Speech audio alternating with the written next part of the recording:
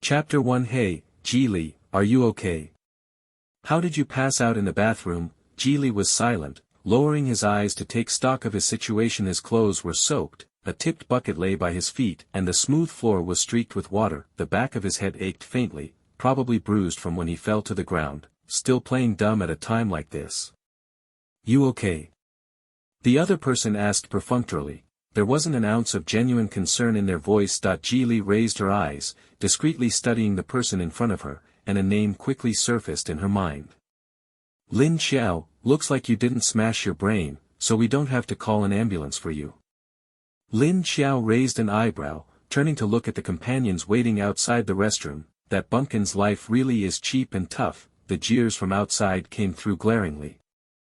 It was obvious they all understood the look on Lin Xiao's face. Geely heard it and let his gaze sweep across the few young faces outside. Without exception, they all wore expressions of mockery. Lin Xiao didn't pay attention to his scrutiny and spoke casually. You went to the bathroom and managed to knock yourself out.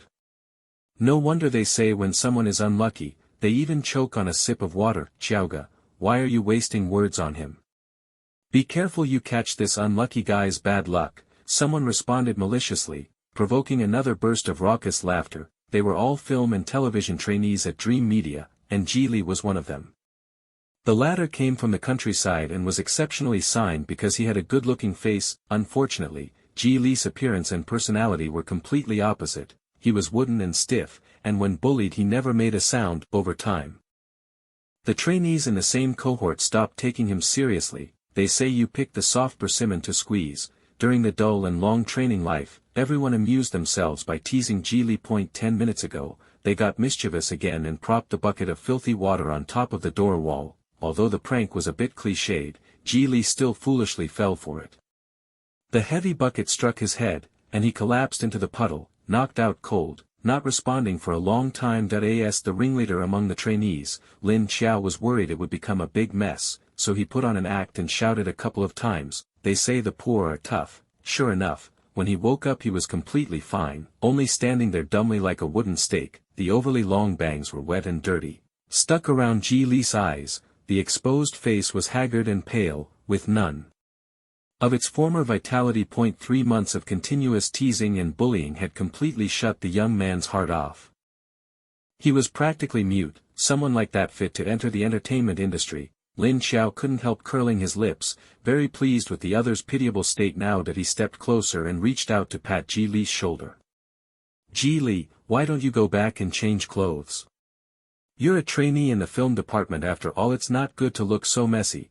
But to his surprise, the usually timid Geely gripped his arm in the next second. Lin Xiao sensed the pressure on his hand and was momentarily taken aback. Cut the act. Geely glanced at him evenly, his mind as clear as a mirror. You boss people around with those bullying tricks every day. 3-year-olds are more mature than you. As he spoke, his gaze swept over Lin Xiao's face. Although his words and actions were so calm they showed no fluctuation, the latter inexplicably felt a sense of ridicule, compared to Geely, who had entered the company through special treatment because of his outstanding looks. Lin Xiao's appearance among this bunch of trainees was somewhat lacking. Merely relied on a few filthy pockets at home to boss people around among the trainees. Lin Xiao abruptly shook off the restrained hand, humiliated and furious as he swung a punch. Geely! What nonsense are you spouting? Look at you, you cowardly mess! Before the PTH could leave his mouth, Geely quickly sidestepped. Not only that, but out of the other's sight, he deftly shoved him back, playing mind games with him. Still too inexperienced, the water stains on the floor hadn't dried yet. Lin Xiao slipped underfoot and fell to the ground, landing with a thunderous crash. In the blink of an eye, the situation reversed. Everyone's gazes flicked back and forth. Clearly they still hadn't figured out what had happened. Wait, wasn't Brother Xiao scolding Geely? How did he end up falling himself? Before they could react, a stern voice called out from the back, "What are you all clustered together for? Are you still going to do the assessment? Director Wang is already hurried. You expect him to waste his time waiting for you newcomers? Quickly go back to the rehearsal room, be ready for the assessment in 5 minutes, there's nothing wrong."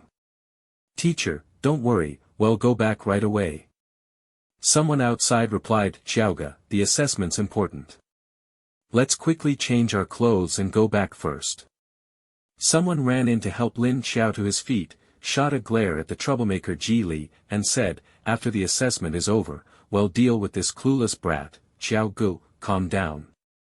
Someone else tried to soothe him. They hadn't seen Ji-Li's actions and thought Lin Xiao had simply slipped. Lin Xiao's chest heaved violently, clearly fighting to suppress his anger. He of course knew how important this evaluation was. If they passed, the company would officially allocate resources to test the waters. The Lin family was wealthy, but had almost no connections to the entertainment industry. Otherwise, he wouldn't have patiently started from being a trainee. Ji. Just you wait. I'll make you pay for this. Lin Xiao glared fiercely at the young man, his back still burning with pain. Ji-Li's expression didn't change. He didn't take the other's threat seriously at all. Only after the group had walked some distance away did Ji-Li turn back toward the sink. He swept his bangs to the sides, stared at the unfamiliar yet delicate face in the mirror, and couldn't help but sigh. Although he was unwilling to admit it, it seemed he had transmigrated into a book, and it was even a trashy celebrity fanfic he had casually flipped through while bored at home. The reason he remembered it so clearly was thanks to the fact that his name was almost the same as the original owner's. The memories in his head were a chaotic mess. Ji-Li could only take some time to sort them out. The original owner had an unreliable mother who, as soon as he was born, dumped him back in her rural hometown and vanished. She never reappeared all these years. The original owner was raised by his uncle. Had been obedient and well-behaved since childhood, and with a naturally handsome face. Even the neighbors treated him with special care. It's just a pity that the original owner's aunt by marriage was not an easy person to get along with. 3 months ago, she, for her biological son's tuition, having heard some news from who knows where, lured the newly graduated original owner into this company and privately signed a trainee contract for him. Not only that, she also took all of the original owner's signing bonus and wages in advance. A full 1 million in breach of contract fees was simply an astronomical amount for the original owner. With no other choice, he had to obediently stay at the company for training. Even so, this still drew the attention of Lin Xiao and his group, who spent their days finding new ways to prank him. For example, the prank just now. Ji-Li rubbed his swollen occiput. His expression rather unpleasant. That if he remembered correctly, in this kind of feel-good novel, the original owner was nothing more than a cannon fodder, an 18th-rate character who only appeared for 3 chapters. The original had only good looks. After being quickly packaged by the company and debuting, he appeared in a few film and TV productions. But his acting was terrible and his personality too dull to retain any die-hard fans, so in the fast-changing entertainment industry he failed to make much of a splash. The original's agent was used to working by shady means. Seeing signs that the company might quietly abandon his client, he privately egged him on to attend a special party to trade for resources. But it was that very party that caused the original to be accidentally disfigured and completely ended his stardom. From starting as an extra at 16 to later becoming the best actor with a full crown. Ji-Li had been grinding in the real entertainment industry for nearly 20 years, always following the path of a serious, skill-based actor. When he first read that passage, he even complained inwardly, why is the original character taking such shady shortcuts? How foolish. With a face blessed by the heavens, wouldn't it be better to settle down, work hard to improve his acting, and build a career on his own? He hadn't expected that man's plans are no match for heaven's plans. As one of the few actors in film history to win every major Best Actor title, Ji-Li announced his retirement at the peak of his career. Before he could even enjoy a few days of leisurely tea-sipping, cat-teasing, and carefree romance, he woke up only to find himself pushed back down to the bottom of the entertainment industry. Turned into a trainee anyone could step on. Don't mess with my mindset like that. Ji-Li held back the urge to swear, took a tissue from the side, and wiped the water from the ends of his hair and his cheeks. To be honest, the original owner's looks could be called divine, but Vino's timid personality affected his aura, and combined with unsuitable styling and a sickly complexion, the added value of his appearance was greatly reduced. But the good foundation was there, so the other problems were all minor. Clack clack clack. The sound of high heels striking the floor broke Ji-Li's train of thought. He turned his head and saw a long-haired woman standing in the doorway. She glanced him up and down, frowned, and asked, "How did you end up like this? Your evaluation is coming. You going to hurry over?" Song Lan, sister. Ji dredged the corresponding name from his memory. She was the company's artist director and the overall person in charge of their cohort of trainees. Song Lan thought for a moment and could guess what was going on, then shook her head and said, Ji. Don't say I didn't warn you. You failed the last 2 evaluations. If you don't pass this time, it'll be a real problem. Survival of the fittest is the iron rule of the entertainment industry. Mengxian Media's evaluation system is already considered lenient compared to similar companies, and the treatment of its trainees is very generous, but the company is not a charity. It won't keep trainees who show no progress forever. Someone like Ji is very likely to be sent off to make quick money and then decisively abandoned and shelved. Thank you for the reminder, Sister Song Lan. I'll do my best, Ji said politely. Since he was already here, he had to walk the rest of the path for the original owner. Go change your clothes. I'll go in and explain to Director Wang, tell him to wait for you a little. Song Lan's tone softened. At this point, she couldn't very well let him meet the director looking like such a mess. His acting was already lacking. At least his appearance shouldn't lose any more points. No, I'll go in like this.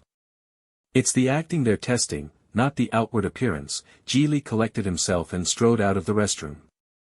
Don't keep Director Wang waiting, it's impolite. Besides, a blessing in disguise. Who knows, maybe going into the assessment looking like this will be better. Song Lan stared at his inexplicably carefree back and shook her head in bewilderment. Forget it, a hopeless case, no amount of talking will do any good. When Ji stepped into the rehearsal room, jeers came from all directions. Director Wang Zhang saw the newcomer's clothes and furrowed his brow slightly. What's going on here? A total mess. Xiaoga, look, this bumpkin actually came without changing. What a disgrace. Someone sneered at Lin Xiao. With Director Wang Zhang's expression and his usual wooden acting, there's no way he'll pass the assessment. Exactly. How could he compare to our Xiaoga? Another chimed in. Lin Xiao snorted softly at the flattery. He had just finished his assessment and the results were fairly satisfactory, and Director Wang Zhang also seemed quite pleased with him. You're Ji. Wang Zhang glanced down at the trainee's file and asked, Yes, Director. Hello. I slipped and fell a moment ago, so I'm a bit late. Sorry about that. Ji casually brushed off the mishap, not intending to complain or play the victim. You're the last one. Draw your lot and then get ready for the assessment. Wang Zhang nodded with a taut expression. In truth, he was already feeling impatient. He must have been kicked in the head by a donkey to agree to be the assessment mentor for Dream Media's boss. That he originally thought he could find some good talent among this batch of trainees, but none of them were anything more than copying film clips verbatim, no acting spark at all, in fact, so the trainees could properly digest things. All the film excerpts used for the Drawand assessments had been prepared in advance. Since the assessments were just a formality, Wang Zhang couldn't be bothered to give any sincere opinions.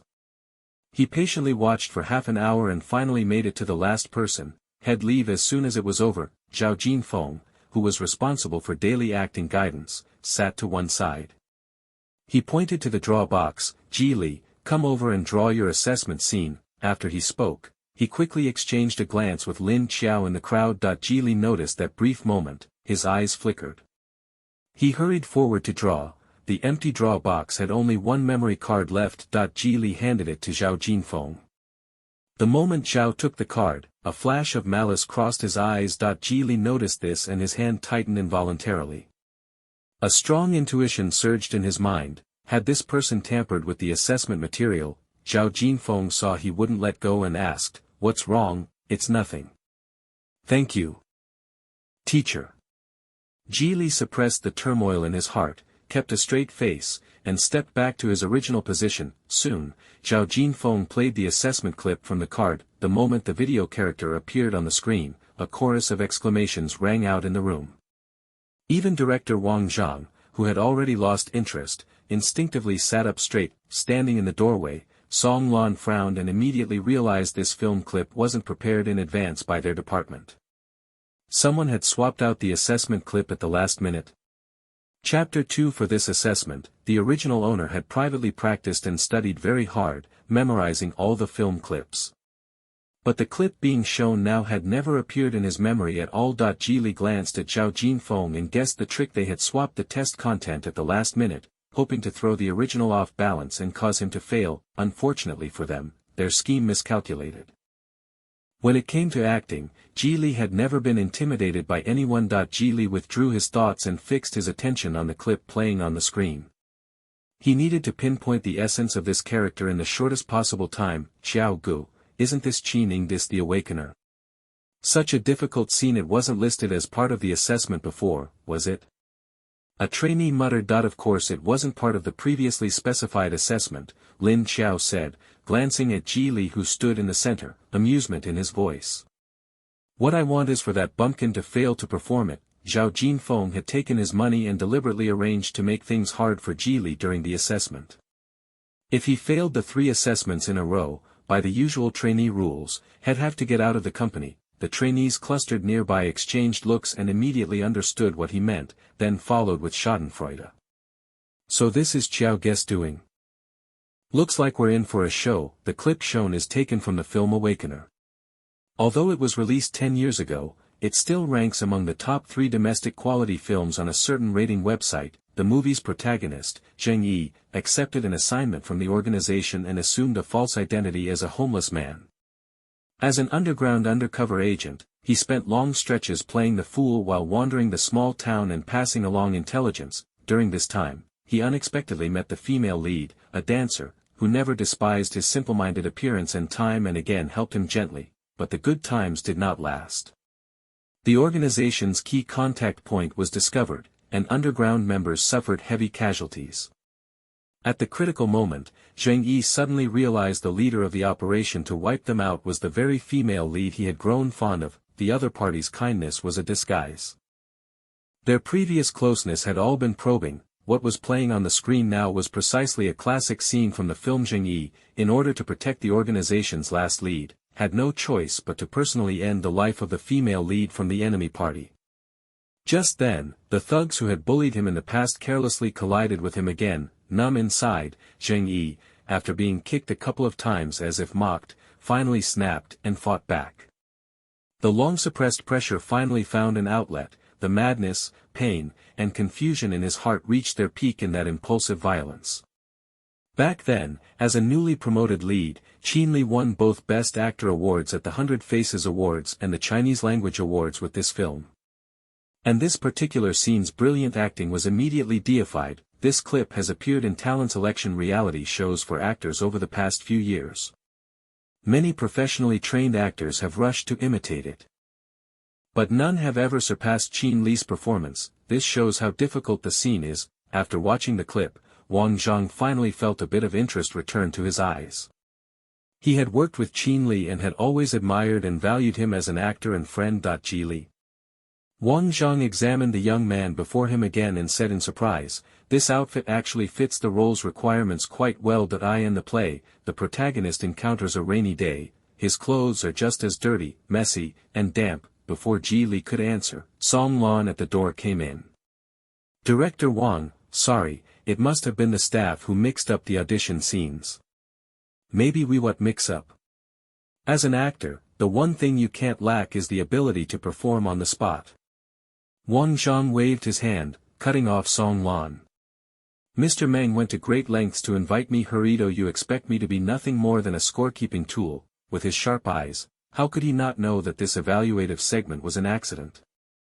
Yet he happened to like this kind of accident. It was always better than watching those pre-rehearsed pieces. Song Lan saw through Wang Zhang's mood and silently exhaled that if some other trainee drew it, fine, but of all people it had to land on Geely. As the one in overall charge, did she not know how much the other party's acting was worth?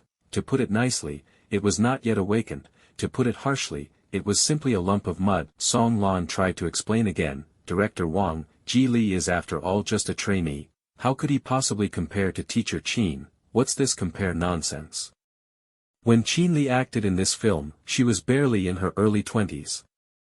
Wang Zhang patted Geely's resume and tossed the topic back. "You tell me, are you still going to act? Will you still take the audition?" "Director Wang, Song Lan, I will take the audition." Geely answered in a flat voice. He looked at the frozen image on the screen. A faint gleam flashed in his eyes. They'll just play this part, lay people watch for the spectacle, insiders watch for the technique. Although they had never met, BL greatly admired this film's lead actor. His control of emotion was relaxed and precise, and he portrayed the character's inner conflict brilliantly. Actors, after all, naturally challenge themselves with roles that interest them. When the trainees heard BL's response, they all assumed the attitude of spectators watching a show. Someone snickered, BL's being forced into this, isn't he? Director Wong has already spoken. Would he dare say he won't perform? With his muddy acting, he's just forcing himself to agree now. Hell, make a laughingstock of himself later. We're just here to watch him make a fool of himself. Haha. Song Lan glanced toward the displeased looks, and the trainees fell silent at once, no longer daring to comment. Director Lin Xiao suddenly raised his hand from the crowd. Isn't there a thug role in this scene? Let me act opposite BL. The trainees on both sides of the bridge exchanged glances and, as if by agreement, mentally lit a candle for BL. Brother Xiao's move is ruthless. Who doesn't know that BL usually avoids him cautiously whenever he sees him? Even if he's bullied, he doesn't dare make a sound. Now that they're paired in a scene together, even if BL's character will strike back in the end, he himself probably doesn't have the guts to hit Brother Xiao, right? I'm getting more and more excited for the next act. Who isn't? A bumpkin acting again and again. It's always a joke. While others whispered, Lin Xiao had already received the director's permission. He marched ostentatiously to BL's side and put on an act. Play it well, don't feel pressured. Playing a thug, the punches and kicks have to be real. He was determined to get back what he lost in the restroom just now. BL had long seen through Lin Xiao's intentions. She glanced at him coolly and said, Director, I want to connect the earlier and later parts and review the film clips. Okay, it'll give you 5 minutes to prepare. Wang Zhang readily agreed. Song Lan silently shook her head and returned to her seat. With things already at this point, she only hoped BL could withstand the pressure. She didn't expect a great performance, just that he wouldn't embarrass the company too much. 5 minutes of preparation passed in a flash. Director, is it really okay if I actually kick him? Lin Xiao loosened his muscles and suppressed the excitement in his heart. Wang Zhang nodded and instructed, just control the strength a bit. BL lowered his head without a sound and, without hesitation, knelt down on the ground.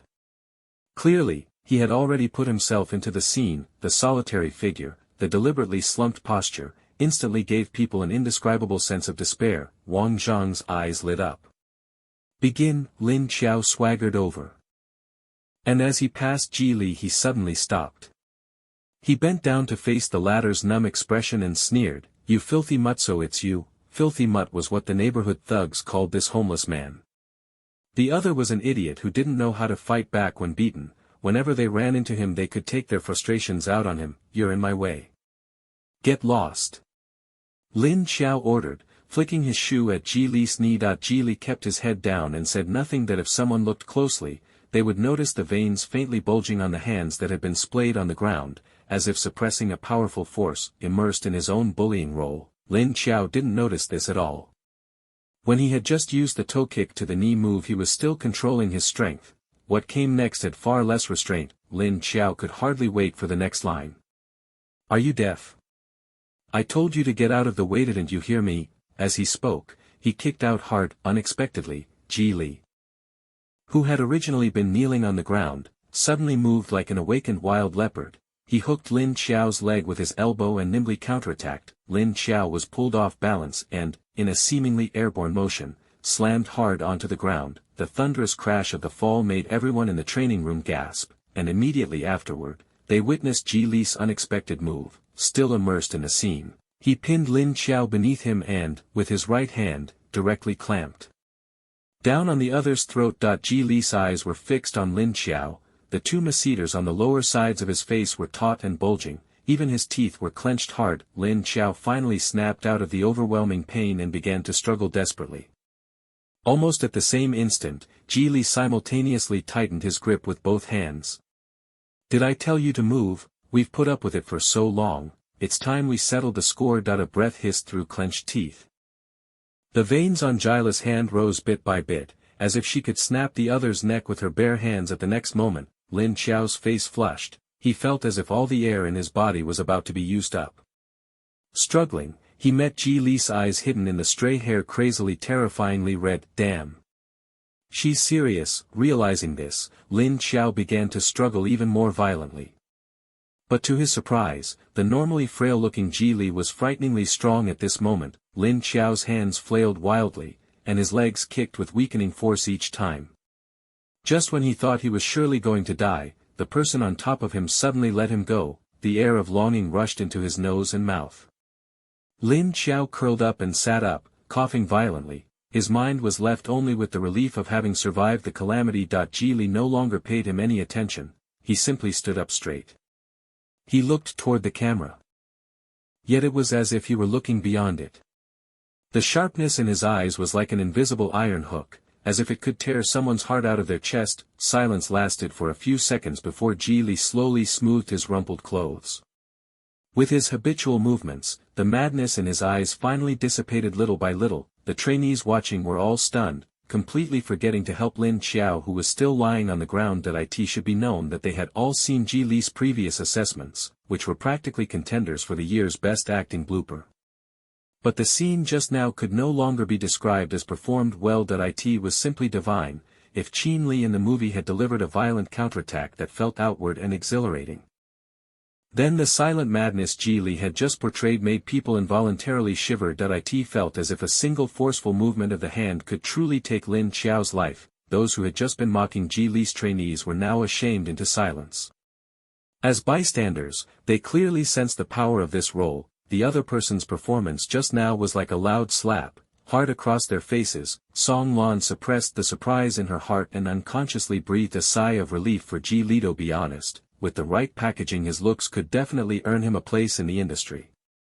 It's just a pity his past acting held him back so much that not only debuting was out of the question, even completing training at the company was difficult. But unexpectedly, that clay transformed into a work of art in places she couldn't see. Wang Zhang had the staff pull up the video and replay Ji Li's assessment clip once more, and only then did he rise.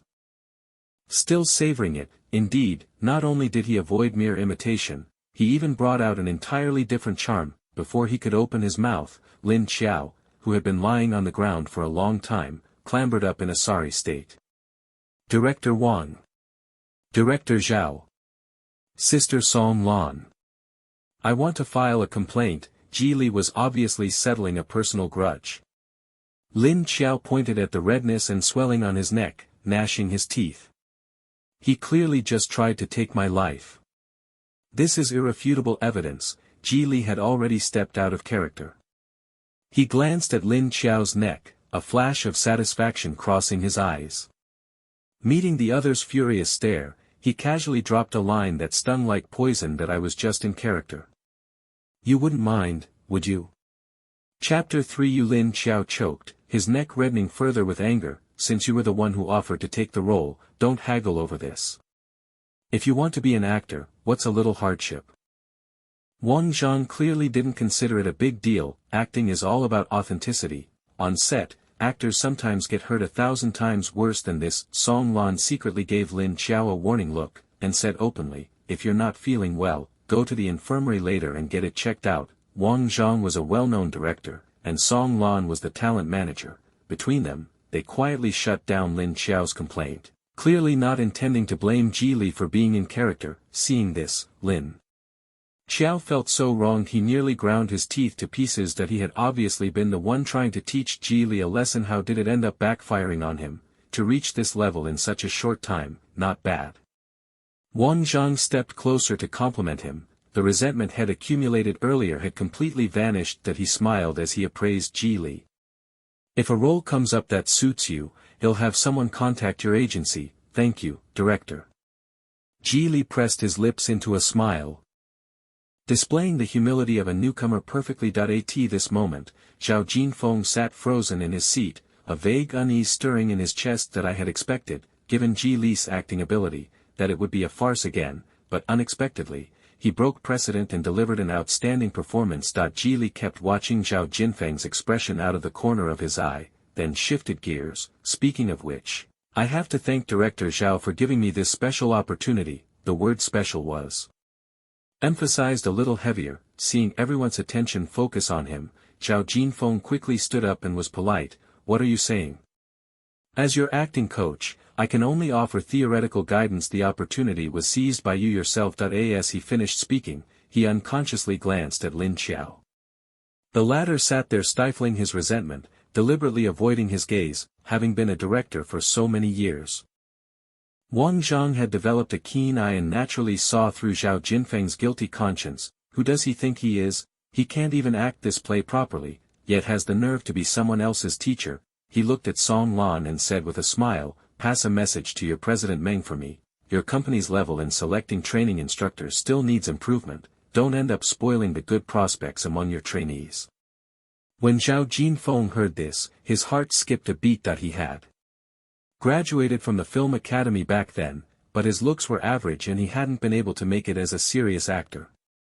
Over the years he had only played supporting roles, earning low fees and living an unstable life. At the beginning of the year he heard that Dream Media was recruiting training instructors, so he tried out with a bit of hopefulness and to his surprise he was selected. Over the past 6 months, countless trainees had been calling him Instructor Zhao with utmost respect.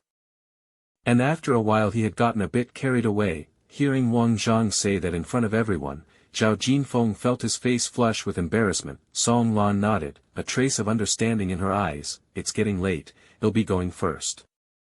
Wang Zhang waved his hand and scanned the large group in the training room. No need to see me off. Give my regards to Director Meng for me. All right, Director, take care. After the former left, Song Lan spoke, except for Director Zhao and Lin Xiao, everyone else go back and rest first. Wait for further notice from the company. That Song Lan could sit in this position meant she was a woman of measure. Leaving only these two behind now was clearly to deal with the little nasty dealings between them. Geely understood this and followed silently, leaving at the very back of the crowd. Soon, only 3 people remained in the room. Director Zhao. On behalf of HR, I officially notify you that you are fired. This training session just reached a stopping point, so you can leave immediately. Song Lan's overwhelming words completely stunned Zhao Jinfeng in place. Director Song. What do you mean by this? What gives you the authority to speak for HR? If he was fired, where could he find such a good job again? My meaning is something you should be all too aware of. Song Lan didn't beat around the bush, she exposed the facts. Wasn't today's assessment footage tampered with by you behind the scenes? Ji Li is a trainee under our company, and as the acting coach, this is dereliction of duty. Over the past 6 months, how many trainees have you taken bribes from using your position? The company merely fired you instead of pressing charges. That's already a huge favor to you. Zhao Jinfeng felt his hidden secret had been pierced, his expression immediately stiffened, and he grew increasingly unsettled. Song Lan paused, her sharp gaze stabbing at Lin Xiao beside her. And you, Sister Song Lan, this has nothing to do with me. Lin Xiao saw the situation turning against him and immediately shifted the blame. I did give Instructor Zhao some money, but only to ask him to open a back door during the assessment so I could pass graduation smoothly. As for him switching the assessment questions to target Ji Li, I had no idea. Zhao Jinfeng stared in disbelief, clearly not expecting to be completely exonerated by the other party. His face flushed with anger as he pointed at Lin Xiao and said, "It's obvious you stuffed money into him and egged him on, making me deliberately make things hard for Ji Li during the evaluation so he'd fail 3 times and the company would abandon and fire him." Nonsense. After all, the young master of Lin Pharmaceuticals, I've got whatever I want. Why would I act irrationally and pick a fight with Ji Li? Lin Xiao stepped forward, deliberately flaunting his identity. Song Lan watched their blame-shifting performance with cold eyes, quietly calculating Lin Xiao had indeed paid a large sum to get in. According to General Manager Meng's thinking, no matter how bad he was, he would still be guaranteed a debut. As for his success after debut, that depended entirely on his own fate. Zhao Jinfeng should be fired. As for Lin Xiao's fate, that would probably have to be reported to General Manager Meng for a decision. Zhao Jinfeng, pack your things and leave immediately. Song Lan suppressed her disgust and warned Lin Xiao, don't form cliques in the company. If it happens again, you'll be leaving right away. Lin Xiao snorted softly, not taking Song Lan's advice to heart at all. He shot Zhao Jinfeng a provocative glance and strutted out of the training room. Zhao Jinfeng watched the instigator leave. Instantly regretting it so deeply he felt as if his insides had turned blue. He shouldn't have believed that man's lies in the first place, and he certainly shouldn't have let greed cloud his judgment and make things difficult for Ji. Now look at the result. He gained no benefits, and instead managed to ruin his own job. No sooner had Lin Xiao left the training room than he received a call from his mother. Mom, who could be more outstanding than your son? With my status, no one dares to make things difficult for me. Even the talent director at their company has to give me some face. Lin Xiao swaggered down the corridor, his expression so smug it was practically airborne. Whoosh, suddenly, a large splash of dirty water spilled out from the corner of the hallway. Caught completely off guard, Lin Xiao was drenched through and through, wet from head to toe. Ji, hidden in the corner's shadow, moved to the back and slammed the cleaning bucket down onto Lin Xiao's head, then kicked him. Lin Xiao fell to the ground with the sound, his head still covered by the bucket, dazed and unable to get up for a long time. Who did this? Ji took in the sight of the other's embarrassment, and the corner of his mouth finally curved up a little. He had long expected that with Lin Xiao's young master status, Song Lan wouldn't be able to touch him for the moment. At best she would have only fired Zhao Jinfeng, this accomplice, but whenever Ji thought of the bullying the original owner had suffered earlier, he couldn't swallow the anger. So he waited in this blind spot of the surveillance and struck at the right moment. At the very least, he had to make Lin Xiao taste some hardship. As he recalled this, another set of footsteps sounded. Hearing the noise, Ji quickly hid in the stairwell. Zhao Jinfeng walked over with a dejected look. When he saw the commotion on the ground, his step clearly faltered. As luck would have it, the first thing Lin Xiao saw after removing the bucket was him. The anger bottled up in his chest burst out. Without thinking he was certain it was the other's doing. Damn it! You Zhao, you dare play dirty with me? He climbed to his feet and swung a fist at Zhao Jinfeng with all his might. Zhao Jinfeng lost his job because the other person shifted the blame, and he was burning with anger. Now, having been hit for no reason, he was instantly displeased. Zhao Jinfeng turned and wrestled with Lin Xiao. The heavy thuds of fists and the curses spat out mingled in the corridor. As fierce as could be. Ji peered through the crack in the door and saw the two of them beating each other until their faces were bruised and swollen, a faint lift at the corner of his brow. As the saying goes, evil men are best matched by other evil men, but Ji had no interest in that dog-eat-dog trick. He glanced at the sky outside the window, turned, and went down the stairs. Night gradually enveloped the whole Heng city. Inside the luxuriously decorated motorhome, a man stepped out of the shower.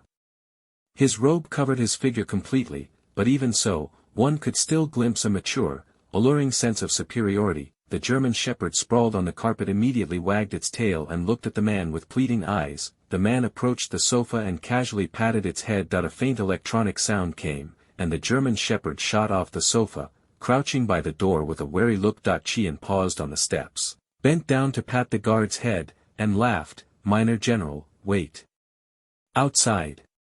I'll take you for a walk later, Awu. The minor general's ears twitched, clearly he understood, and he slipped out from under the car. Qian called, hurrying over to his friend's side. Just got off set, The daytime shoot went smoothly. So I asked director Zheng to move up the remaining scenes in the same setting. Qian rubbed his brow, exhaustion was unmistakable in his tone. Qian sighed when he saw him like this. Why are you working so hard? He debuted at 22. Over 10 years he had collected 4 Best Actor trophies and 1 Best Television Actor trophy. Across the entire Huagua entertainment circle, Qian could be called a legendary figure. Qian was his classmate and also his agent. The two had complemented each other to get where they were, even founding a film company together widely recognized in the industry as a golden partnership. In Qian's eyes, there was never a time when the other didn't give it his all. Sooner or later it's going to be filmed. Qian smiled, then asked, has the international magazine shoot been scheduled? In the next 2 days. Old Zheng was quick to approve the leave. Qian nodded. Qian has always been professional while filming, rarely taking time off. This time he unusually requested leave, and since filming was progressing smoothly, the director agreed without a second thought. Qian took a sip of the whiskey on the table, then suddenly remembered something. Right, while we've got a moment I'll show you a video Wang Zhang sent me, his new show's trailer, no. Qian handed over the tablet and said, it's an audition tape for a newcomer. Qianli frowned slightly, completely at a loss as to what these two were up to. Qian leaned back on the sofa and explained, he was hired as a mentor and said he found a promising seed among a bunch of trainees performing the role you used to play. Qianli didn't take it seriously and casually clicked open the video. Qian had been busy that afternoon and hadn't had time to watch it. I don't know what Wang Zhang was thinking either. How could a newcomer's acting possibly match yours? He just had to show you, shut up for a moment. Qianli unusually spat out those 4 words. Qian was taken aback, then looked over. His friend was intently staring at the video, brow furrowed, a deep emotion he couldn't read slowly gathering in his eyes. The assessment clip, less than 2 minutes long, had quickly finished playing. Qianli stared at the screen where the skip button had popped up for a moment. Then a beat late set down the tablet. Qian noticed his friend's rare slight loss of composure and exclaimed in surprise, no way. It even stunned you. This newcomer is really a promising talent. Want me to look into it and sign them with our company? I'm tired. Qianli glanced at him and changed the subject. Take the major out for a walk, don't leave it waiting outside too long. Qian clicked his tongue at that and said, all right. After the others left, Qianli returned his gaze to the tablet. The Awakener was his first film and TV work. And many people said Qianli's acting in that scene reached a highlight. But only he knew there were shortcomings in how he shaped that segment. In fact, at the time that scene was shot it had 2 completely different versions, one extroverted and full of tension, the other restrained and true to the inner self. After repeated consideration, the director and producers chose the former for the market audience and box office. The protagonist Zheng Yi's emotional release is obvious. With each punch thrown another layer of feeling is added, and only when the layers accumulate does the audience experience that exhilarating thrill. But that was only what the audience needed from that scene. The audience watches the play, the actor portrays the person. For an actor shaping a role, the true emotion often radiates from within. There were no set decorations in the audition video, nor any camera cuts, yet this newcomer used the most restrained acting. Relying on a few words and subtle gestures and glances to capture the core of the character. It was hardly different from the version of the performance Qianli had originally wanted. A promising talent. Qianli recalled Wang Zhang's appraisal of this newcomer. A hint of agreement flickered in his eyes, and he unconsciously pressed the replay button. Chapter 4. Li returned to the residence following the route she remembered. Dream Media did provide dorms for its trainees, 4 to a room. But the original girl's personality was dull and introverted, and she was isolated and alone from the start, with virtually no roommates. Now, Li looked at the dorm room all to herself and raised an approving brow. She promptly took off her dirty clothes and finished washing, intending to change into something clean. But when she opened the wardrobe she was completely dumbfounded. The already cramped wardrobe held only a few short-sleeved shirts, clearly market stall goods worn for a long time. Even the original fabric color had been washed out. Li rubbed his temples, inexplicably feeling a headache coming on. Accustomed to the lavish life of a top actor, Li had always had high standards for everyday necessities. Now, things had taken a dive. The standard of living plummeted like the East African Rift Valley. It was as if the word miserable had been carved into his forehead. Li casually pulled one on and checked the original owner's accounts on his phone. Had he not checked, it might have been better. Seeing the balances made his chest tighten. The combined balance of the payment wallet and bank cards was less than 500. What is the suffering of the world? This is it. No wonder the original owner was willing to endure the bullying from Lin Qiao and his group, and insisted on staying at the company. Besides the huge breach penalty, I suppose it was also because the company provided meals and lodging. So she could save some money that way. Without money to pay the compensation, Li couldn't leave even if she wanted to. Since that's the case, why not make use of this new identity and really try to make a go of it? After all, acting is the most accessible sure thing for him, and in this unfamiliar entertainment industry, everything is novel. Li made up his mind, opened his phone browser, and typed the 4 characters Dream Media. Having replaced the original owner, he had to learn everything about his current agency. Soon, the related information popped up. Dream Media made its name through music production and was once one of the top entertainment companies in the Chinese language music scene, having launched many well-known singers. In recent years, The Chinese-language music industry has been invaded by the tidal wave of overseas idols and has gradually declined.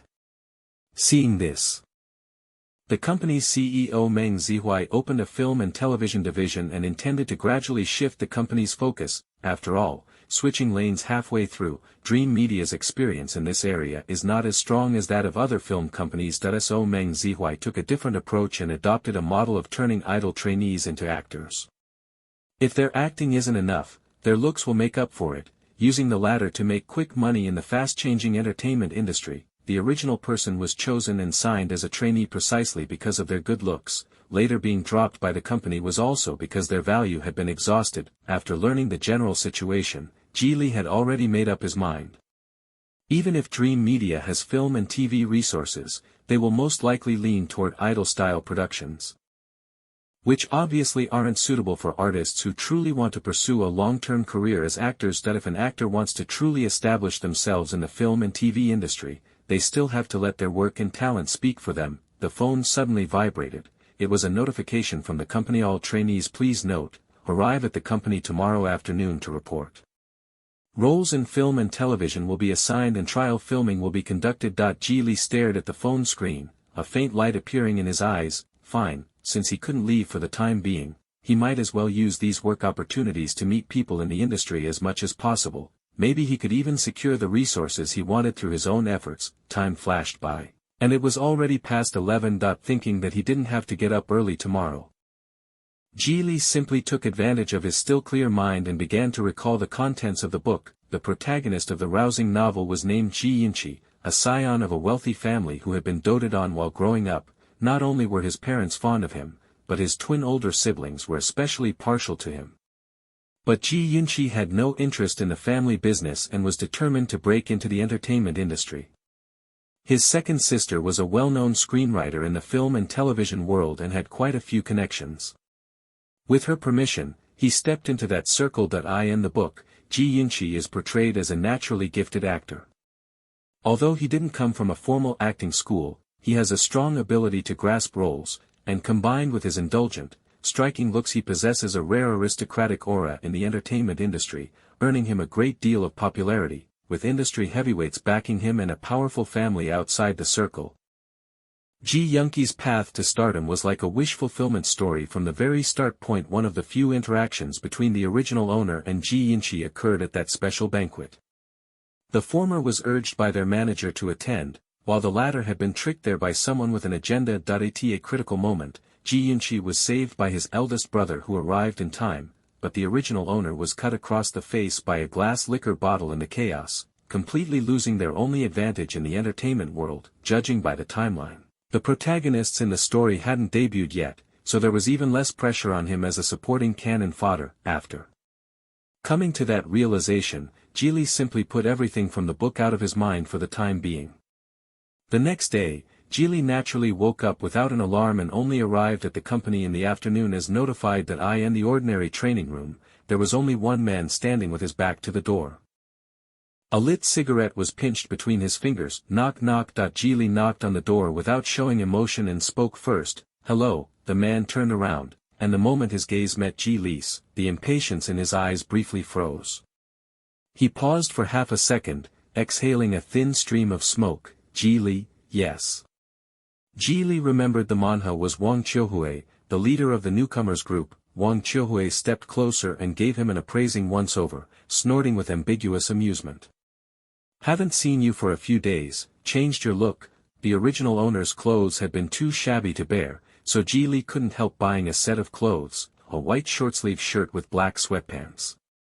They weren't expensive, but the combination was simple and decent that he smoothed all the overly long face-covering bangs back to the nape of his neck and tied them with an elastic into a small topknot. Changing outfits made him look naturally different. Wang Qiuhui's gaze lingered on Geely's face.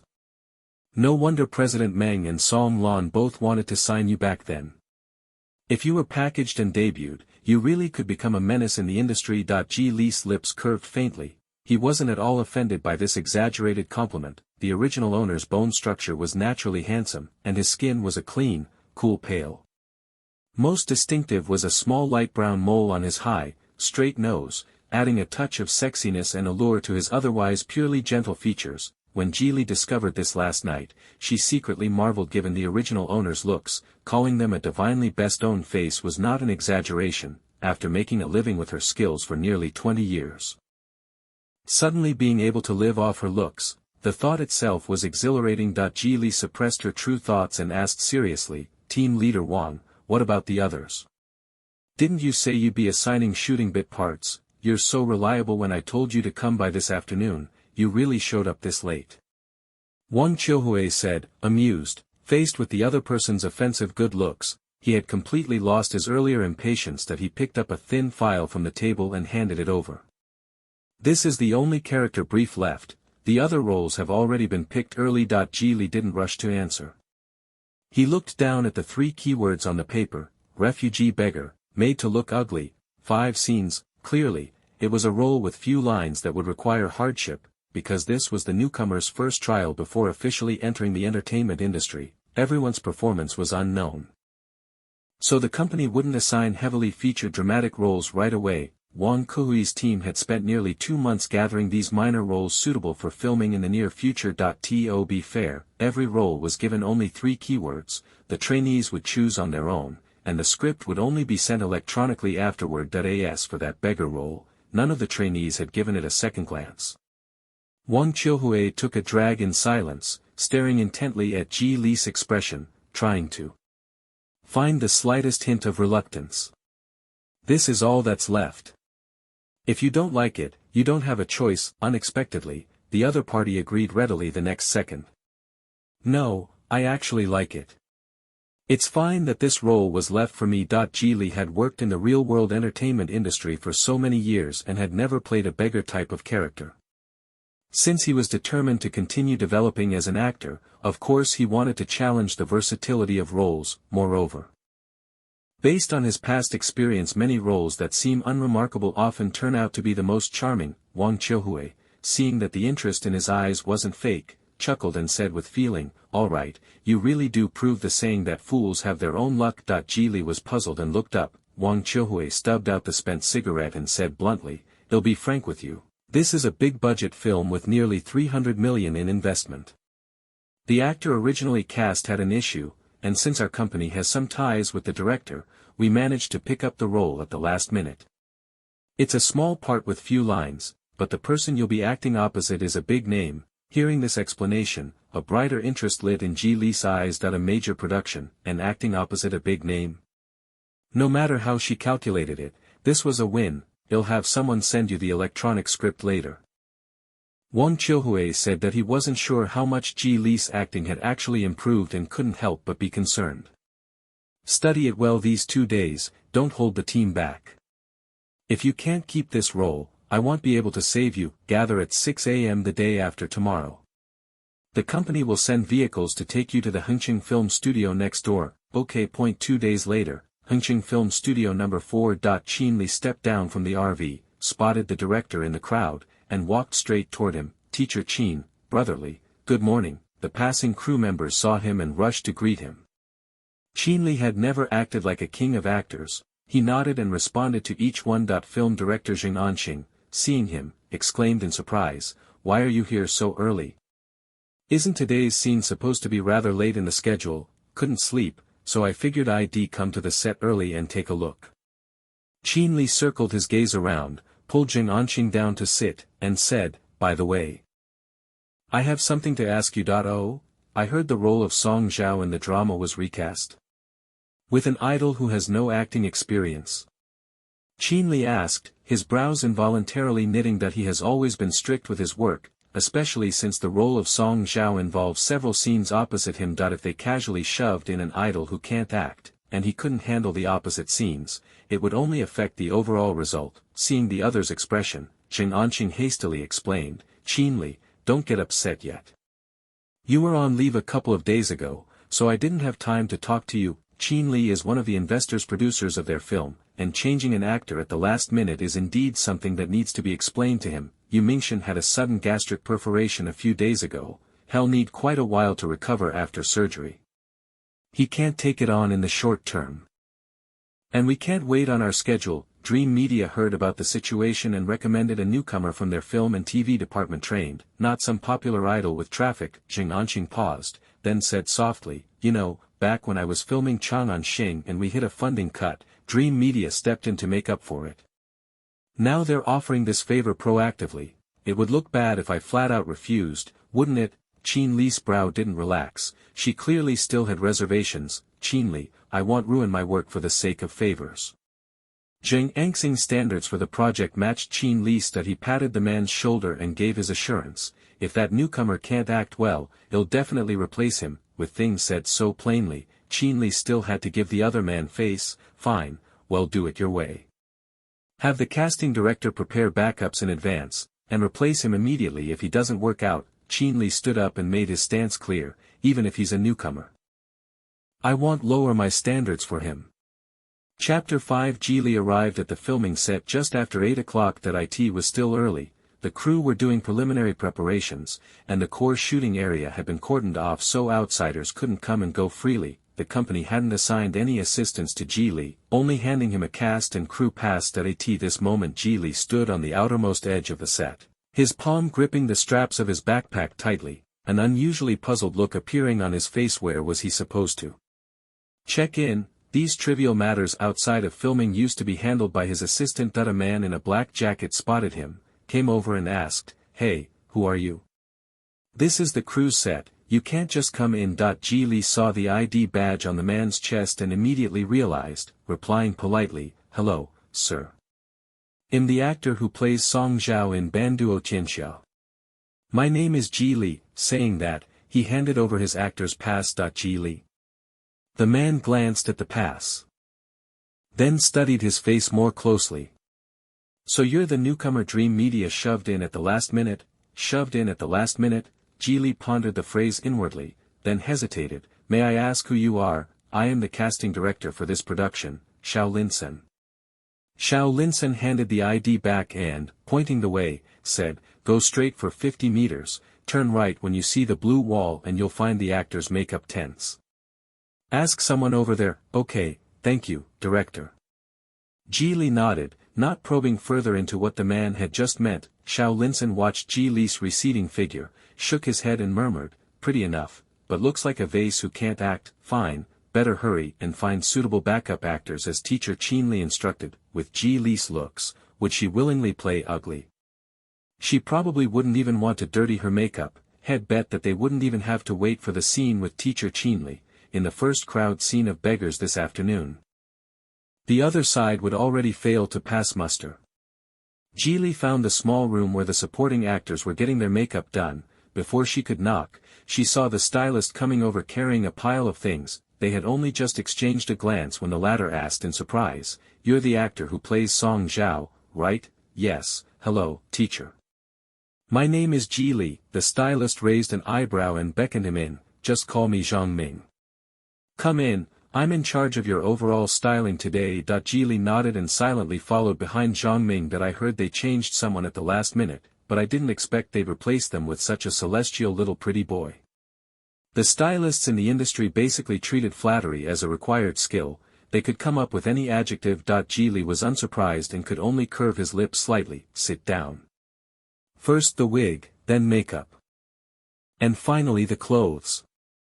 Zhang Ming took out the prepared wig and tapped the simple styling table.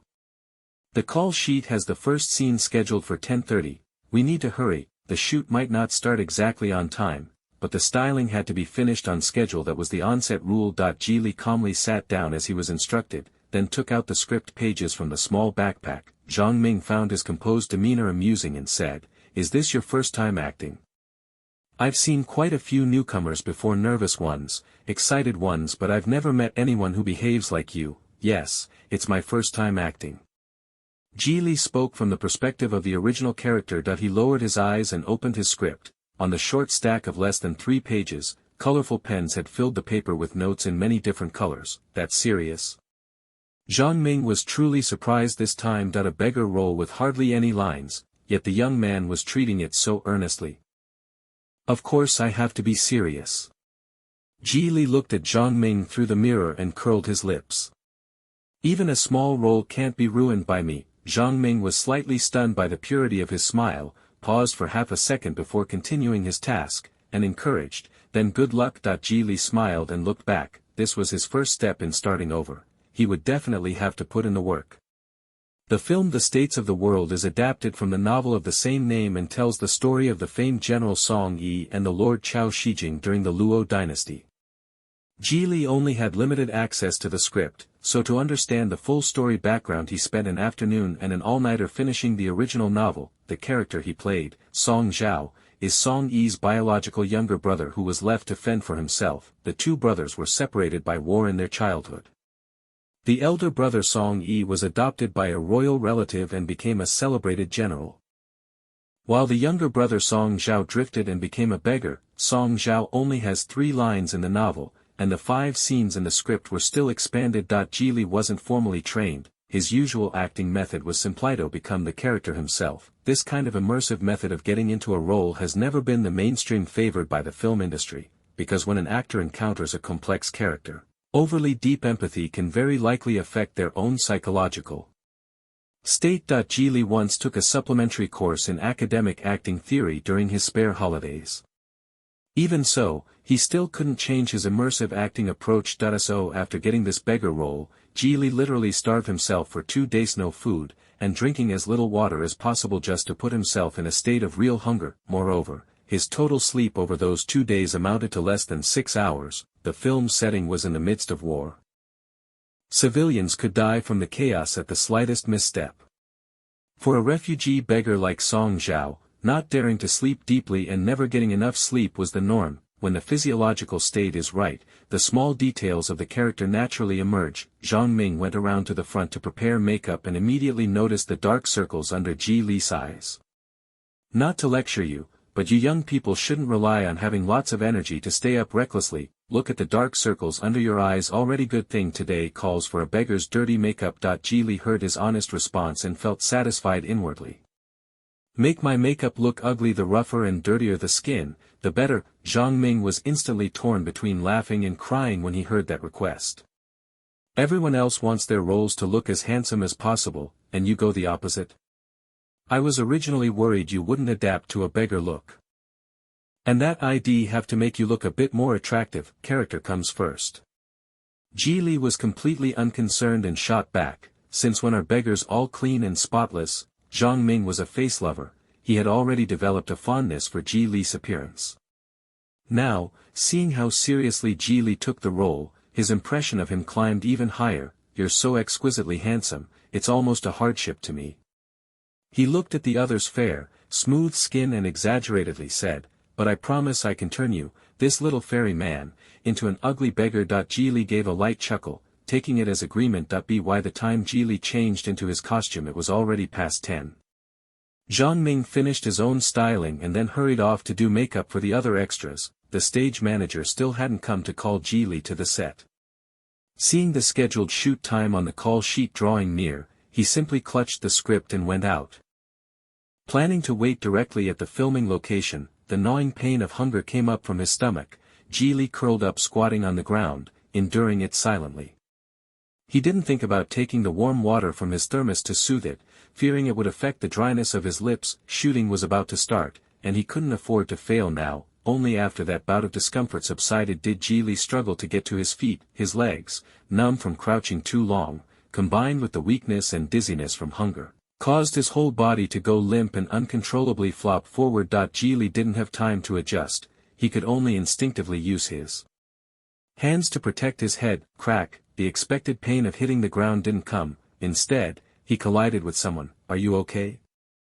The low voice struck his eardrums. Be careful when you walk. Sorry. Ji Li was startled. Quickly stepping back half a pace to steady himself, he looked up and met that imposing figure. The man appeared about 188 centimeters tall, his made-up features were extraordinarily handsome. He wore a period-style wig, his ink-dark long hair was tied up with an ornate gilt bronze hairpiece, looking both capable and free-spirited. The man wore a plain black short-sleeve shirt, seeming not yet to have changed costume. Even so, one could still imagine the strong physique beneath the clothing, and the powerful presence he exuded felt entirely natural. In an instant, Geely recognized the newcomer. It was Chin Li.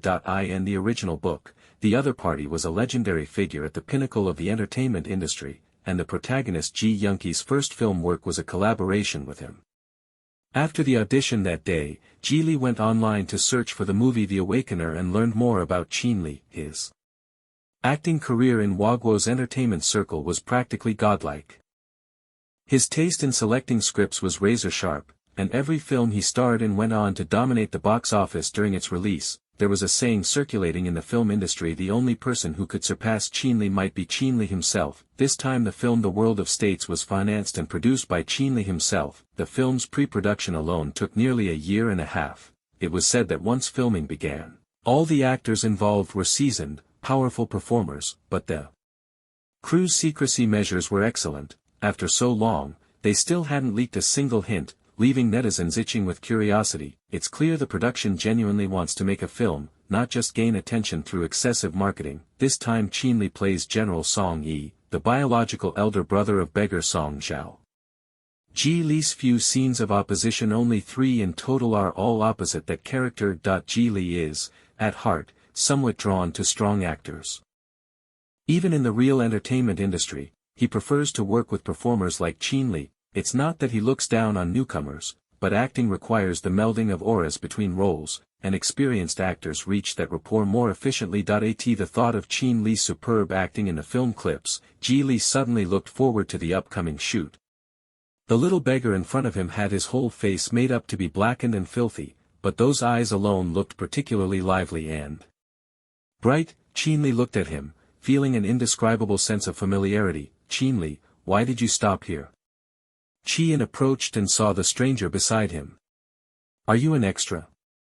How did you end up here? Before Ji Li could answer, a crew member hurried over anxiously. Ji Li, why aren't you staying in the makeup room? What are you wandering around for? Seeing Chin Li, the crew member's tone instinctively softened a bit. Legay, what are you doing here? Hello. Ji Li, we're getting ready to shoot. The director wants you to go over and block the scene. Hurry up. The crew member remembered the matter at hand and urged him on. Ji Li heard this, nodded slightly, then grabbed his backpack and ran toward the set. Since he and Chin Li had scenes together, there would be chances to talk sooner or later. There was no hurry now. All right then, Legay, they've found him. I'll head back now, the crew member said. Chin Li glanced sideways, watching Ji Li run off into the distance. That familiar look in his eyes lingered in his mind and wouldn't be shaken off. The next second, he saw Chien suddenly slap his forehead. No wonder that name sounded so familiar. So it's him. Someone the stage manager calls over alone as a beggar is definitely not just an extra. Chin Li guessed that much. It should be the actor who plays Song Zhao. Yes, but that's not what I'm talking about. Chien hooked his friend's shoulder and explained.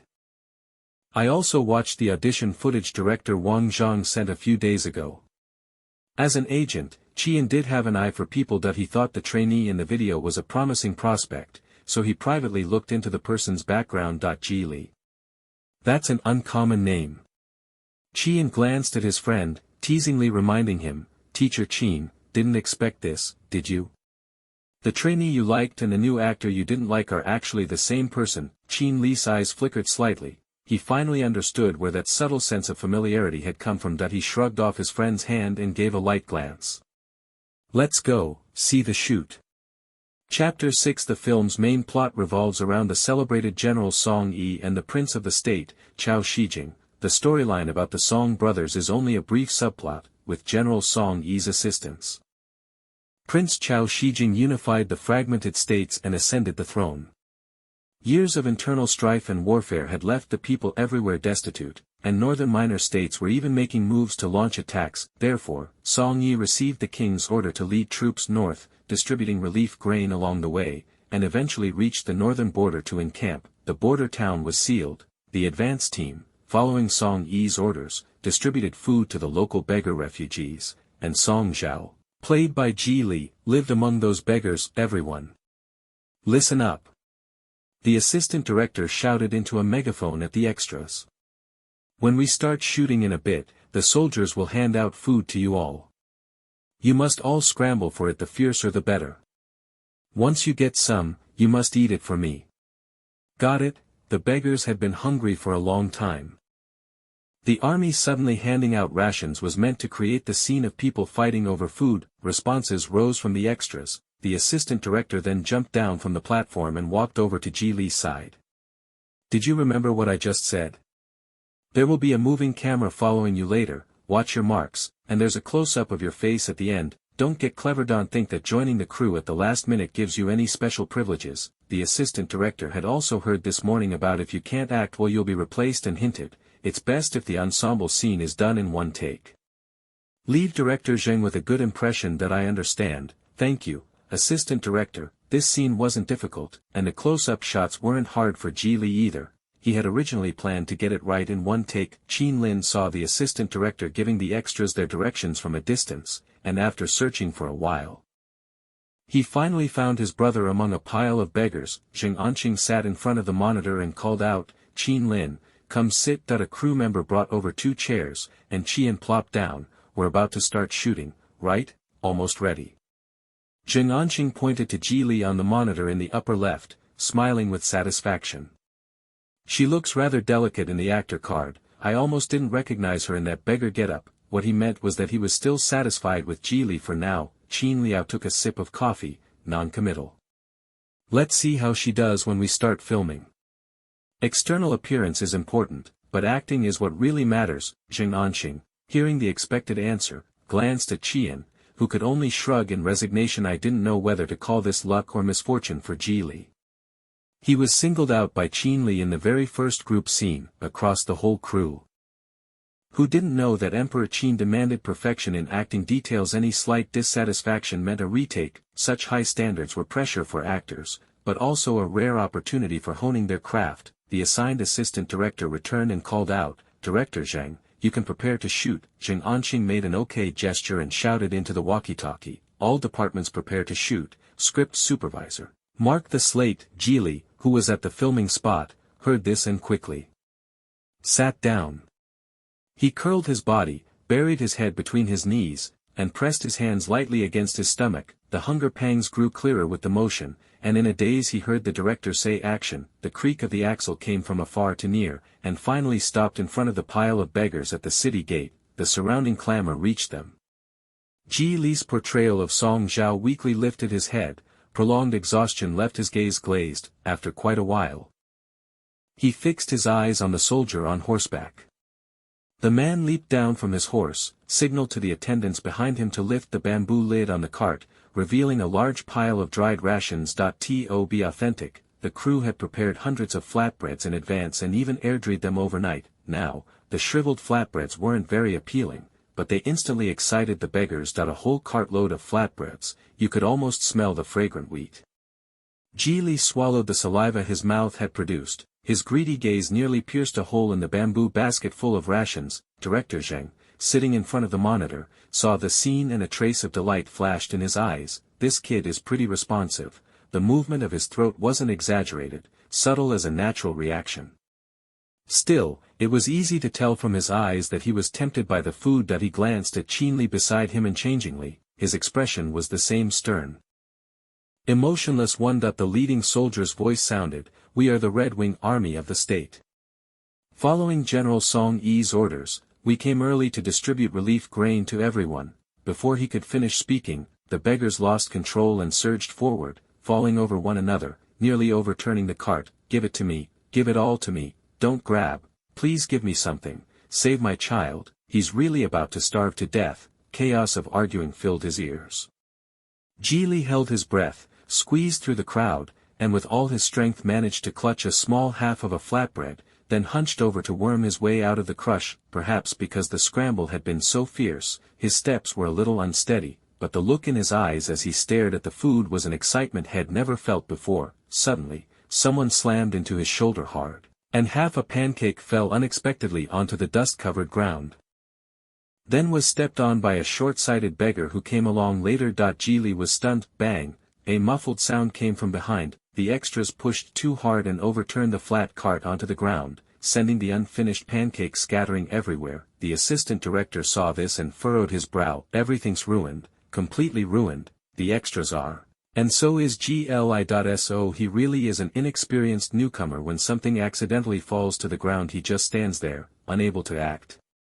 Director Zheng, this.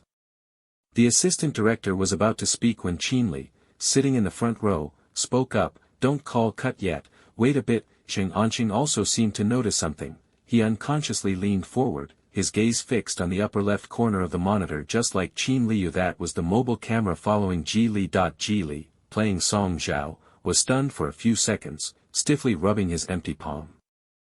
His eyes wide with disbelief, then he suddenly dropped to his knees with a thud, scooping up the broken pieces of the pancake from the ground with his hands as if they were treasures, chuckling foolishly twice, and only then furiously stuffing the shattered pancake into his mouth. The flatbread that had fallen to the ground and been trampled on was covered in dust and dirt.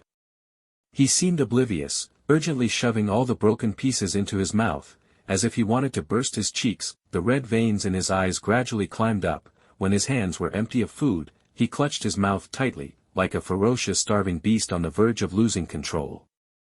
Afraid someone would snatch food from his mouth. A few seasoned extras noticed Ji Li's actions and immediately resumed grabbing the flatbreads on the ground. The rest were influenced and began to imitate the scramble to eat. The chaotic scene felt unusually real. The crew didn't even hear the director call cut when the food hit the ground. The onlookers were initially surprised. Only when they stared dumbfounded at Ji Li's frenzied actions did they fully understand Ji Li was playing a beggar, a refugee persecuted by the ravages of war. The country was in turmoil and endless conflict, but in the end, it was ordinary people like them who truly suffered, homes destroyed and families wiped out, fleeing everywhere, never having a stable place to live or a steady source of food.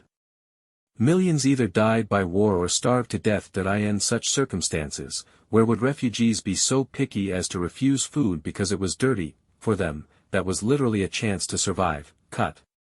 It's a wrap. Director Zheng Anqing breathed a sigh of relief. Good, this was exactly the effect he wanted. Qinli, what do you think? He asked Qinli beside him. It wasn't that the director had an equally high level of professionalism regarding filming and the industry. Zheng Anqing wasn't the only director who'd said that if Qinli stopped being an actor, he could easily become an excellent director. If you think it's fine, then that's fine. Qinli replied in a flat voice, but his gaze shifted from the monitor to the filming set, his eyes growing faintly darker. Since the director called cut, Ji Li had quickly spat out the food in his mouth. Only the dry pancake crumbs had lodged in his throat, making him choke. He had been coughing non-stop since then, with the grit in his mouth not yet fully cleared. Ji Li's whole face was scrunched up in obvious discomfort. Get him a bottle of water, Qinli said without hesitation. Quick, the crew member only then reacted. Grabbing a bottle of water and hurrying over to Ji Li's side. Ji Li, seeing someone help, immediately cast a grateful look. He crouched by the gutter and rinsed thoroughly several times before turning to the crew member and thanking him in a gentle voice. You're welcome, you acted very well, the crew member said. Ji Li tugged at the corner of his mouth. He glanced toward the director and Qinli not far away, hesitated slightly, then walked over and asked, Director, Qin. Teacher Qinli, could I watch the playback of that scene? After filming, examining his work was a habit Ji Li had developed. Even though this time he was just an inconspicuous minor character, he still didn't want to be careless. Of course. Zheng Anqing had a very good impression of Ji Li. He had a crew member bring a small folding stool and had him crouch between Zheng and Qinli. Thank you, Director. Ji Li sat down, wholly focused on watching himself in the playback. The young man crouched in the front left. Right now all that could be seen was a small, messy head under a wig. Qinli, who had been looking at the monitor, couldn't help but let his gaze drop. The tuft of hair on top of his head was twitching slightly, and compared to his earlier performance persona, it actually created a kind of contrast. Cute. The moment that word burst out, Zheng Xing'an interrupted. Ji Li, you get into character quickly. That's a rare talent among new actors. Many newcomers, when they join a set for the first time, always carry nervousness and find it hard to loosen up. Ji Li smiled. Politely, neither agreeing nor denying that he understood better than anyone that the talent others spoke of was actually the result of his day-after-day efforts. Geely, your backpack. The crew member handed him his small black bag. Thanks. Geely, nearly driven mad by the gnawing hunger in his stomach, hurriedly pulled a small bun from the bag. He was only acting, and had no intention of actually starving himself into illness. Geely unwrapped the outer packaging as he muttered, luckily I filmed right on time according to the schedule, if we'd delayed any longer I wouldn't have been able to hold on. What the speaker says unintentionally, the listener takes to heart. Qin Lin's expression turned complicated as he asked, you skipped breakfast for this role? I've actually been hungry for 2 days straight. Geely looked at Qin Lin and told the truth. He didn't think he was fishing for pity. Every bit of effort had put in was straightforward and open, so what was there not to say? Now Zheng Anqing and the circle of people around him all looked over. Qin clicked his tongue in amazement, hungry for 2 days. That kind of perseverance isn't something just anyone can do. Geely was truly hungry, clutching the bread and biting into it vigorously. He had no words to spare, so he could only nod. From the side, the young man's face was still grimy, but his cheeks moved and puffed out as he chewed, adding an inexplicable lively charm. Looked like a little squirrel eating. Qin had to look away, privately stifling a laugh. Footsteps came from behind. Xiao Linsen, who had been sent to find backup actors, returned. He held his phone excitedly, not noticing Geely crouched in the front row, and blurted out, Director, Legay, I've found a backup actor for Song Zhao, the serious young actor Zhou Qingming that he just took a new project recently. It's in Hengcheng. I mentioned you might replace the actor, and his agent said his schedule for the next couple of days is clear.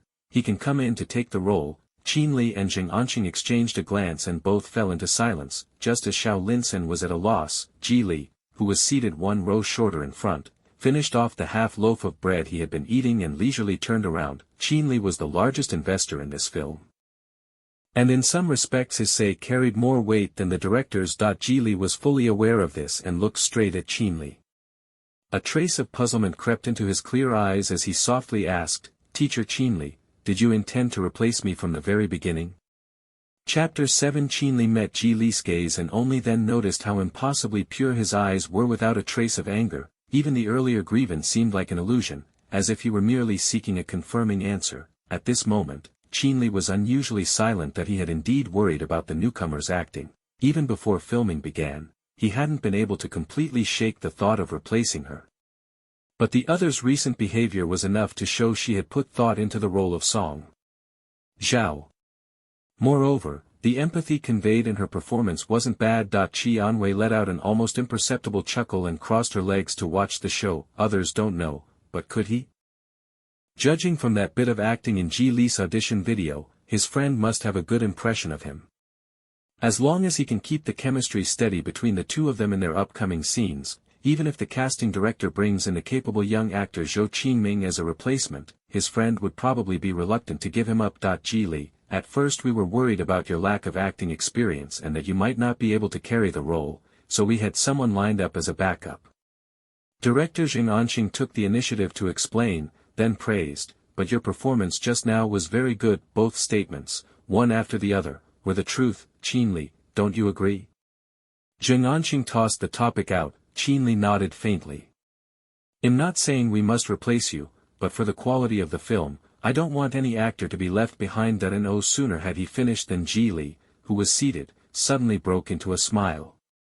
I understand. The originally chosen seasoned actor was suddenly replaced by a newcomer who had barely emerged. Anyone would be uneasy. Finding backup actors was just a roundabout way to ensure the set schedule kept moving. That if Geely were in Qin's position, he would have used the same methods, but from the looks of it now, Qin apparently approved of his earlier performance. The other party was an actor of deified status in this entertainment circle. Ever since seeing him in person, Geely had been looking forward to the upcoming scene work. Geely moved his little stool closer to the other person, his eyes flickering faintly. Teacher Qin, rest assured I will do my best to match your scene. If I can't keep up, you can replace me at any time. Geely was confident but not arrogant. If the characters they played couldn't mesh in presence, he would willingly step back. Qin hooked a smile. All right, Zheng Anqing laughed and said, whether you two brothers can pull it off. Well, see soon enough. Lige, shall we put the costume on first? Qin Li's stylist checked the schedule with the stagehand, leaned in and asked, "You're up for the next scene." Qin Li stood up, signaled the director with his eyes, and then walked off quickly with the crew. Jing Anqing looked at Ji Li sitting obediently on the small stool and remembered the half-eaten piece of bread. "You only ate half that bread. Are you full?" "Not full, but enough." Ji Li took out his script and flipped through it. "The rations the soldiers get in the play can't possibly fill you up. If I eat too much now off camera, I won't feel it during the shoot later." When Jing Anqing heard that, his gaze toward the young man turned a bit more serious. He had originally planned to take the opportunity to talk about the scene with him, so that his performance in the upcoming shoot wouldn't fall far behind Qin Li's. "Now that I look at it, it seems he was overthinking." Ji Li clearly had his own understanding and interpretation of the role of Song Zhao. If so, why not let him pair up with Qin Li and see how it goes? If it really doesn't work, they can call NG and redo the scene. Jing Anqing thought for a moment, then let out a silent laugh. "Fine, act according to your own understanding." After the earlier commotion, the casting director had already recognized Ji Li. He looked at the little beggar before him and scratched the back of his head in puzzlement. A newcomer that handsome is actually willing to play ugly, and from what the director said, his scenes with the ensemble were pretty good. For real. In less than 20 minutes, Qin Li, having changed clothes, came back, because the Song Yi he plays is a famous general of his time, and they wanted to capture that Yen Su-like aura. The costume team put a lot of effort into designing the battle robe. The black bronze plates on the battle robe meant for defense were solid and hefty. Wearing them must add at least 20 jin of weight, but Qin Li seemed oblivious to it, walking briskly to the shooting spot. He took the reins from the crew, stared at the stirrups and leapt up in one smooth, handsome motion. The battle robe shed a heavy sheen in the sunlight, sharpening Qin Li's features and lending his brows and eyes the fierce edge of someone who has ridden across the battlefield. Once seated steadily, Qin Li bent down and stroked the horse's head soothingly. The smile at the corner of his lips suddenly softened the solemnity he wore. Ji Li stared silently, feeling as if Song Yi had stepped out of the book, going into battle in golden armor. Riding a horse with a triumphant song. This was probably the posture. Anyone who can reach the top of the entertainment industry must have their own unique charm. Ji Li was used to seeing handsome men and beautiful women, but when it came to Qin Li, he still clicked his tongue in admiration. He was truly handsome, that overflowing masculine kind of handsomeness, the kind that makes you certain his body under the costume must be incredible. I wonder who will be lucky enough in the future to, Ji Li, run through the scene once. The assistant director called. Coming. Ji Li shoved his script into his backpack and hurried over. He looked at Qin Li on the horse and greeted him with a smile. "Teacher Qin Li. Qin Li handled it professionally. "Let's film the scene." The following scenes were simple as well. After the advance troops finished distributing dry rations to the refugees and beggars, it wasn't long before Song Yi arrived with his army at the sealed city. To thank the general for his benevolence, the people spontaneously gathered at the city gate to cheer and welcome him. Among the crowd, Song Zhao recognized his biological older brother, but the latter didn't notice him at the moment and left with the main force. This scene is mainly about Ji Li's reaction. As for Qin Li, he only needs to make a passing appearance on horseback. After finishing their marks, Jing Anqing took the megaphone and shouted, "All right. If there's no problem, get ready to shoot." Everyone returned to their designated positions, and then the director called, "Action!" The beggar who had been hiding by the city gate ran back and shouted, "It's the Yen Yi army. The army is coming." The beggars and refugees heard this and, in a rush, surged to both sides of the street. The pounding of hooves sounded. The man in front leapt his horse over the defensive palisade at the city gate and then suddenly pulled the reins tight. The glossy dark-coated steed lifted its legs and reared, letting out a clear, piercing whinny, but was immediately restrained by the man on its back and came to a steady halt. The assistant director watched the footage captured by the monitor and clenched his fist in excitement. Good. As expected of Brother Li, this skill is almost on par with a professional horse trainer. Such a high-difficulty maneuver leading a horse requires absolutely no stunt double. The extras were captivated by Qin Li's dashing bearing, their eyes bright. Someone called out loudly, "General!" "It's General Song Yi." The crowd reacted, cheering and waving their arms. Soon soldiers arrived to block the way, keeping the main road clear for the army behind. Geely was shoved to the front by the pressing crowd. Looking up with curiosity and admiration, Qinli appeared on horseback in front of him. When he looked up he could just see the man's superior jawline. "Keep your distance, do not harm ordinary civilians." Yes, the uniform responses invigorated the people around them, but Geely's gaze trembled sharply. He stared incredulously at the man's profile, even forcing his way through the crowd to the left front. He strained his body and craned his neck, desperate to get a clear look at the man's face. His neck and Adam's apple were flushed with urgency, but his mouth seemed to have gone numb. He couldn't utter a single word. Do not go forward. The soldier in front of him stopped him. Qinli on horseback glanced around without expression, but quite suddenly his gaze met another, eager and yearning, pure to the extreme yet concealing 1,000 words. The moment it fell into his eyes, even the cheers of those nearby seemed to slow. Their eyes met, and the other's gaze grew hotter. Qinli unconsciously tightened his reins, quickly averted his eyes, and rode away. The camera slowly zoomed in. Geely stared unblinkingly at the departing figure, his eyes reddening. "Cut. That's a wrap," Zheng Anqing said, a faint thrill stirring in his chest. Geely, come over here. He had his assistant pull up the video playback and waited with a smiling face for the two actors to return. Geely thought her performance had just been pretty good. She approached with a slightly relaxed smile, whereas Qinli held a pale face with no extra expression. Zheng Anqing opened the playback, the smile at the corner of his mouth growing deeper and deeper. When it reached the scene of the two of them looking at each other, he quickly hit pause. "That eye contact shot, both of you handled it perfectly.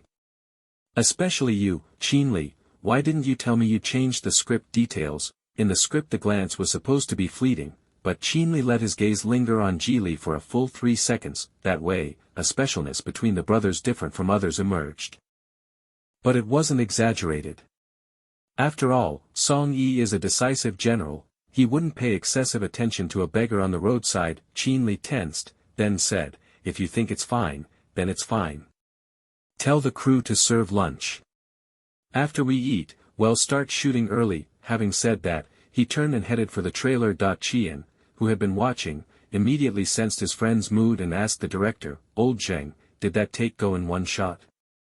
It seems like Qinli wasn't satisfied, right? Zheng Anqing watched Qinli walk away, then returned his gaze to the frozen monitor and suddenly smiled. "Of course there's no problem at all." If he wasn't satisfied, he would have spoken up and asked for a retake long ago. Geely couldn't help but breathe a sigh of relief. After all, this scene's focus was on him. Call catering to serve the meals, and try to shoot the afternoon scenes on time, Zheng Anqing said into the walkie-talkie. Then Director Zheng, if there's nothing else, "I'll go find a place to rest," Geely said. He still had a night scene tonight and couldn't leave the set for now. Go ahead. Zheng Anqing was very pleased with his performance and said, "Take an extra boxed meal at noon and eat your fill." Geely smiled in response, grabbed his backpack, and walked away. Studio Lot 4 mainly contains border towns and desolate plain scenes. To speed up production, the crew naturally concentrated all those scenes into a single shoot. The afternoon several scenes all featured Qinli as the lead, depicting Song Yi stationing troops at a camp 10 li outside the sealed city, preparing and arranging everything in advance, rushing to finish filming. They didn't miss the crew's dinner order. Qinli sat in the RV eating, while Xiaojiang crouched at his feet, staring longingly at the braised pork bones on the table. When Qian got on the bus and saw the dog practically drooling, he took a pet bone from the cabinet and tossed it over. Xiaojiang nimbly caught it and tucked away to chew. "There's one more scene later. Can you manage to eat now?" Qian asked. "Not bad, for the afternoon scenes." Qinli found them all quite easy. Up next they would film the Song brothers recognizing each other segment, one of the important scenes in this subplot. Qinli thought of Geely, who would be acting opposite him, and his chewing involuntarily paused. Before he could speak, Qian laughed. "Oh right, I just saw Geely on my way here. Guess what that guy was doing?" Qinli looked toward his friend. Qian said, "He's helping the props team move bricks, working at it with quite some energy." Qinli's brow furrowed slightly, then he felt inexplicably amused. Why would an actor go help the props team? Chapter 8. When Qinlu passed by the outer area of the set, he saw Ji Li's silhouette, just as Qian had said the other person was standing in front of the props team's truck. Both hands clinging to a large black crate as he tried to lift it, the beggar clothes had been rolled up, and his thin arms were taut. Ji Li's whole face was strained, looking like he was struggling. Suddenly, his arms lost strength and slipped, and the black crate crashed down, nearly falling on him. Qin Lu's chest tightened, and his feet involuntarily stepped forward. The props crew member on the car jumped down first. Ji Li, are you okay? I'm fine, thanks, bro. Ji Li stared at his arm for a moment, smiled with satisfaction, and then hurried to help lift the box up. Alright, you've helped us so much, go get some rest. The props crew member stepped aside and handed him a bottle of purified water, then noticed Qin Li standing nearby. Li Ji Li saw him too and called out, Teacher Qin Li. Qin Li didn't step closer, just stood where he was and stared at him. There's another scene with a co-actor later. You're not going to study the script, but come here to do grunt work. If you want to be an actor and act well, don't waste your time on other things. Skipping the actual filming to come help the crew and make friends is putting the cart before the horse. Qian glanced at his friend, smiled, and said nothing. The prop crew member heard the seriousness hidden in Qin Li's words and was about to say a few words on Ji Li's behalf. Unexpectedly, the latter not only didn't flinch but calmly explained, Teacher Qin Li, I'm just preparing for the shoot. That he moved his weak, aching arm and put the bottle of mineral water back in its place. The makeup artist asked me to go over and touch up. Teacher Qin Li, I'm leaving first. See you later on set. Having said that, he spun around and left with an air of nonchalance. Qin Li stared at his retreating figure, a brief glint flickering in his eyes, then finally set off toward his private makeup room. Qian followed him at an unhurried pace, quietly asking, I've never seen you be so strict with other new actors. When that box fell just now, you instinctively stepped forward. Where do you get all this? Qin Li quickened his pace, not looking at him. If you don't want to wait for me, go back to the hotel earlier. Tsk. Qian snorted, recklessly continuing, keep pretending if you want, but you obviously have high hopes for Ji Li. At 7 in the evening, in the camp-themed shooting location that had been arranged, the makeup artist, taking advantage of the crew adjusting the lights, ran forward to touch up Qin Li's makeup. He sat upright with his eyes closed, and in his mind ran through the familiar scene from the script once more. This scene is a pivotal point in the Song brothers' storyline. Song Zhao sneaks into the military camp under cover of night, only to be caught red-handed by the patrolling soldiers. He is taken for an enemy spy and detained in the tent where Song Yi is. It was under these special circumstances that the two brothers, separated for so long, recognized each other. Zheng Anqing came back from outside the tent. Qin Li, your upcoming scenes, there shouldn't be much I need to say, right? Qin Li set down the clean script with black characters on white paper and answered calmly. Song Yi was a battle-hardened general, coldness and severity were his usual demeanor.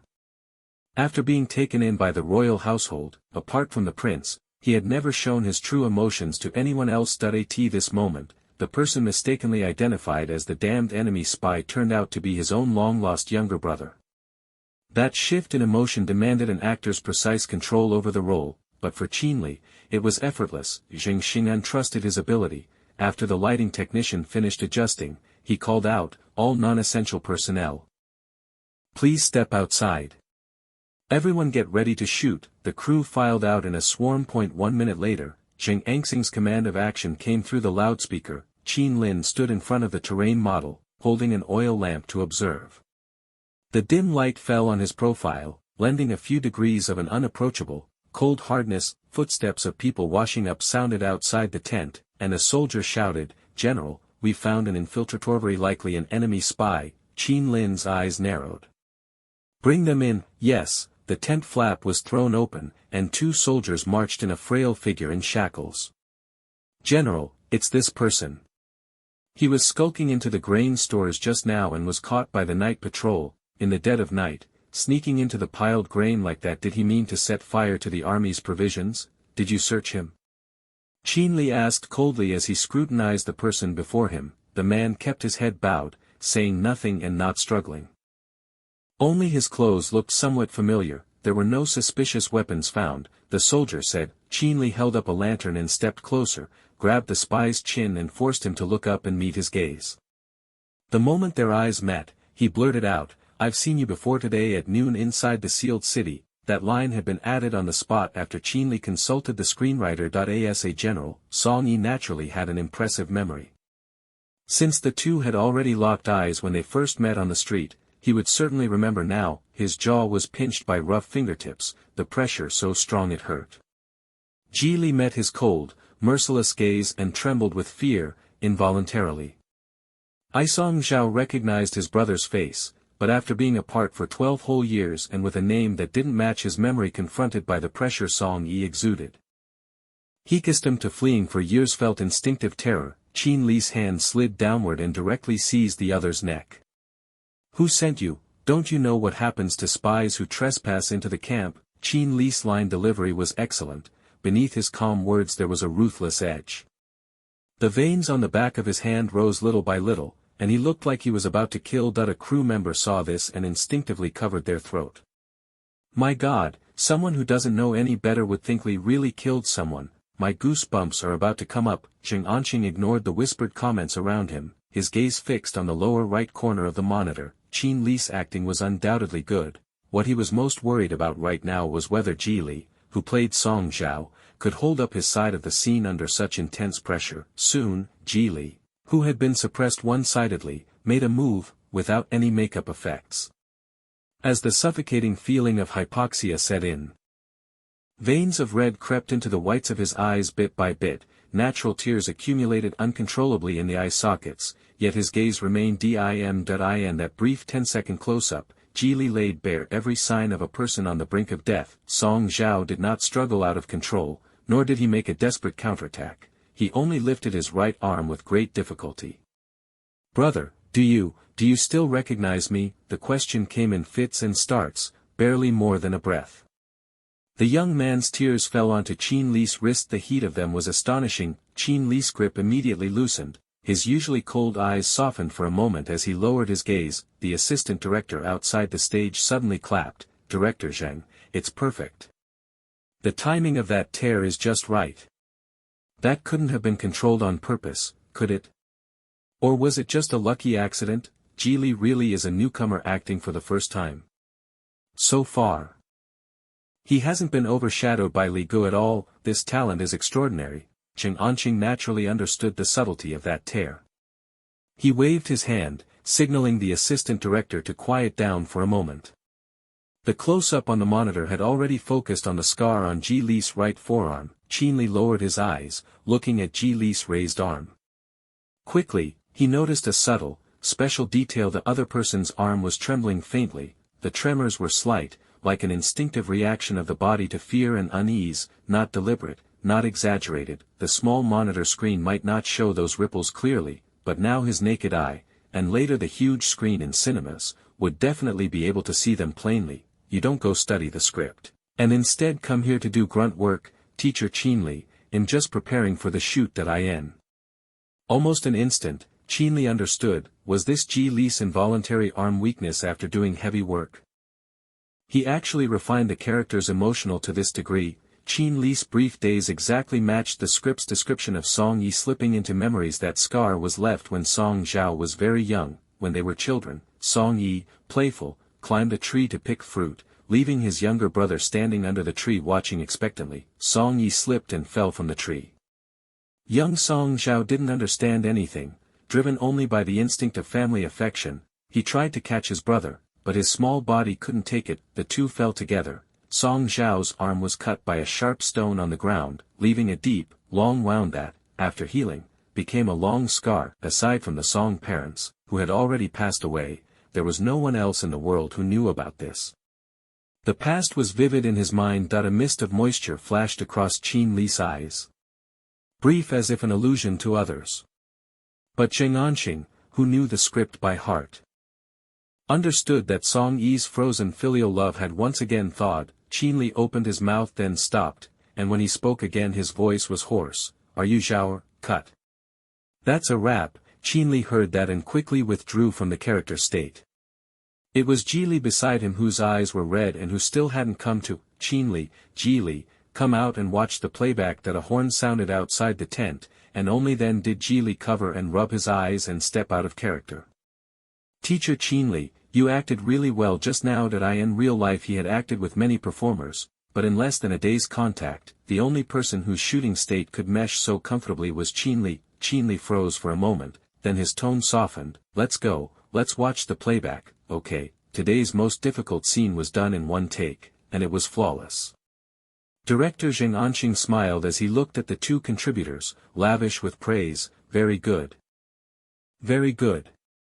No need to say anything about Geely. Excellent as always, and Geely, I was ready to give you a dozen NGs, but I didn't expect you kid to be so reliable and save the whole crew time. Thank you, Director Zhang. Geely smiled. Delivering a good performance and being recognized for it was a peculiar kind of happiness. Geely subtly glanced at him, a trace of a smile flickering deep in his eyes. After they watched the playback once and everyone confirmed there were no problems, Zhang Anqing announced they were done for the day. Half an hour later, having removed his headpiece and costume, Geely emerged from the makeup room feeling completely relaxed. Makeup room. Zhang Ming happened to be passing by and called out, Li Gu, have you seen Geely? He said he was going to change clothes, but who knows where he ran off to. I've got something urgent and need to leave, but his backpack and script are still with me. Geely glanced at the items in his hand and replied instinctively. Give them to me. I'll wait for him here. Give them to you? Zhang Ming exclaimed. Geely collected himself, steadying his voice. It'll only be a few minutes at most. I'll wait. If you have to go ahead and be held up. Well, thank you, brotherly. Zhang Ming handed the items over without thinking much. Everyone on the crew knew the other didn't have a diva's temperament. That a few seconds later, Geely looked at the two suddenly added items in his hand and let out a barely audible sigh. That he flipped open the thin script pages. Unlike his clean script, these under 3 pages were filled with Geely's notes and markings. Beside the scene they had just done, a neat line of circled handwriting read to get the trembling in the character's arm. You need to hold a heavy object before filming. Lift it hard. Lift until you go limp. Geely glanced at Liang Yen and couldn't help shaking his head with a light laugh. When Geely approached, he recognized Geely's back at first sight. The man's well-developed lat lines were faintly visible beneath his thin t-shirt. Not only was his face good-looking, but his figure was impeccable too. Could make casual street clothes look different from his on-screen charm. Geely once again agreed with that in his heart, his eyes brightening. Teacher Geely, the familiar voice came, and Geely turned around, lowering his gaze. That he had changed into his simple casual clothes, and even the beggar makeup on his face had been completely removed. His hair was casually tied up, but a stray lock still fell against his exquisitely thin cheek. The young man's original complexion was very fair, making his eyes appear especially bright. Without the deliberately darkened foundation, the small light brown mole on his high, straight nose showed through, making him look soft and sexy. So beautiful it was unreal. Geely stared and felt as if his eyes had been beguiled. That he discovered a star destined to shine, right within his reach. Almost touching him.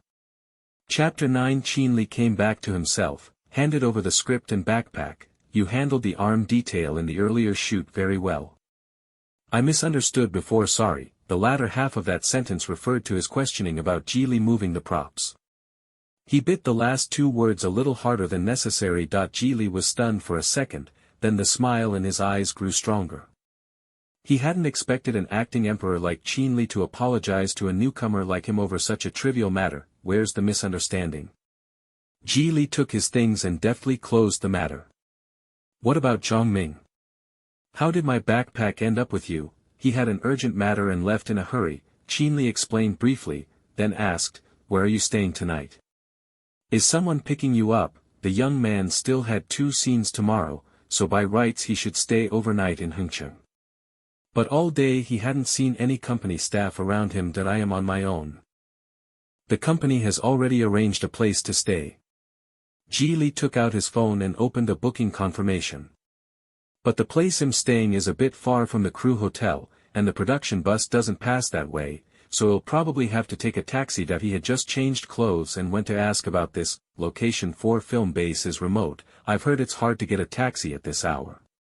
Qinli glanced at his watch. He had filmed several movies in Hengcheng and knew the locations of each film studio well. Geely frowned in frustration, and just as she was about to think of another plan, she heard him say, "Come with me. He'll have the driver give you a ride back since it's on the way." "Teacher Qinli, am I going with you?" Geely hesitated. After all, the two of them were worlds apart in the entertainment industry. If a malicious paparazzo caught them, who knew what nonsense they'd make up, having the driver give the cast a lift on the way, what's the big deal? Qinli guessed his thoughts and felt a trickle of amusement that if it had been some other new actor, they might have used the chance to cozy up to him. This one was the opposite, hesitating before he'd even scrubbed the edges of relevance. "Let's go. The area around the set is sealed off, outsiders can't get in," Qinli explained softly and turned first. "Okay." Geely wasn't the type to be stubborn. Once his hesitation was scattered, he simply followed. As the two approached the RV, Qian happened to be returning from a walk with the Major General. The dog spotted Qinli, broke free of the leash and came bounding over in a frenzy, yelping excitedly, its tail wagging so hard it might as well be a propeller. Geely, who liked dogs, examined it with interest. "Teacher Qinli, is this yours?" It was picked up from a pile of trash. "His name is Xiaojiang. I've raised him for 4 years." Qinli patted the dog's head and stopped him. "Quiet. Don't make a fuss." Xiaojiang heard the command and immediately settled down. He detected a strange scent at the side and began circling Geely warily to sniff it, then within seconds started wagging his tail again. "Xiaojiang seems to really like you," Qinli said. "Really? It likes me a lot." Geely smiled, looking at the large German shepherd that had already sat at his feet. Qian looked at the two people and the dog opposite him and spoke up to reclaim a sense of presence. "Yeah, this dog is enthusiastic only toward Qinli. It ignores everyone else, let alone you." A stranger meeting it for the first time. Now that it could wag its tail at Geely, it was obvious it genuinely liked him. By the way, how did Geely come over here together?" Qian asked. Geely gave a brief explanation, then saw Qinli bring the dog into the car and said to him, "You get in, okay?" Geely obediently followed. Qian watched the two people getting into the car one after the other. Raising an eyebrow subtly. "This morning I was still thinking of switching people, and now I can give someone a ride so conveniently. This man is just so fickle." Film studio number 4 is a bit far. It's a half-hour drive to the hotel. Geely checked into. Qian sat in the front passenger seat, separated from them by a folding car partition. As soon as Qinli got in the car, he picked up a tablet, brows furrowed as he examined the entertainment project proposals the company had recently submitted. Geely didn't disturb him and obediently chose a seat far away by the window. Major surprisingly didn't go snuggle up to his owner. Instead he curled up at Geely's feet. The streetlights on both sides moved rhythmically past them. Geely leaned against the window, feeling her legs warm and protected by the dog, and soon a wave of drowsiness washed over her. The half-hour drive passed in a flash. Qinli noticed the car had slowed down and looked up, only to find the young man had already fallen asleep. He was leaning on the table, resting his head on his hand. His sleeping face looked indescribably gentle. A faint curve surfaced at Qinli's lips, so slight even he didn't notice it. "Knock knock," the driver in the front row said. "Teacher Qin, we've arrived at the hotel where that actor kid is staying." Geely was a light sleeper and woke with a start. He habitually tapped his forehead, his voice carrying the soft tone of someone just waking up. "We're here, we're here." Qinli put down the tablet and said, "Thanks, I'll go first then." Geely woke up, grabbed his backpack, and headed out. Qinli watched the young man leave. Before he could withdraw his gaze from the doorway, that figure once again burst into his sight. The colorful lights outside fell across Geely's face, the source of light spreading bit by bit before blurring into the car's darkness. The youth stood at the boundary between light and shadow, making the mole on his nose and the smile at the corners of his eyes appear unusually distinct. "Good night, Teacher Qinli." "Good night." A few seconds later, Qinli returned his gaze to his tablet and suddenly found these proposals utterly dull. The next morning, the crew set the filming location inside the restaurant, planning to shoot the meal scene after the Song brothers recognize each other. Just after finishing his makeup, Geely stepped into the restaurant and saw Qinli standing beside the director. A smile tugged at the corner of his mouth as he approached and greeted, "Director Zheng, good morning." "Teacher Qinli, Good morning. Qinli heard his voice and turned to look. Geely was no longer wearing yesterday's beggar clothes, instead he had changed into an off-white fabric garment, and a waist sash with white patterns outlined his slim waist, making him look much more upright, although his face was still covered with a thin layer of dark powder. At least the deliberate stains were gone, and his features showed a few traces of refinement and liveliness. As Geely stepped closer, he noticed the peculiarity. Are we wearing matching brother outfits? Qinli wore a set of black clothes. From the stitching on the waist sash you could tell the two people's outfits were similarly coordinated. Without the cold solemnity brought by the battle robe, today's styling and clothing clearly felt more approachable and humane. The crew placed the freshly delivered dishes on the table, and there was even a leg of lamb roasted to a golden, dripping finish. Geely's eyes lit up at the smell that he had gotten up early and missed breakfast, planning to make do and grab a bite between scenes. And he hadn't expected the production to be so considerate, putting out such good food. Zheng Anqing saw his greedy look and asked with a smile, hungry, a little. Geely truthfully nodded. You two sit and run through the scene. Once you're ready, you can try starting to shoot, Zheng Anqing said. This scene was very simple. What was needed was a relaxed atmosphere. The day after the Song brothers recognized each other, Song Yi took advantage of the midday ceasefire and brought his younger brother to the only little rundown tavern in the city that was open, ordering a table full of dishes for him. Song Zhao, who had been tense, completely relaxed in front of the food. The two brothers ate and chatted, regaining the familial warmth they used to share, and even began to daydream about the days to come. This scene was one of the few tender moments in the script. Geely and Qinli ran the scene twice and felt it was fine. Zheng Anqing didn't waste time either. He sat in front of the monitor and called action, and the three camera positions started rolling at the same time. Geely, playing Song Zhao, stared at the table full of dishes and swallowed slightly. He hadn't seen so much food in many years and felt like stuffing it all into his stomach. Only, his elder brother hadn't picked up his chopsticks yet, so he didn't dare to move either. What if he ate without manners and the other person grew to dislike him? Thinking this, Geely cautiously lifted his eyes. Qinli met his humble, cautious gaze and paused in his breath. Zhao, if you're hungry then just eat like when you were little, eat as much as you want. Sweat-slick palms clutched the hem of his clothes. Geely still didn't dare pick up his chopsticks. Brother, you eat first, all right. Qinli forcibly suppressed the pain in his chest and forced a small smile. He picked up the precious piece of meat and placed it into the other's bowl. I remember you like meat the most. Try it and see if it suits your taste.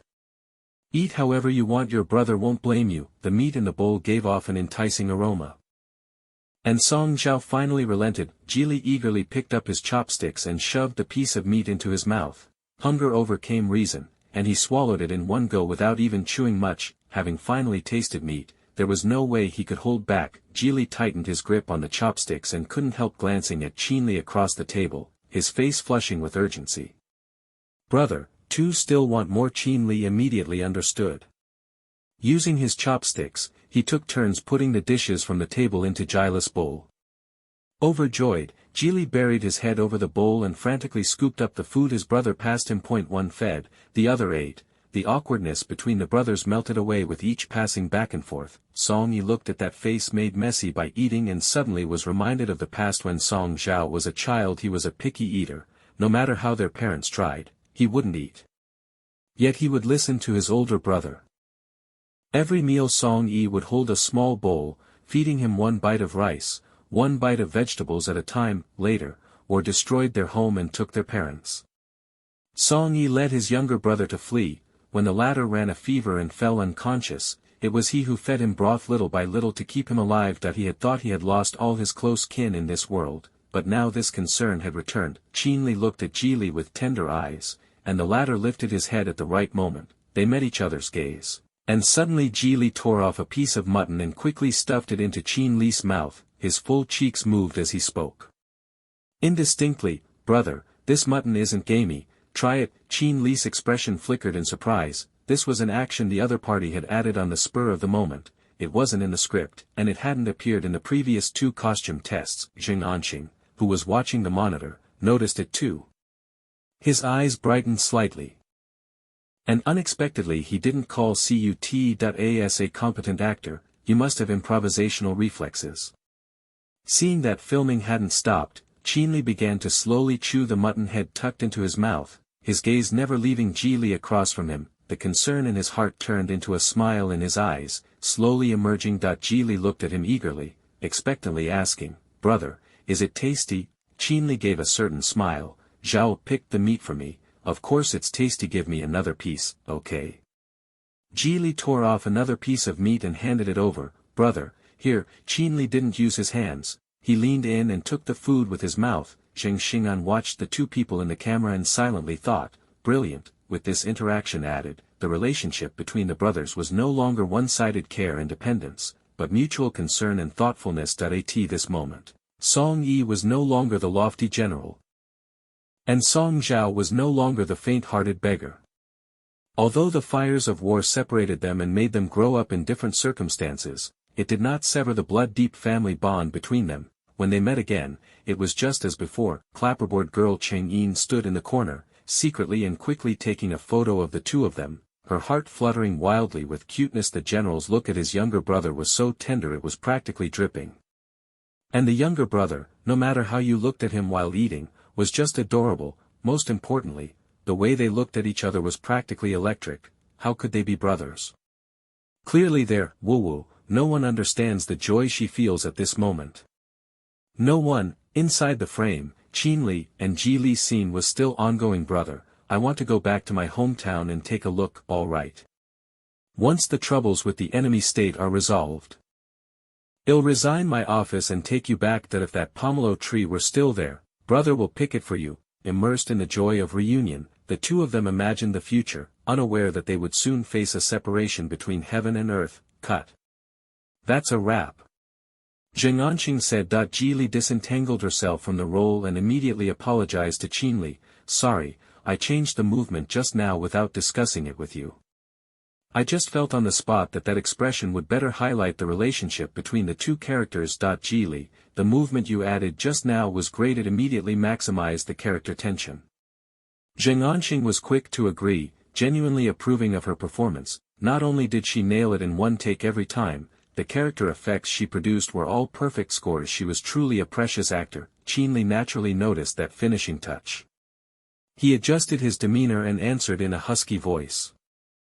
"It's okay.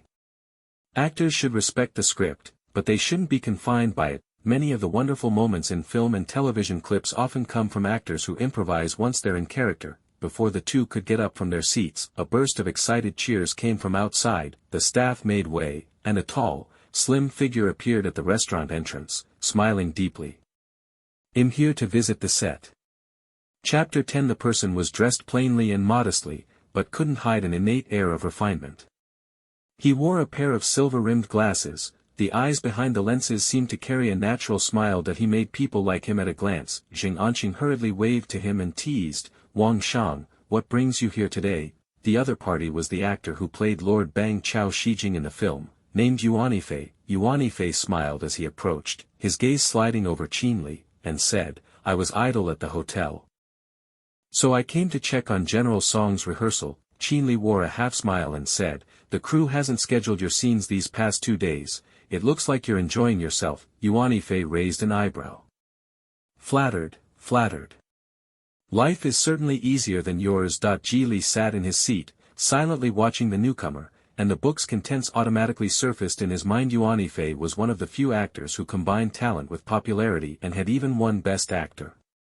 Later he collaborated with the protagonist Ji Yunqi on a film, which forged a mentor-and-friend relationship between them. Yuanifei noticed the gaze and shifted it toward Ji Li. Zheng Anqing introduced him. "This is Ji Li, the actor who plays Song Zhao.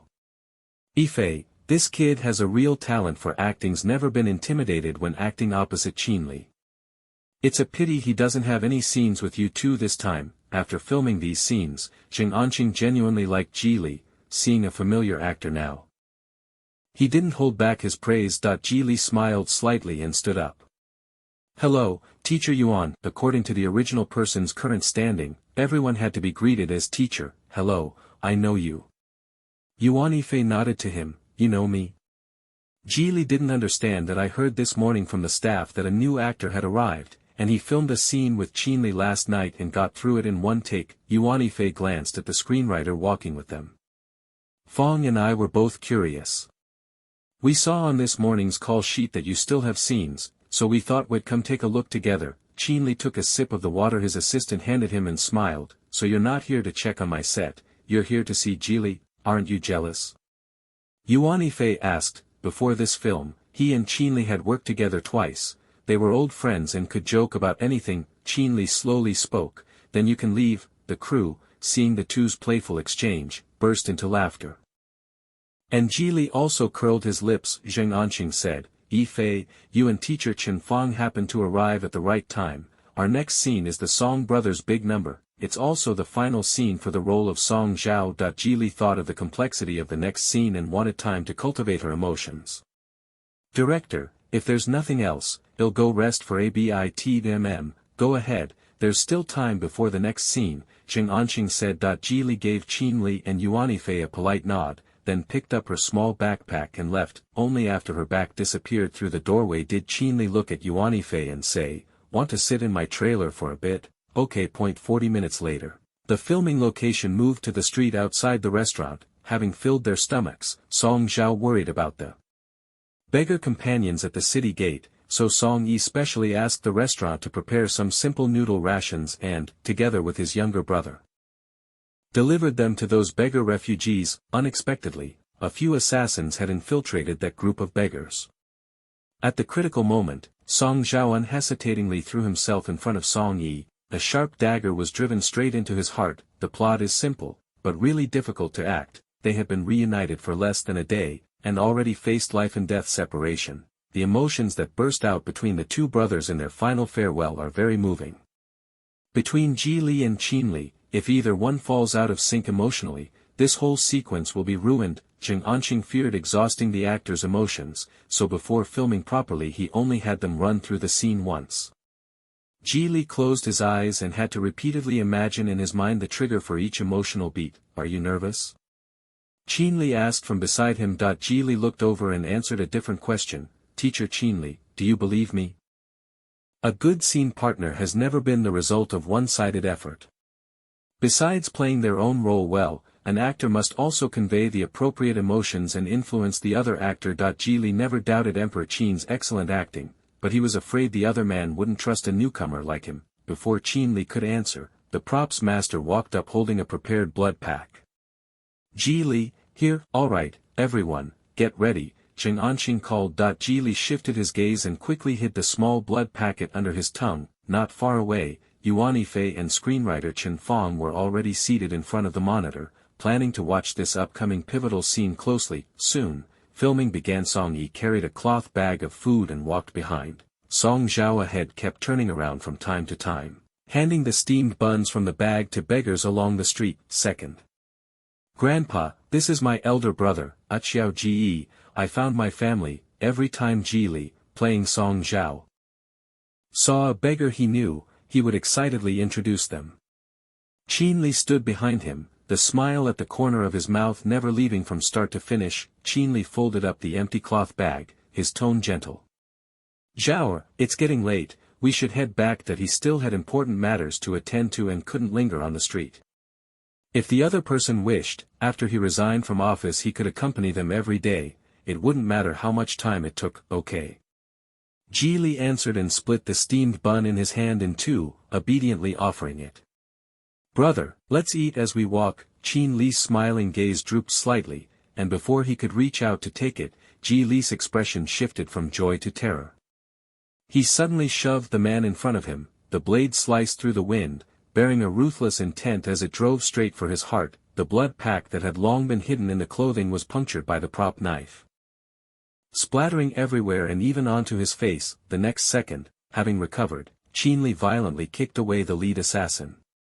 The subordinates who had been lying in wait surged out, and the area instantly descended into chaotic fighting. Qinli had no mind to pay attention to the surrounding clamor. His usually steady eyes trembled violently. Geely hastily wiped the warmth from his face, forcing a smile more hideous than crying. Brother, he bit through the blood blister under his tongue, his whole body trembling as he fell backward.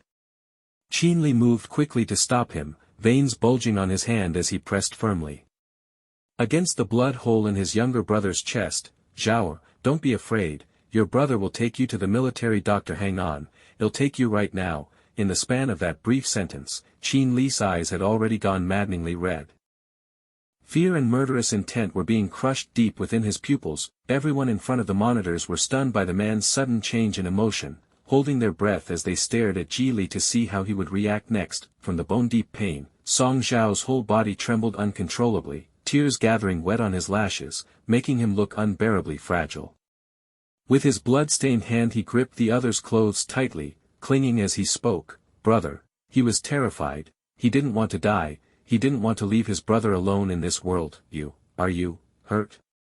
The fractured breath and blood escaped little by little from between his teeth, so faint it seemed it might dissipate with the next gust of wind. "That I am fine." Qin Li bit his teeth and forced out the answer. The person in his arms grew dimmer and dimmer. He knew his Zhaoer could no longer be held. The hand used to wield swords couldn't stop trembling. He stroked his brother's back with all the gentleness he could muster, again and again. "I know you're tired. If you want to sleep, sleep. Your brother is here with you." Li turned his head a little into Qin Li's embrace, his muffled breath barely audible. "Brother, I still want to eat the pomelo you picked." "Okay, I'll definitely pick it for you, brother, Zhaoer. I can't bear to be without you." The last few words could never be spoken. Song Zhao's eyelids, which he had been forcing open, suddenly collapsed. In his final moments, he died in the arms of his closest kin. Script supervisor Cheng Yin awkwardly wiped away her own tears, her liver aching from how brutal the scene was. Why did they have to let Song Zhao the little cutie die? His wish was clearly so simple. Couldn't he just return to his hometown with his brother? What a terrible ending. What a trash screenwriter. Cheng Yin's anger surged. She glared viciously at the screenwriter Chen Fong beside her, only to find Chen's eyes also red, looking as if she were barely holding back tears. Chen Fong stared at the two brothers on the monitor, suddenly regretting the ending she had written. She had expected it to be harsh when she drafted it, but she hadn't imagined it would be this cruel on screen. In the original plot, after ascending the throne, Chao Shijing feared Song Yi's achievements would eclipse his lordship, so he conceived murderous intent. These assassins were all sent by him to kill the former. When the assassination failed and was exposed, the relationship between ruler and subject plunged into a freezing point. Chen Fong had always felt that the original book's reason for the breakdown of the ruler-subject relationship was too simplistic, so she separated the character Song Zhao from the original story, different from the three-line shorthand in the book. She expanded a few concise but important scenes for Song Zhao. For Song Yi, the two brothers had just recognized each other when his younger brother died protecting him, and the assassin who carried out the attack was sent by the king he trusted most. Only such an opportunity could produce a character's descent into darkness. When Chen Fong saw many crew members quietly wiping their eyes on set, she knew this original scene had been added correctly, although, after the film is released, she might receive blades sent by netizens. The camera slowly moves down, landing on the bloodied steamed bun on the ground. The last thing Song Zhaoxing left for his elder brother Song Yi, the treasure he cherished, the chance to survive. Zheng Anqing finally shouted cut, and for the first time the set fell completely silent after a stop was called. Yuan Yifei's assistant, voice breaking, said, "Teacher Qin acted so well. Ji Li is just a new actor. But he was carried so fully into the role by him. It's so touching. It's the other way around." Yuan Yifei watched the two figures on the monitor, his eyes full of surprise. Ji Li was still lying in Qin Li's arms, not getting up, his hands covered his face, clearly trying to calm himself. And Qin Li, unexpectedly, had for once stopped the staff from stepping forward. His expression hardly relaxed either. "Brother Yuan, what do you mean the other way around?" the assistant asked in puzzlement. Jing'an understood and glanced at Yuan Yifei. "You noticed too? This kid's talent is frighteningly high. What was reversed?" Of course the assistant said it wrong. That it wasn't Qin Li who brought Ji Li into the role, but Ji Li who brought Qin Li into the role. Unlike Ji Li's immersive acting method, Qin Li is professionally trained and is a typical representational actor. To actors like Qin Li, external conditions and vocal qualities are their acting tools. And an actor must be adept at using those tools. It's like a sculptor with their clay. An actor must have maximum ease, able to shape their role at will, rather than being controlled by the work or the character. So every time filming wrapped, Li could detach from the role cleanly and nonchalantly, as if nothing had happened. Across the whole entertainment industry, Fei had played opposite Li more than anyone else, and this was the first time he'd seen him in such a state. Director Zheng, do you think he noticed it himself? Fei asked. Zheng Anqing thought for a moment and replied, he probably noticed it from the very beginning, from the initial encounter scene yesterday. Li's 3-second gaze that deviated from the script to being completely immersed in the assassination scene today. No one understood Li's state better than Li himself at this moment, feeling any better. Li looked at the person in his arms with tear-streaked eyes and asked in a hoarse voice.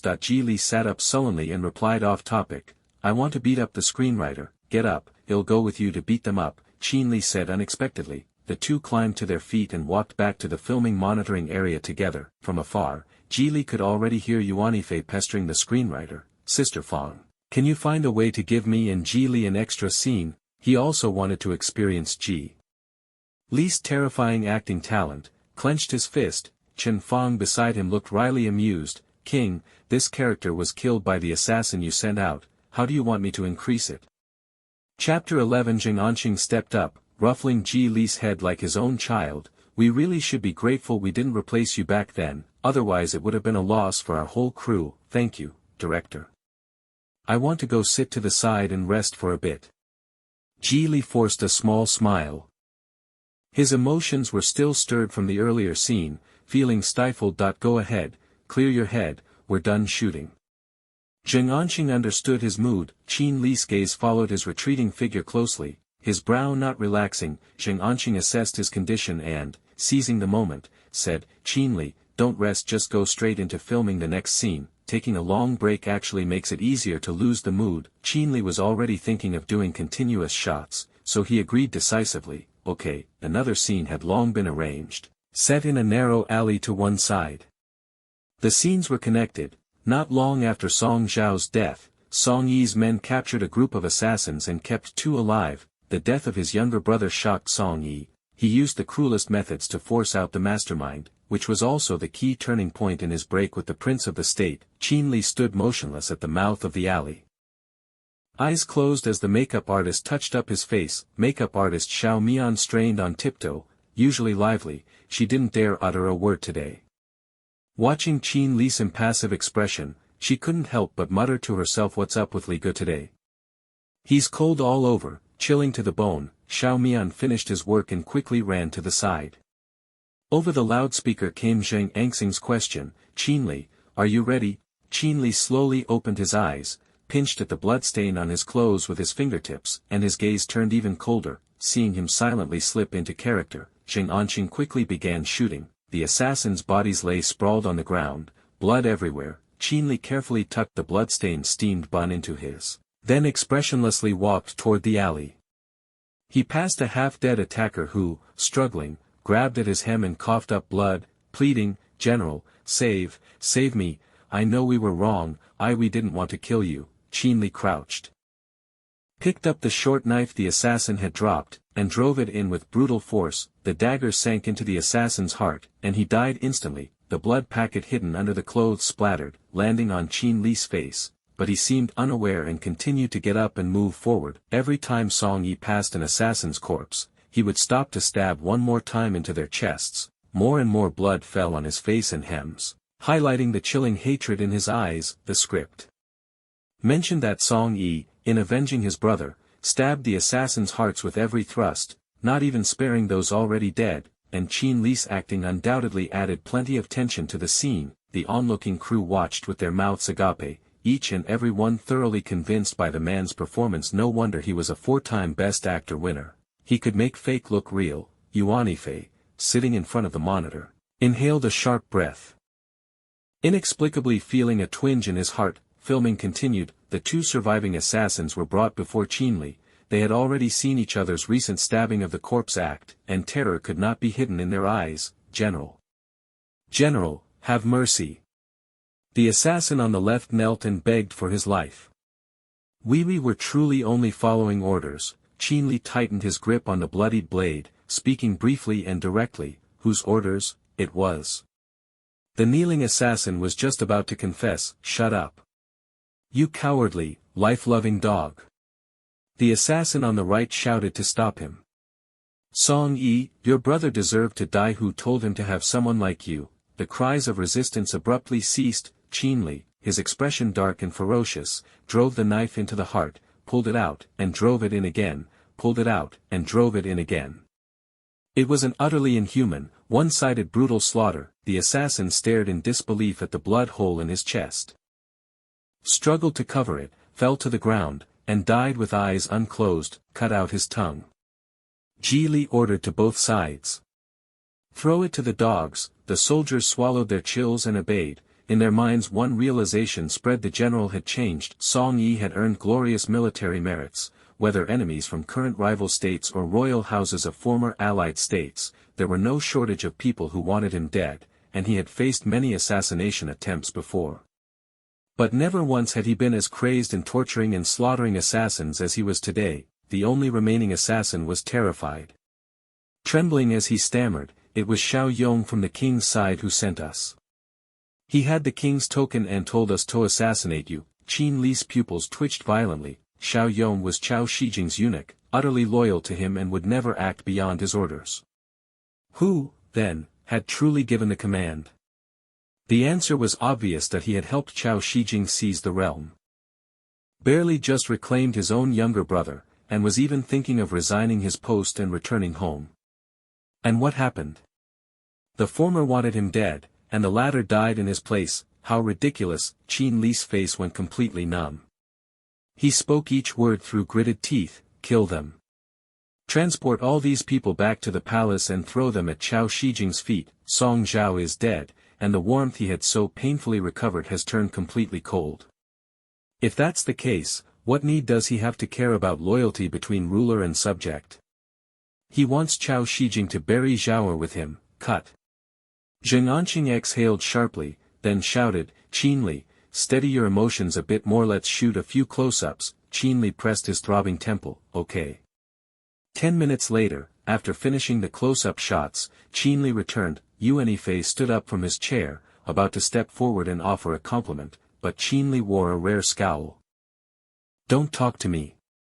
I find you annoying right now." Yuan Fei froze, nearly laughing in anger. "So into the role." "That's rare." Qin Li ignored him and walked off to one side. Yuan Fei, having been rebuffed, was not annoyed. Instead he pushed his glasses up with some force that if Qin Li kept acting like this, wouldn't his scenes with him be completely dominated? No, had to hurry and study the script some more. That he called to his assistant, "Qingzi, give me my script." The assistant looked innocent.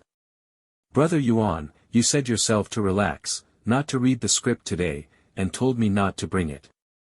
Yuan Fei deliberately coughed once, feigning gravity. No way, did he really say something so unambitious? Zheng Anqing replayed the footage from the shoot just now. Qin Li stood seriously to one side, and only after confirming there were no problems did he relax and let the crew wipe the blood off his face. That he scanned the area but couldn't find Ji Li's figure. For some reason, the momentary relaxation had felt just now snapped taut again. "Where's Ji Li?" Qin Li asked under his breath, brow furrowed. The script supervisor Cheng Yin quickly answered from the side, "Legay, I just saw him head toward the convenience store." "Okay." Qin Li answered, then turned and walked away. Cheng Yin watched the direction Qin Li had gone. The heart that had been just now shattered into pieces instantly pieced itself back together on the spot. Wah wah wah. Brother Li went to find Ji Li as soon as he was off set. Wah wah wah, the Song brothers are for real. Wah wah wah, candy time. When Qin Li walked to the snack shop, he saw Ji Li leaning on the outside table, holding a small cup of ice cream and eating it seriously, spoonful by spoonful with a plastic spoon. The young man's face still hadn't been cleaned of blood, looking pitiful. Qin Li unconsciously relaxed his brows. Ji Li looked up, surprised to see the other approaching him.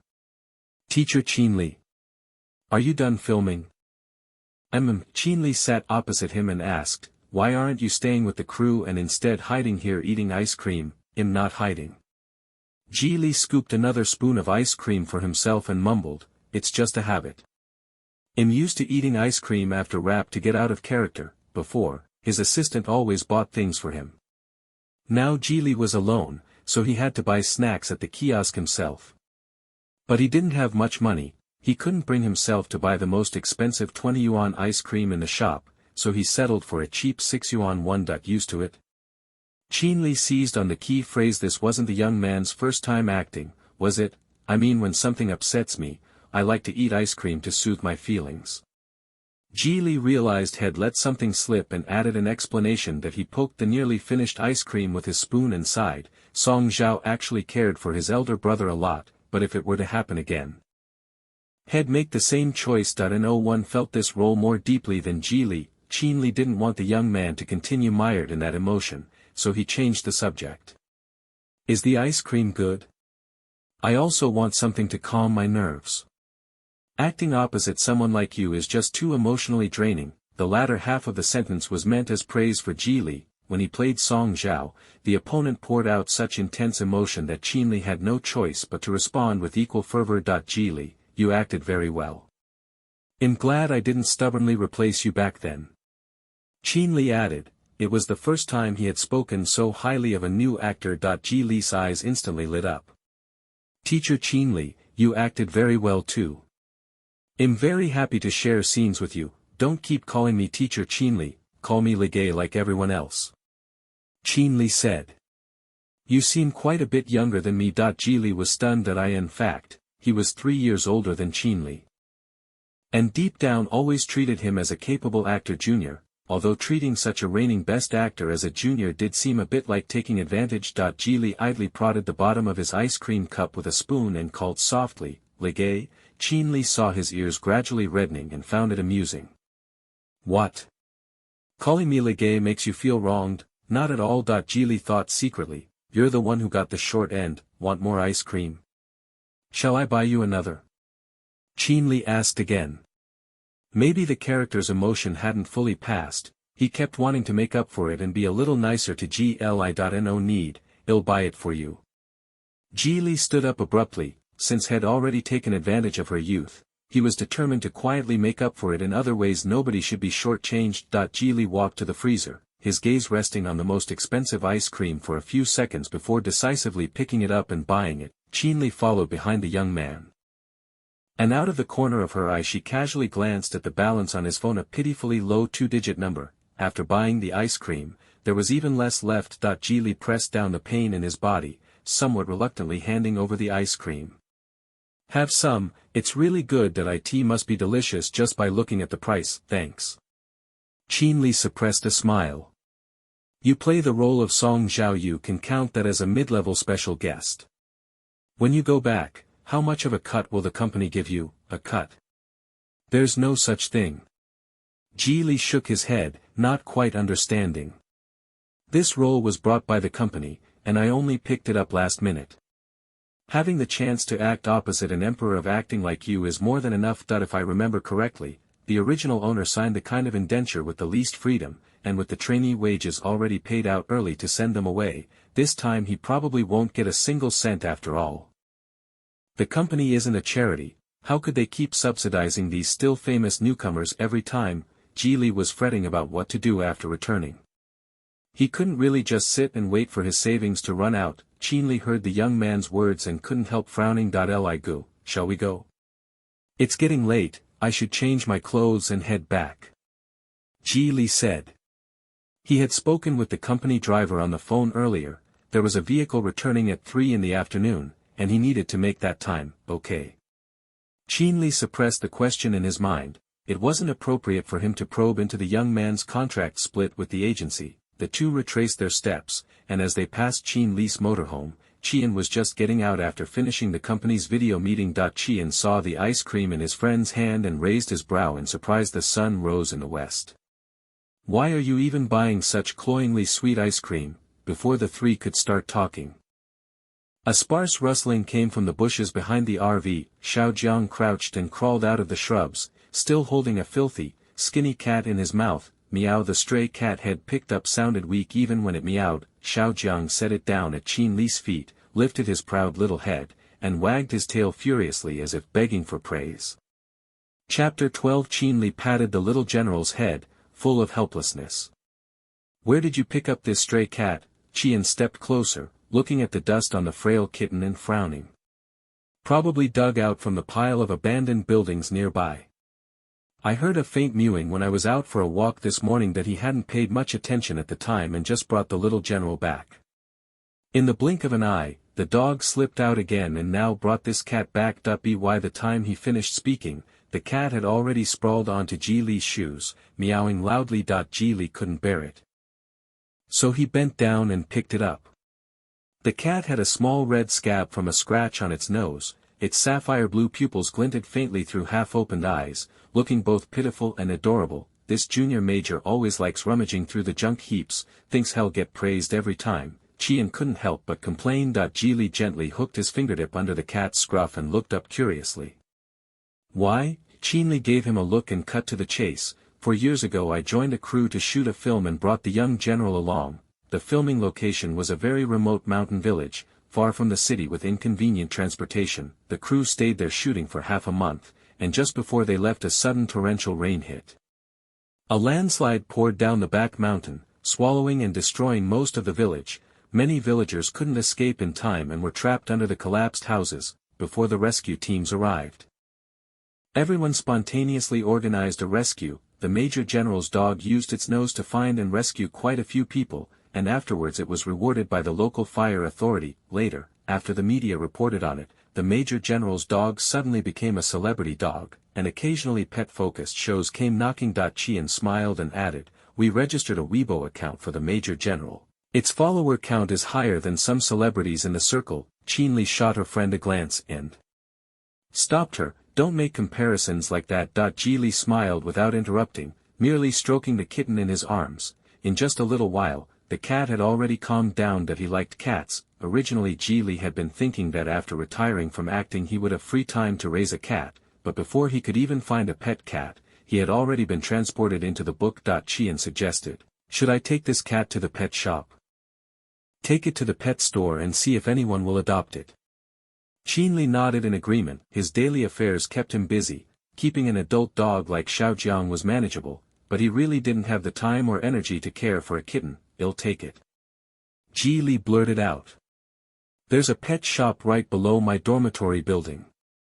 It's on the way, so I can take it back with me later." Ji Li did want to adopt the kitten, but unfortunately his current savings were so thin that he could barely take care of himself. "All right, then this cat is yours." Qian spoke first. Qian Li saw that and just nodded along. Ji Li hugged the kitten tighter, a smile touching the corner of her mouth. "I'll go change first, Ligay, Mr. Qi. Goodbye." "Okay." They watched the young man walk away. Only the junior general stayed behind, pacing anxiously as if he wanted to follow him immediately. "You like that cat that much?" Qian Li said helplessly, "Awu." The junior general threw his head back and howled. His tail unusually droopy. Qian looked at the ice cream cup in his friend's hand and stepped closer. "You didn't buy that yourself, did you? Ji Li give it to you? Or did you buy it for him?" Qian Li lowered his eyes, watched the melting ice cream, quickly got into the car and put it in the freezer. "Look at you acting so strange." Qian snorted, but didn't pry further. "By the way, go find old Jing for me." Qian Li turned and instructed. Qian nodded, puzzled. "What's up? Tell me." After Ji Li finished tidying up, it was already half an hour later. He had tucked a soft towel into his black backpack. At the moment the cat was curled up on it, sleeping obediently without a sound. Knock knock. The door of the simple makeup room was knocked on, and a production assistant walked in saying, "Ji Li, I've been looking for you." "Looking for me?" Ji Li asked, puzzled. The assistant handed over the red envelope he was holding and smiled. "Here. This is Director Zheng's wrap-up red envelope especially for you." Ji Li wasn't a featured actor and didn't have many scenes. As usual, if his agency team didn't make a fuss, the crew wouldn't have gone out of their way to celebrate his rap, but this red envelope was truly unexpected. "A red envelope for me?" Ji Li sensed the thickness inside and was secretly surprised. "The pay for your scenes will be remitted to your company according to the contract. This red envelope is given to you separately, keep it for yourself." The production assistant reminded him, "Okay, thank Director Zheng for me." Ji Li said that I still have scenes to shoot next, I have to get back to work. The crew member gave him a smile, then turned away and sighed quietly. both teacher Qin Li and director Zheng are such people who cherish talent. Joining forces they gave Ji Li such a generous wrap-up red envelope. Let's hope his future achievements are worthy of their regard. After the crew member left, Ji Li opened the red envelope and took a look, immediately feeling delighted. The amount inside was quite generous, and most importantly, it would help him get through his recent living expenses. Ji Li shoved the red envelope into his backpack. The cat inside was awakened and softly stepped on the back of his hand with its tiny paws. So whiny and cutesy. Ji Li was melting from the sound. He said gently, "Be good, I want take you to the pet shop. Come home with me." The newly minted owner did what he said. After Ji Li returned he went straight to the pet store, bought many daily necessities for the cat, and also gave it internal and external deworming. Back home, the first thing Ji Li did was make up some powdered goat milk, squatted on the floor and called, "Shuabing, come here." Did he pick that name on the way? No other reason. He just thought it sounded cute. The gray stains on the cat had already been cleaned, and its fluffy white fur matched the name. Shuabing was very smart. When it heard the call it stood on its little paws and ran to the bowl. It must have been starving. The moment it smelled the milk it shoved its head into the bowl, its forelegs planted firmly, and from the effort its hind legs nearly flew up. Ji Li was so overwhelmed by the cuteness that his heart trembled. Abandoning all dignity, he flopped to the ground and foolishly asked, "Shuabing, is it good?" Meow. Shuabing let out a long, drawn-out meow, and after finishing its meal it burrowed back into Ji Li's arms. Ji Li lifted it up, affectionately nuzzling the little red mark on its nose. "From now on you'll live with me, okay? I'll earn money from acting and buy you lots and lots of dried fish." Shuabing seemed to understand, stretching out its chubby little paw to tap his chest. Tap stamped. Newcomers had very open schedules and no right to accept roles on their own. Ji Li wasn't in a hurry for the moment. He behaved himself and spent 3 days in the dorm with Suebeing. It wasn't until he completely detached from the role of Song Zhao that he contacted Wang Qiuhui, the head of the newcomers group, who set a time to meet. Ji Li got himself ready and arrived at the artist's department half an hour early. The door to Wang Qiuhui's office was tightly closed. Through the frosted glass one could vaguely see a figure inside. An employee poured a glass of water for Ji Li and said, "Please wait outside for a moment, thank you." Ji Li's smile was extremely charming. The female employee couldn't help stealing another glance, thinking to herself, so handsome, definitely the peak of looks among this batch of newcomers. If she had to say, even the company's current promoted young talent He Ling fell a few points short of him. Just then, loud voices of opposition came from Wang Qiuhui's office. "What gives you the right? When you signed me, it wasn't guaranteed like this. You're planning to use my popularity and my resources to elevate an unknown newcomer? Wang Qiuhui, what a brilliant scheme you have. Where's Song Lan? Where is Director Song? I want to speak with her directly." Ji Li's attention was drawn by the successive remarks, and his gaze returned to the office. He Ling, that's an extreme way to put it, Wang Qiuhui said calmly. "You're using company resources and signed a contract with Dream Media. Now it's just about getting your agent to take on another rookie. The company doesn't need your consent." Wang Qiuhui gave a light laugh, and the words he spoke were colder. "If you feel unsatisfied, fine. If you have the ability, go find better film and TV resources and join another crew. If the company can sit back and enjoy the benefits you bring without lifting a finger, then I guarantee from now on, you call all the shots. I advise you to live with a bit more clarity. A whole year has passed since the talent show. Someone who hasn't debuted has almost exhausted their popularity. Do you seriously think you're a top-tier star?" Those words were blunt and painfully piercing, hitting so deep it felt like they drew blood. The next second, the office door was suddenly thrown open. A young man wearing an angry expression came out. It was He Ling, the one who had been arguing with Wang Qiuhui. Ji Li, who was standing in place, had no time to step back and was slammed hard in the shoulder by He Ling's brisk stride. The pain from the collision made them both pause. "Are you wearing eyes? What are you doing standing in the middle of the way?"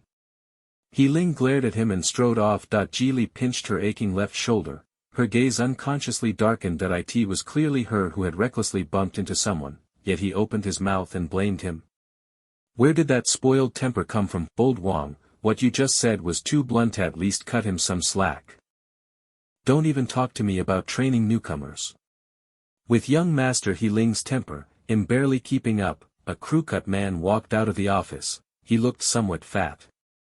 Who has the spare time to train newcomers? As he spoke, his gaze happened to land on Ji-Li. Ji-Li was dressed very simply today, and having rested enough and adjusted well over the past few days, he carried an unmistakable fresh, neat youthful look. The crew-cut man looked surprised. His earlier impatience shifted noticeably. Old Wang, who is this? He's the new guy I told you to bring, called Ji-Li. Wang Qiuhui lit a cigarette and stepped closer. He took a drag of his cigarette and, through the smoke, met the young man's gaze again, briefly introducing, Ji-Li, this is your new manager, Sun Yong. You can call him Brother Yong. No sooner had the words fallen than Ji-Li's brow twitched almost imperceptibly if he remembered correctly. In the book the manager who had urged the original to attend that special drinking party was named Sun Yong.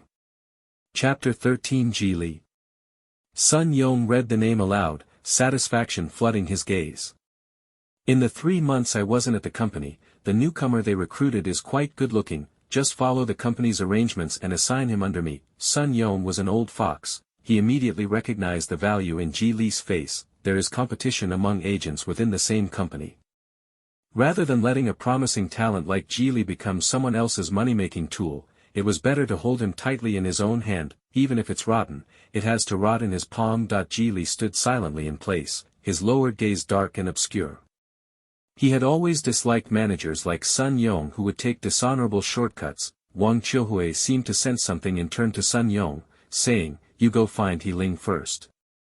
So he doesn't act rashly and make a mistake. I still need to talk more with Ji-Li. Sun Yong thought of that ancestor He Ling and his brow tightened again.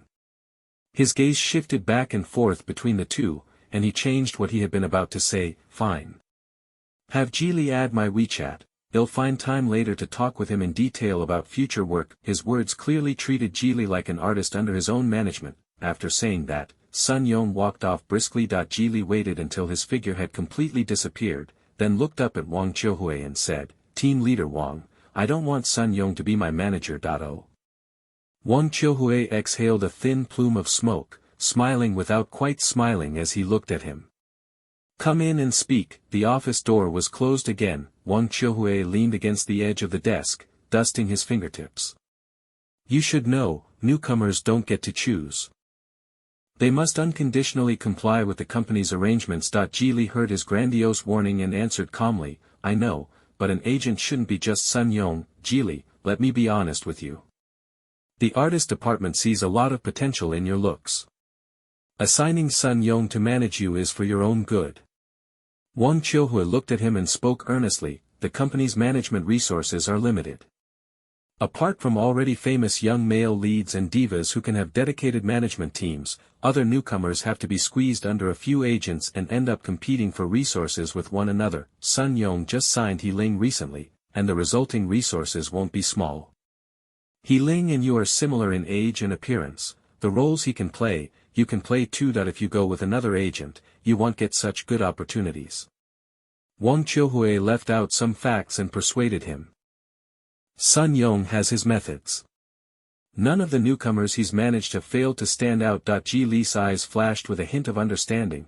She saw through it but said nothing. Veterans like Sun Yong pick on newcomers precisely because newcomers are easier to control. Besides, what other methods are there? The entertainment industry is full of quid pro quo climbs.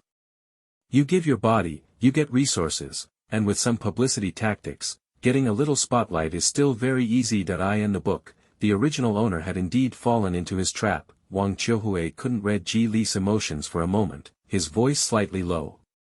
What? You still want agree? I want, but I don't have a choice, do I? Ji-Li spoke honestly, indeed, compared to He Ling, you have even less choice. Wang Qiuhui said bluntly, cutting off his way out. As a powerless, influenceless newcomer, Ji-Li understood better than anyone that aside from this face, he had no bargaining chips at all with the company. The original owner's first few film and TV resources were probably all fought for by the company and Sun Yong on his behalf. If he openly defied the company's decisions now, his future would likely be even harder. I understand. Ji-Li answered that he had ambition and talent, but he also understood the principle that eggs shouldn't hit rocks. In the book, the original owner was completely eliminated by the entertainment market because of poor acting and went down a road of no return. But Geely was different after all. He had once won trophies as a best actor. As long as he can pick the right scripts, a breakthrough will come sooner or later. Once he has some capital, it won't be too late to look for a good agent. As for Sun Young, does the other side think they can lead him by the nose? That's absolutely impossible. Good that you've thought it through. Wang Chilhui secretly breathed a sigh of relief and added a promise. Don't worry. As long as you make even a little splash, they'll discuss with director Song Lan and arrange a dedicated agent for you. Geely didn't care about that and got straight to the point. Will Sun Young be in charge of arranging all my upcoming film and TV work? The company has suitable resources. They will be recommended to you through him. Geely nodded and left the office without any attachment.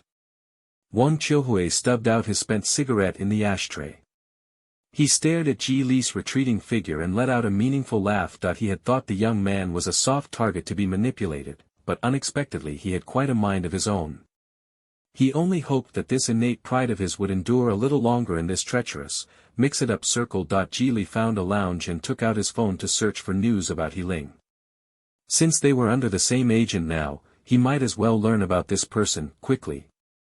His photos and profile popped up. Heling had the kind of common handsome looks that might stand out to an ordinary passerby, but among the heap of handsome men in the entertainment industry, he seemed ordinary. But Sheng's advantage was that Heling's face was highly malleable. He had taken part in an idol competition show last year. Compared to his off-duty looks, each stage makeup look could give people a different sense of surprise: cute, handsome, sunny, devilishly charming, completely different makeup styles all worked on Heling, and none felt out of place. Heling gained a bunch of show fans from a few stage looks, but he tragically lost his spot on debut night, which even trended on Weibo at the time and harshly tormented a group of diehard fans. It's just a pity that Heling's original company was a small workshop that completely missed his post-audition boom. Instead, they frantically booked him for ads. Squeezing money out of fans and treating them like chives to be harvested. The entertainment industry moves fast, and even more so for an idol from a survival show like Heling. In just a year, he had already lost a lot of popularity. 4 months ago, he terminated his contract with his original company and was recruited by Sun Young to Dream Media. Heling didn't go back to the Singandance route. He took the lead male role in a youth idol web drama, which wrapped filming half a month ago, and he's probably been scouting for new film and TV projects recently. Footsteps sounded at the door. Geely looked up and saw Sun Young walk in carrying a black briefcase. He sat down across from him without ceremony and declared grandly, "The company put you under my supervision. Consider yourself lucky." Kid. As he spoke, Sun Young appraised Geely's appearance again. He had mentored many newcomers, and it was rare to see someone who could attract attention with a bare face like this. If this face didn't become famous in the entertainment industry, there would be no justice. Although he thought that way, Sun Young still deliberately emphasized, "You should know, our company already has several rising young actors. I brought them up when they were newcomers. If you obediently listen to me, I guarantee that within 3 years you'll be able to establish yourself in the entertainment industry." Geely gave a perfunctory smile and asked, "So what film and TV resources do I have coming up?" Sun Young hadn't expected him to be so direct. After being startled for 2 seconds, he took 2 scripts out of his briefcase. One is a supporting male role in a costume drama, the other is either the lead or the supporting male in a youth drama. Pick whichever you like. In fact, both of those scripts had been the leftovers that Heling had passed on. Sun Youngji brought scripts for Geely to choose from in order to establish his authority in the young man's mind. As a newly debuted, unknown newcomer, being allowed to choose scripts on his first day under an agent who wouldn't be excited, who wouldn't feel lucky to have a good manager. Sun Young leaned back in his chair, pretending to observe the youth casually, but ended up greatly disappointed. Geely's calm eyes showed no ripple of emotion. He gathered the 2 scripts onto the desk and said, "Okay, I'll take a look." Just like that, not even a bit of gratitude. Don't you think his manager has good connections? Take a look. Our company has invested in that costume drama, the production team is a bit better. Sun Young covered the discomfort on his face, secretly calculating in his mind, forget it, introverted and taciturn people are easier to manipulate, feed these supporting role resources for now. If they don't become useful, It's not too late to sell them off. Sun Yong looked at Ji, who seldom spoke, and was about to say more when urgent sounds came from the doorway. Brother Yong, young master, he is arguing with the crew in the studio and is furious, is looking for you. The person at the door was He Ling's assistant. He had just been scolded by He Ling for no reason and, still upset, was wearing a glum face. Sun Yong frowned, cursing under his breath, this little ancestor, where did he pick up that young master attitude? Am his manager, do I have to pamper him every day? Despite his words, he still stood up. He Li may have a bad temper, but he pulled in a lot of perks in daily life. Sun Yong didn't want to let go of this cash cow just yet. Ji Li, you decide for yourself.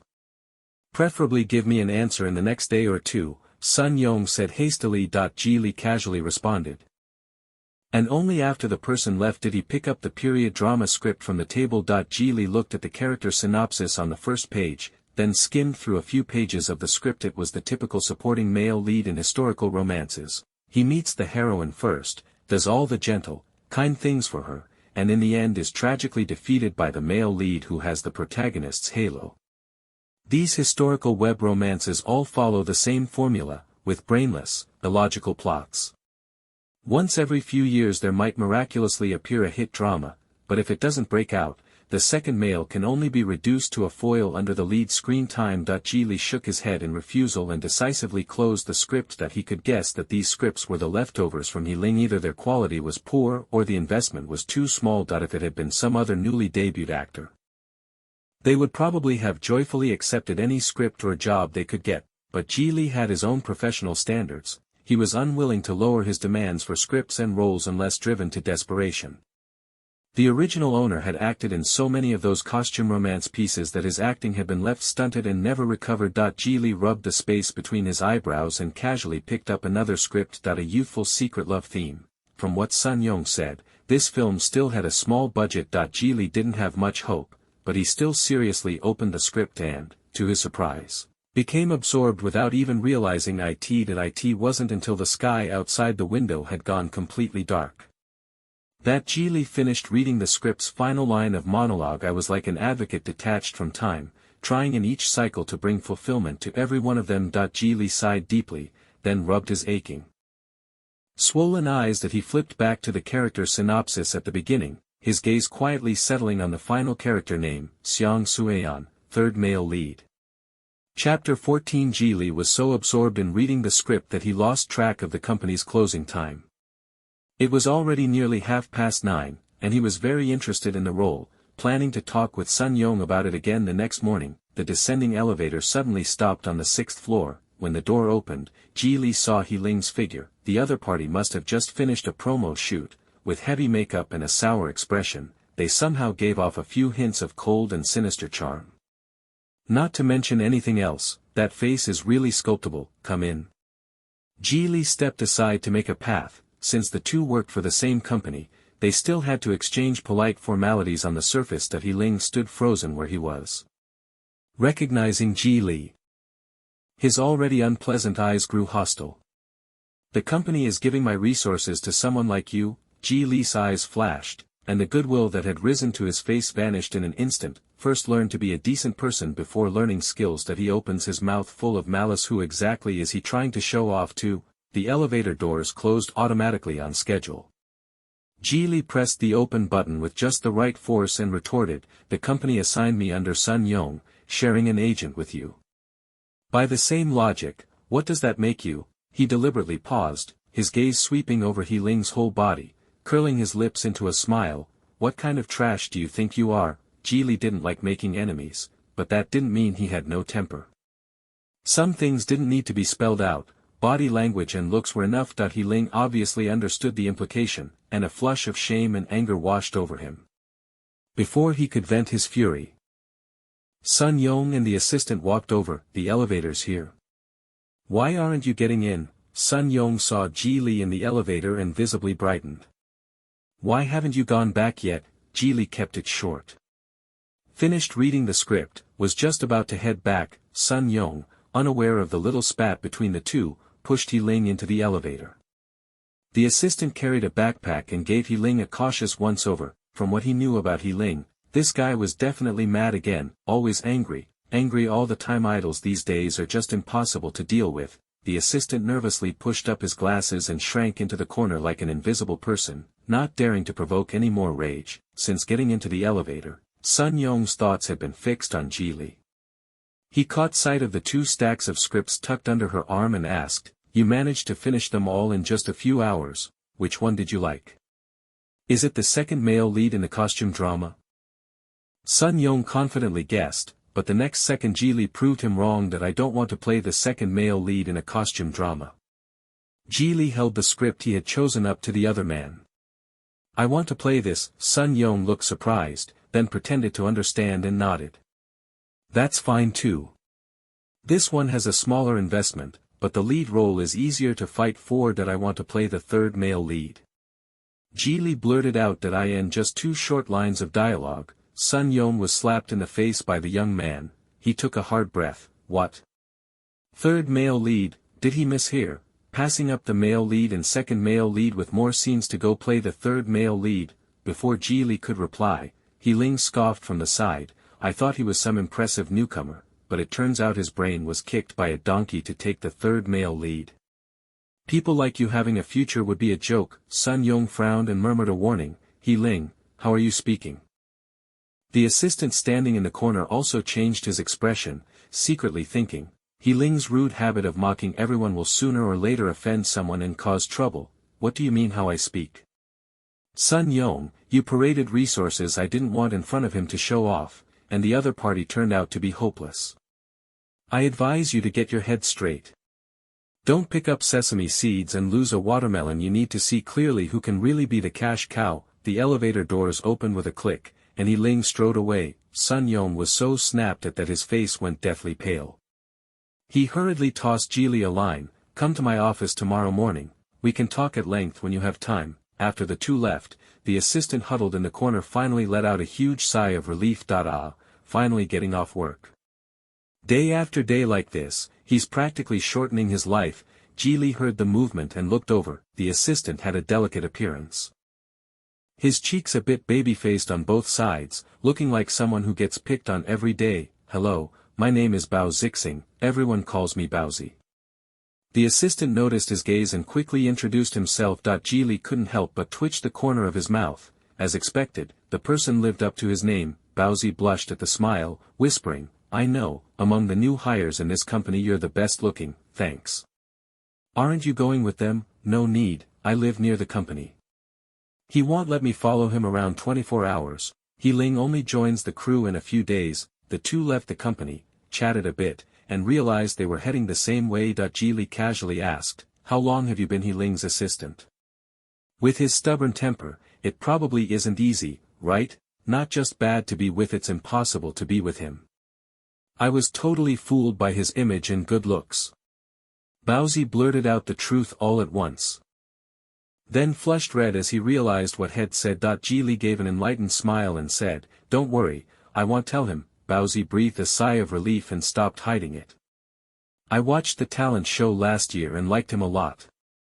Later I heard he was going to sign with Dream Media, so I came to the company to interview for an intern agent position." Baozi was both lucky and unlucky. After joining the company, he was successfully assigned to Ling's team, but due to lack of experience, he was actually demoted straight to an assistant position. As a fan of Ling, Baozi felt being a personal assistant wasn't a big deal. But in less than a month, his fan filter completely shattered, and he was almost turning from fan into hater. Ling's temper was simply awful. Riding on a bit of popularity and backing from some capital, he dared to speak up and offend people at every turn. Later I found out the rumors that had come out about the competition were true. Baozi sighed that Ling's foul mouth offended some big shots in the talent show production team, which is why he was blocked from his debut night. Not only that, he was boycotted by insiders in the talent's house circle. Afterward many idol-style programs wouldn't let him participate. Ling's fans were unaware and blamed the original company for everything, thinking the company was restricting their brother's career. Ji thought of Baozi's position as an assistant and didn't press further.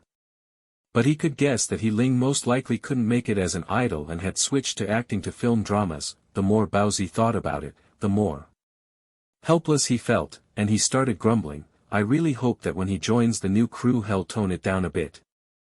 Otherwise I'm always the one taking the blame and going to apologize with a straight face. As an assistant I have no rights. What drama is he joining? Geely asked. An ancient costume drama adapted from a novel IP. He's playing the male villain lead, the typical beautiful, strong, tragic type, Baozi said. What he didn't dare to reveal was this: He Ling privately slipped 30 million to the production. His getting this role was essentially him buying his way in. Geely nodded, feeling no envy that He Ling had the capital to secure an important role in the historical IP drama, while Geely had likewise lucked into a high-quality film script. For an actor, every role requires its own opportunity. I am here. Geely stopped beneath the dormitory building. Okay, then goodbye.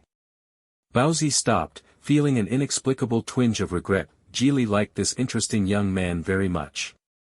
Good night. Baozi watched Geely go up the stairs, although they hadn't talked much.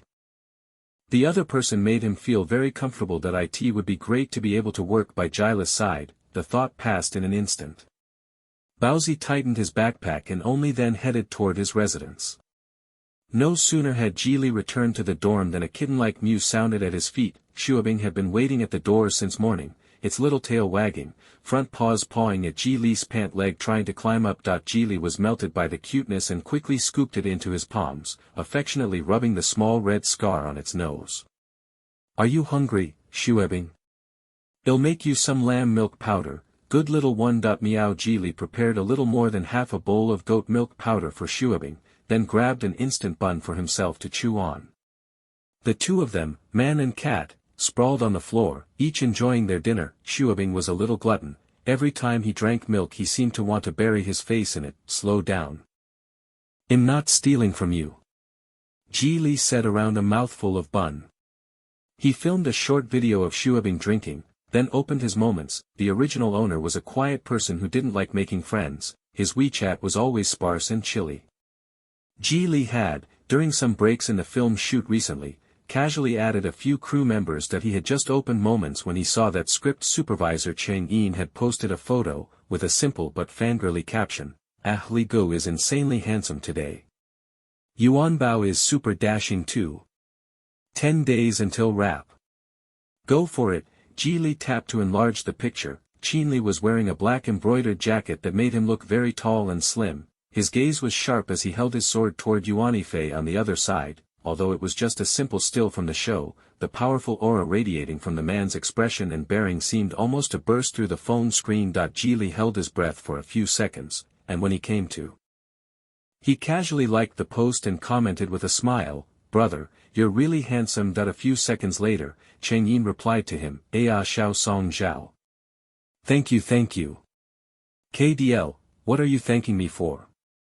Geely didn't understand the meaning of the last 3 letters, so he simply put his phone away and went back to teasing the cat. The next afternoon, Geely met Sun Yong in the company office. He Ling sat on the single sofa, still holding a thick stack of scripts. Seeing Geely, he deliberately flung the scripts down heavily onto the coffee table. What a disappointment. Geely glanced at the large title on the front page of the script. His eyes flickered as if he had recalled something. Sun Yong shot a look at the sulking He Ling, then called Geely over to him. Since we have some time now, tell me, how did you end up muddled into choosing the third male lead? I read the entire script. The details are solid.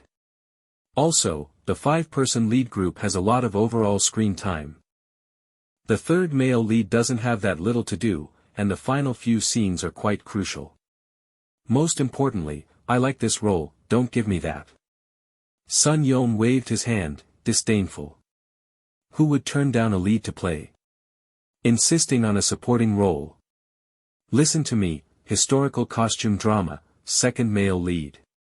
They'll find a way to negotiate it for you. Skip the audition and join the crew directly. Filming should start around the end of the month. He didn't have time to read the whole script. He only knew that Geely, as a newcomer playing the second male lead in a costume romance, wouldn't be at a disadvantage at all. I told you, I want to play the third male lead in the film. It's a good role. Geely insisted on his idea. Sun Yong saw he wouldn't listen and his brow instantly furrowed. He replied evasively, I'm your agent, would I harm you? This film doesn't have enough investment, the production said they'll need at least another 2 months to prepare. You're just going to sit at home picking your toes for those 2 months, Geely answered, I can wait. As long as it doesn't clash with other projects, in those 2 months I can take on some suitable, distinctive small supporting roles. Geely trusted his own judgment, as long as the film was properly made according to the existing script, it would surely earn a good reputation after release. Sun Young saw he wouldn't let go, and his face darkened that he had thought it would be easy to handle, but he hadn't expected him to be a hard bone who stubbornly stuck to his views. Shut up, if he's willing to wait. Then let him wait. He Ling took off his sunglasses, his eyes openly mocking. What an idiot. Film production and preparation take a long time, and the box office buzz only lasts for about a month, not like those ancient romance web dramas that are produced quickly and can air 3 or 4 months after wrapping, with a longer afterglow. Besides, a youth-themed movie. It looks like a flop. Geely had willingly degraded himself, happy to take a role that made the least profit. What was the point of stopping him? He had previously thought the company was fighting to push Geely and compete with him. Now it looked like they were just worrying needlessly. He Ling caught sight of the script on the table and suddenly had an idea, deliberately mentioning, Yong Ji, my new drama is still missing a double, isn't it? Since you said Geely looks pretty much like me and he has a free slot, let him be the double. Saves the crew the trouble of finding someone. The thought of turning the newcomer the company favored into his own body double gave him a private thrill. It's only a bit over 2 months anyway, the double can still get the crew's pay. He Ling looked at Geely, unable to hide the malicious humiliation in his eyes. Geely, what do you think? Sun Yong fell silent, weighing the feasibility of the proposal. Since Geely won't follow my arrangements, they'll let him suffer a bit in secret to blunt his sharpness. He's a newcomer anyway, he has a long future, so we can afford to wear him down at the start. Faced with He Ling's verbal provocation, Geely merely looked back down at the script on the table. He checked the bold title on the cover once more, then suddenly revealed a knowing smile. Fine, I'll join the crew as your body double. Chapter 15. Geely agreed too abruptly, causing both He Ling and Sun Yong to be stunned. Sun Yong stepped forward, incredulous, and asked, what did you say? You're willing to join the crew as He Ling's stand-in? What on earth was going on in this person's head? Insisting on taking the male third lead would be one thing, but He Ling was clearly humiliating him by offering the role of stand-in, and yet he agreed without a second thought. Of course I'm willing. Geely's gaze flicked to He Ling, deliberately pressing, being He Xiao's stand-in, the pay for a day's shoot shouldn't be too shabby, right? At least it should be on par with stand-ins for top-tier actors. He Ling fancied himself worth a lot. If the stand-ins' pay were too low, wouldn't that be a blatant slap in his face? Thinking this, Geely smiled even more brightly at He Ling. They say you shouldn't hit a smiling face. He seemed to be flattering He Ling, but in fact was deliberately making it impossible for him to save face. Young master you don't intend to renege, do you? The young man was not embarrassed as one might expect. Instead he was setting a trap for him, openly and covertly. The satisfaction in He Ling's eyes vanished completely, but he had to save face and reply, what's there to renege on? I'll have someone contact the crew later. You'll join the crew with me then. Fine. Geely was very pleased with He Ling's answer. He turned to Sun Yong and said, please arrange it. I'll start as a body double for the crew, once the film side finishes preparations. I'll join the shoot. That if you need someone to audition for the third male lead, I can be available anytime. Sun Yong heard those words and felt the anger trapped in his chest, neither rising nor falling. That if it were any other newcomer, they'd never dare go against their agent's instructions. But Geely was different. She turned things around and had him, the agent, perfectly arranged. Suit yourself. Act tough now, you'll suffer for it sooner or later. Sun Yong said in a low voice that He Ling's upcoming role in the production was the villainous male lead, which also included a lot of martial scenes. Given how precious that guy's body was, more precious than the heavens, any dangerous scenes would definitely go to a stunt double, passing up an easy supporting role. Insisting on being the hardest working, most exhausted stunt double instead, completely like his brain had been kicked by a donkey. If there's nothing else, I'll be going first. Geely ignored his dissatisfied look and left the office with unusual ease. He was willing to do so for a reason, of course, back at the dorm, Ji Li immediately went online to look up the relevant information. The costume drama He Ling was about to film was called The Young Strategist of the Grand Sect, adapted from the well-known novel The Grand Sect's Shadow.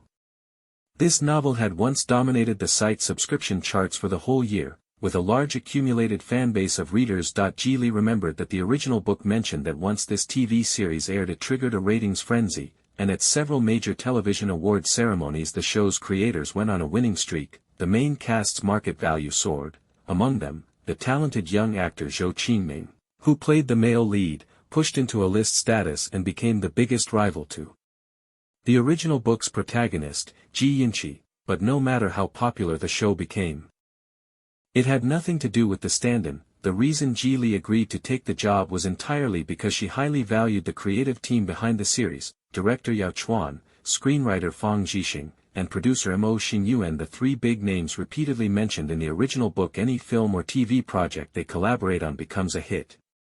Even the lead character Ji Yunqi's debut film The Movie Special Operation was created by them. Ji Li is well aware of his current situation, the idle style resources the company provides will not be enough going forward. He needs the right opportunity to meet a large number of high-quality connections in the film and TV industry. He Ling's portrayal of the villainous male lead likely means the role will have significant screen time. Although Ji Li only served as a small stand-in, it was enough for him to legitimately get into the production crew and, incidentally, gain another opportunity to make connections. Ji Li thought happily to himself. The script hadn't been handed to him yet, so he could only read the original novel for now to tide himself over. The dynasty in the Great Sect's dark shadow is fictional. It tells of a period during the Great Sect years when brutal murders suddenly erupted across the land, and the officials who took on the investigations invariably met murderous fates. At the time of foreign invasions and national turmoil, the court had no choice but to seek help from the leader of the martial world, the Tianxia Pavilion, and the group of 4 protagonists was formed under such circumstances. The main cast investigated cases and pursued the truth, and along the way they encountered a man in black, Xia Yan. He was highly skilled in martial arts and saved them from danger several times. The original author was good at setting hooks, court turmoil and the pleasures of the Jianghu intertwined, and the several plot twists kept Ji Li thoroughly entertained. Later, the protagonists discovered Xia Yan's true identity. He was the Jin King who had been deposed 5 years earlier.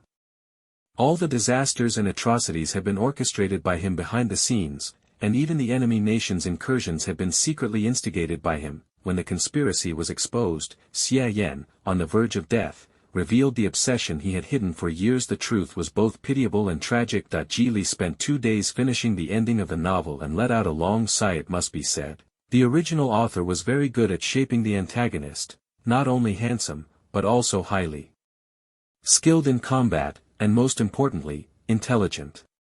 Even when his villain identity was exposed at the end, the sudden revelation of past truths made readers shed a torrent of tears. Ji Li browsed the book's comments section and found that Prince Jin Xia Yan was the most discussed character. No wonder He Ling was willing to give up a lead role and buy into the production to play such a villainous male lead. Xia Yan was already a perfect character setup.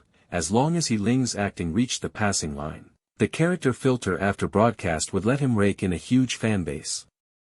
10 days later, Ji Li officially joined the crew alongside He Ling. In fact, the film The Great Clan Young Strategist had been shooting for nearly a month.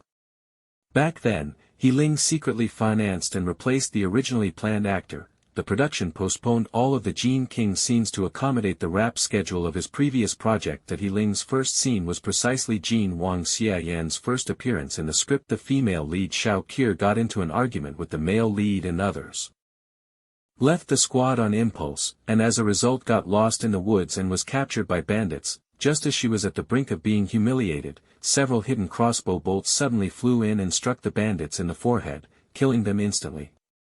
After the danger was over, the bolt-wielder Xia Yan leapt down from a tree trunk and made a handsome, dashing entrance. This scene wasn't difficult. In short, it was meant to shape the audience's first impression of the character Jin Wang, agile and graceful, looking like a celestial being.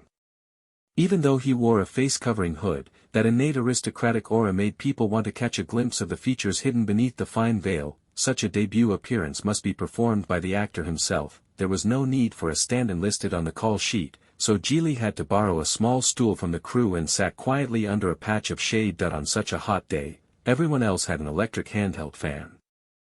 But Geely deliberately broke the mold, twirling a small folding fan in his palm and deftly flipping its leaves and ribs back and forth. Geely freed his other hand and, when he had a moment, scrolled through moments. Makeup artist Zhang Ming posted an update 5 hours ago. Happy rap.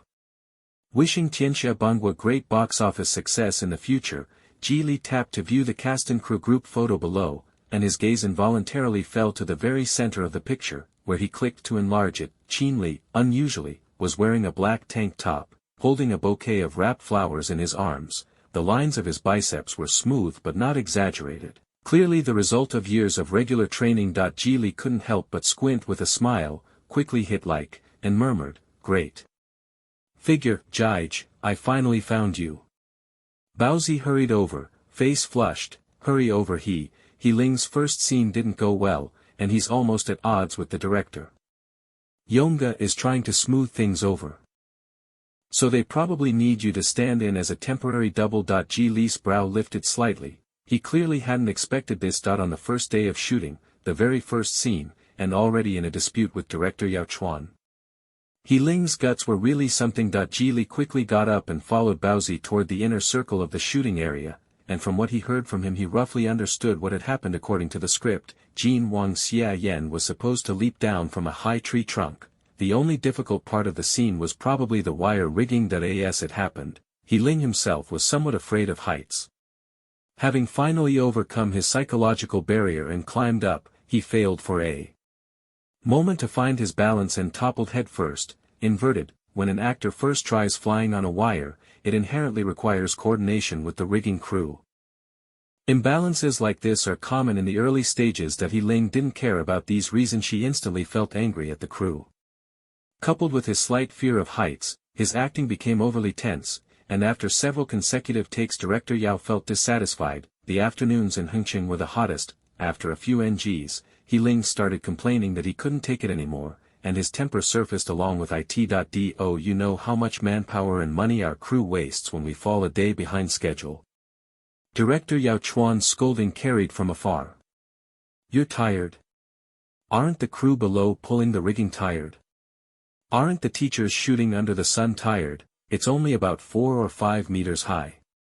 You've gone back and forth a few times and you can't take it. Do you think being an actor is that easy? Do you expect the whole crew to revolve around you? If you can do it, do it. If you can't, well, replace you. You haven't even hit the big time yet. And you already have so many problems."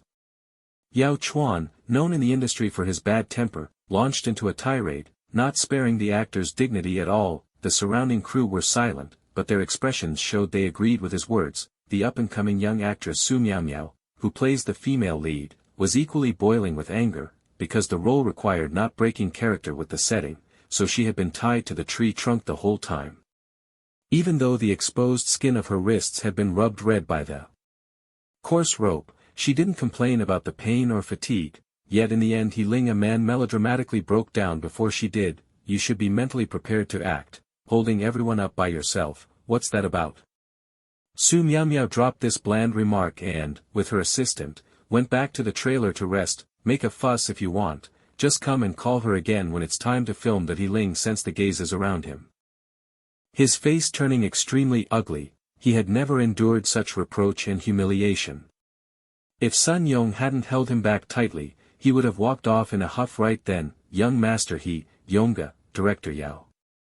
Baozi brought Geely over and called out to the group politely. Sun Yong was just as furious with He Ling. Upon seeing Geely, he had to force a smile at director Yao. "Director Yao, please calm down.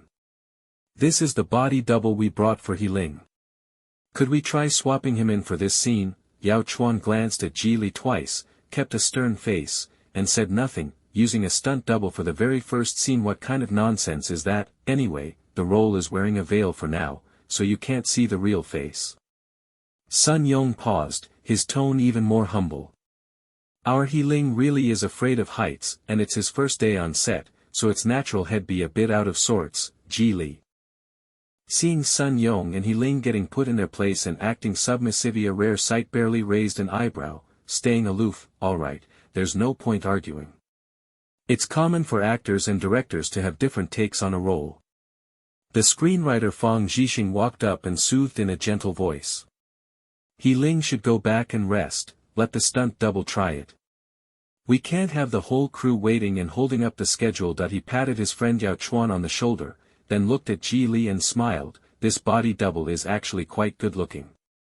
You go find the stylist now, forget it, have the body double get ready. Yao Chuan wasn't one to act on impulse either, the crew's schedule couldn't be delayed too much. All right. Ji Li bowed to the director and the screenwriter. The dispute was barely settled, and He Ling couldn't stay another moment. He turned and left. Sun Yong froze, his face extremely awkward. Director. I'm really sorry. I promise I'll go back today and have a proper talk with He Ling. I won't delay the subsequent schedule. Yao Chuan couldn't be bothered with him and called out, everyone's worked hard, go rest for now. Having been ignored in public, Sun Yong wished he could crawl into a hole. He hurriedly chased after He Ling, this ancestor. In the last small crew he lorded it over, it was one thing, but now he dares to throw a tantrum in front of a top director. Does he really think that because he invested in the production the director wouldn't dare do anything to him? Yao Chuan returned to his seat and let out a harsh breath. Zhixing, call Xing Yuan for me. I want to ask that producer what he was thinking, stuffing such an unreliable actor into my crew. What other reason could there be? Money and caprice. Fang Zhixing sat beside him, though he didn't feel any better inside. As the screenwriter, he knew exactly what made the role of Xia Yan compelling. The part only became more crucial as the story progressed. If everyone else kept ending up like He Ling today, the character's impact would likely be greatly diminished. Just as the two sank into silence, the production coordinator suddenly dashed over excitedly. Director Yao. Teacher Fang. Teacher Qin Li has arrived. Chapter 16. Qin Li, dressed casually, walked over. Yao Chuan and Fang Zhixing exchanged a glance and, as if on cue, stood up in delighted surprise. The former put an arm around Qin Li's shoulder and patted him. How do you have time to come? Has old Jing's film wrapped? Yeah, it wrapped at dawn. Qian said your crew is shooting nearby, so before leaving Hengcheng I came to check in on you big directors. Qin Li looked around and asked with a smile, I didn't interrupt you, did I? Is this break time now? In Qin Li's film and TV career to date, the only drama he starred in, Workplace Hunter, was the work of Yao Chuan and Fang Zhixing. Back then, he even won the Best Actor trophy thanks to that series. Yao Chuan recalled the earlier farce, and the recently relaxed crease between his brows tightened again. Don't mention it. That producer Xing Yuan is unreliable, shoved a rookie into my cast who's afraid of hardship and hard work. After doing a few wire stunts he quit. Qin Li disliked that kind of attitude on set more than anything. Come on, drinks for everyone. Qian strode over with long legs, followed by several assistants, each carrying a large box in their hands. Thank you, Brother Qi, thank you, Brother Li, long live Teacher Qin Li. The crew's cheers rose up. Qin Li had never been fake within the circle, which was why he had built up so much goodwill and a good reputation. Hearing the laughter around him, Yao Chuan's irritation finally eased completely. You're not even in our crew, why would we want you to spend money? Of course, it's just pocket change. Shall we go sit and talk? Yao Chuan asked. Qin Li nodded. And the group went under the director's tent. Ji Li hadn't expected that his stand-in actor would be put to use on the very first day. Now he could only sit obediently in the chair while the stylist fiddled with his wig. Does this tightness feel uncomfortable? The stylist stared at that handsome face in the mirror, feeling a thrill of joy inside. She swore this was by far the most handsome stand-in she had ever seen, handsome enough to completely replace the real He Ling. No, the wig isn't uncomfortable, Ji Li said, giving her a polite smile. The stylist was intoxicated by that smile, pretending to be calm as she asked, why become a stand-in? With your looks, you could easily sign with a company and debut. I and He Ling are from the same company, but I don't have any roles at the moment, so I came along with him to see how a big production works. Ji Li answered simply. The stylist nodded thoughtfully. that He Ling had brought funding to join the production was already an open secret in the crew, and after acting like a diva on his first day, the stylist didn't have a good impression of him. Geely clearly looked even more outstanding and was modest and polite by nature, yet could only be an unnamed background extra in the troupe. This entertainment industry is truly pragmatic and brutal, the stylist felt a sudden twinge of regret. After tying Geely's hair, she came around to the front and said, "The stage manager hasn't started rushing yet. He'll put some proper makeup on you." "Makeup?" Geely temporarily put down the script, somewhat surprised. "In just a body double, and in this scene I have to wear a hood. Besides, doubles aren't supposed to have frontal shots, and it's even rarer for male doubles to get makeup." "It's fine. Just sit down. I'll do a quick touch-up." The stylist hid her selfish motives. People in her line of work were all looks obsessed. From her years of experience, Geely was definitely an uncut gem. If she prettied the young man up a bit and a bigwig from the production liked him, maybe he'd get cast in a lead role. She was doing a good deed, or at least that was how she justified it to herself. Before long, the stylist felt that her decision had been a bit presumptuous. Only when she looked closely did she realize that with such a divinely handsome young face, where was makeup even needed? His skin seemed soaked in milk. How could it be so fair and delicate? Not a single pore could be seen. His naturally dewy eyes looked both cold and tender, able to draw people in with ease. His lips were a pale red, the color just right. The most perfect detail was the mole on the bridge of his nose, a stroke of heaven. Because of that little mark, the youth's originally pure ethereal face gained a hidden touch of sexy allure that it made one want to commit a crime.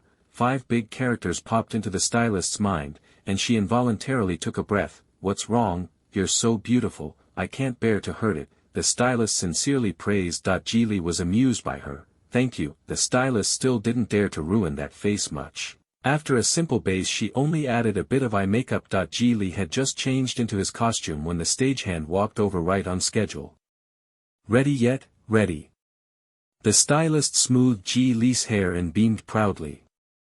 "Lin, what do you think?" The stagehand froze when he saw Geely in his period costume. They were clearly the same look, but the Geely and He Ling displayed were worlds apart. He Ling's modern look was striking, but once he put on the ancient costume wig, it lengthened his original face shape, and combined with that impatient expression as if everyone owed him money. He completely resembled a spoiled rich kid, but Geely's white-robed appearance was full of nobility. His delicate features looked very gentle, and the slight upturn at the corners of his eyes gave off a bit of sharpness, exactly the feel of the morally ambiguous Gene King. Unfortunately, no matter how well he fit the role, he could only be a stand-in actor. The stage manager pulled himself together and said, "Don't waste time. Come with me to the assistant director, run through the wire actions a few times, and once that's confirmed, well, find Director Yao for the actual shoot. The upcoming shoot can't have any mishaps, or it'll annoy the director again. You saw what happened with He Ling just now. Let's aim to get the take right on the first try when we officially roll, understand?" The crew chief demanded. Wire work was routine for Geely. He nodded calmly. Understood." After speaking, Geely put on his hood and followed the crew chief to the shooting spot, inside the makeshift sunshade tent. Qinli was chatting with Yao Chuan and the others. Suddenly, his peripheral vision caught a white figure in the distance. "Which actor is that?" Yao Chuan couldn't recall for a moment. "A stand-in, maybe." "What was their name again?" "Not sure, it's a production stand-in brought by He Ling," Fang Zhixing explained offhand, then looked at Qinli. "What's wrong?" "Nothing, just asking." Qinli hid his true thoughts. Since it was a stand-in, it probably wasn't the person he was thinking of. After a few minutes, the assistant director ran over. "Director Yao, they've finished rehearsing over there and have gone to fetch Miaojie. Do you want to start filming for real? We can't delay any longer." Yao Chuan nodded and hurried toward the monitors. Qinli and the others said nothing and chose to follow along to watch the commotion. The actress playing the female lead, Su Miao, had touched up her makeup and then moved up to Qinli, her smile unusually tinged with shyness. "Ligay. Long time no see." She had been a fangirl of Qinli long before her official debut. "Long time no see." Qinli smiled slightly. There was a chill of deliberate distance hidden in his response. Qian stood to the side, seeing through it but saying nothing. Her friend was the typical kind who appeared warm but was cold at heart. The whole entertainment circle praised his easygoing temperament, yet very few people could really enter his inner social circle. Meow meow, you go get ready for filming first. Yao Chuan interrupted, bringing up the matter of shooting. Okay. Su Meow Meow walked back to the base of the tree and let the props master tie her up. Her wrists were once again rubbed sore by the coarse rope. She couldn't help frowning. Is this stunt double reliable? Don't let them make me do 10 plus NGs again, or I won't be able to take it. Meow meow sis, you've worked hard today. The props master hurriedly offered comfort. The stunt doubles rehearsal just now went pretty smoothly. It should be fine. At this moment Geely had already been secured with the wire rig, leaning steadily against the tree trunk. His eyes, hidden beneath his cap, were tightly shut as he quickly cultivated the character's emotions, waiting for the clapper to sound. The on-site adjustments were made swiftly. In less than 10 minutes, everything was ready. In the woods, the mountain wind carried a whiff of blood. Shu Mayo's heroine, Shao Kier, had reddened eyes, staring at the bandit corpses on the ground in a state of shock. Not long ago, she accidentally walked into a trap in the woods. The thieves, seeing a woman, were intent on taking advantage of her and even tried to assault her on the spot. At the critical moment, several dark red arrow bolts were fired from above, striking those thieves in the forehead and killing them instantly. She was relieved to have escaped a disaster, but what followed was an even greater sense of panic. She wasn't sure who had secretly executed the killers, and feared that she might be the next to die. Su Meow Meow fought back the tears welling in her eyes and watched her surroundings warily. Who are you? Her voice carried a noticeable tremor, and even her bound hands kept struggling. The camera caught the real red marks on her wrists. Seeing this, Yao Chuan, seated in front of the monitor, showed a hint of admiration in his eyes. This is what a real actor should be like, unlike He Ling, the kind who has a stunt double even for a character's first appearance. That's utterly ridiculous. Lost in thought for a moment, a warm, pleasant voice struck everyone's ears. Sorry, it seems I acted abruptly and startled the young lady. The production used a dual approach of live sound plus post-production dubbing, and the moment that line appeared it completely captured Yao Chuan and Fang Zixing's attention. What sounded like a simple, ordinary sentence actually nailed the character with remarkable precision. Jin Wang Xia Yan appears mild on the surface but is deeply scheming at heart. Later in the script it's revealed that these bandits were all his subordinates in disguise. This chance encounter was staged by him on purpose, aimed at winning the heroine's trust as an entry point into the protagonist's inner circle. The subordinates thought it was just acting, but Xia Yan used their loyalty to mercilessly kill them. He had clearly only just killed someone, yet in an instant he could speak with feigned, tender words, even the endings of his sentences tinged with a faint smile. Anyone unaware of the truth could be deceived by that voice alone. A stand-in actor, could he have such command of lines? Yao Chuan immediately grew interested, his gaze fixed on the monitor showing the Xia Yan camera feed. Geely timed it perfectly and, with the staff's help, leapt down from the trunk. His posture was upright. The way he landed was relaxed and natural, as if he were a master of lightness skills, flawless in every respect. Dappled shadows fell across him, and the hem of his garment was lifted by the mountain breeze into a gentle curve. Geely landed steadily on the ground, neither to the left nor right in a spot with perfect light. In that instant, the gossamer white veil was lifted by the wind, revealing the youth's enviable profile hidden beneath the hood. Before everyone could fully take it in, the face was once again completely concealed by the white veil. The crew on site went blank for a moment, then suddenly felt an irresistible itch. Holy shit, this body double is incredible. That last second was just too perfect, not just perfect that he was practically the living, breathing Xia Yan himself. A look of delighted surprise flashed in Fang Zixing's eyes. As a screenwriter, he understood Xia Yan's charm better than most. Jin Wang Xia Yan's entrance had to be stunning, even mythic. Only then could the contrast with the final tragic ending resonate powerfully with the audience and readers. He was not only a heartless, ruthless villain, but also a vividly drawn tragic figure. In that brief second, others only saw Ji Li's profile, but standing directly in front, Su Meow Meow saw his whole face. She kept the emotions required by the scene on her face, but inside she was already howling. Oh, how does this stand-in actor come out already radiating an aura? With that looks, couldn't the crew have deliberately cast her to bring down the female lead? Miss, are you all right? Ji saw that the director hadn't called cut and was still in the role. His body leaned slightly forward as he reached to loosen the coarse rope around Su Mayomayo's wrist. The white veil on the brim of the hat brushed against the side of Su Mayomayo's face, sending a tingling sensation through her. She instinctively glanced sideways. Looking at the figure so close to her, the face hidden beneath the veil was faintly discernible, leaving endless room for imagination. Okay, it's fine now. Ji stared at the scrape on her wrist, his gentle voice laden with persuasion. Does this wound hurt? Do you need me to help treat it? It hurts. Su Miao couldn't help flushing.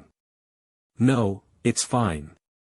I'm okay. When they first met, Xia Yan had been covertly flirtatious and deliberately close, and the rescued Su Miao had been attracted to him. The two actors' performances had been just right.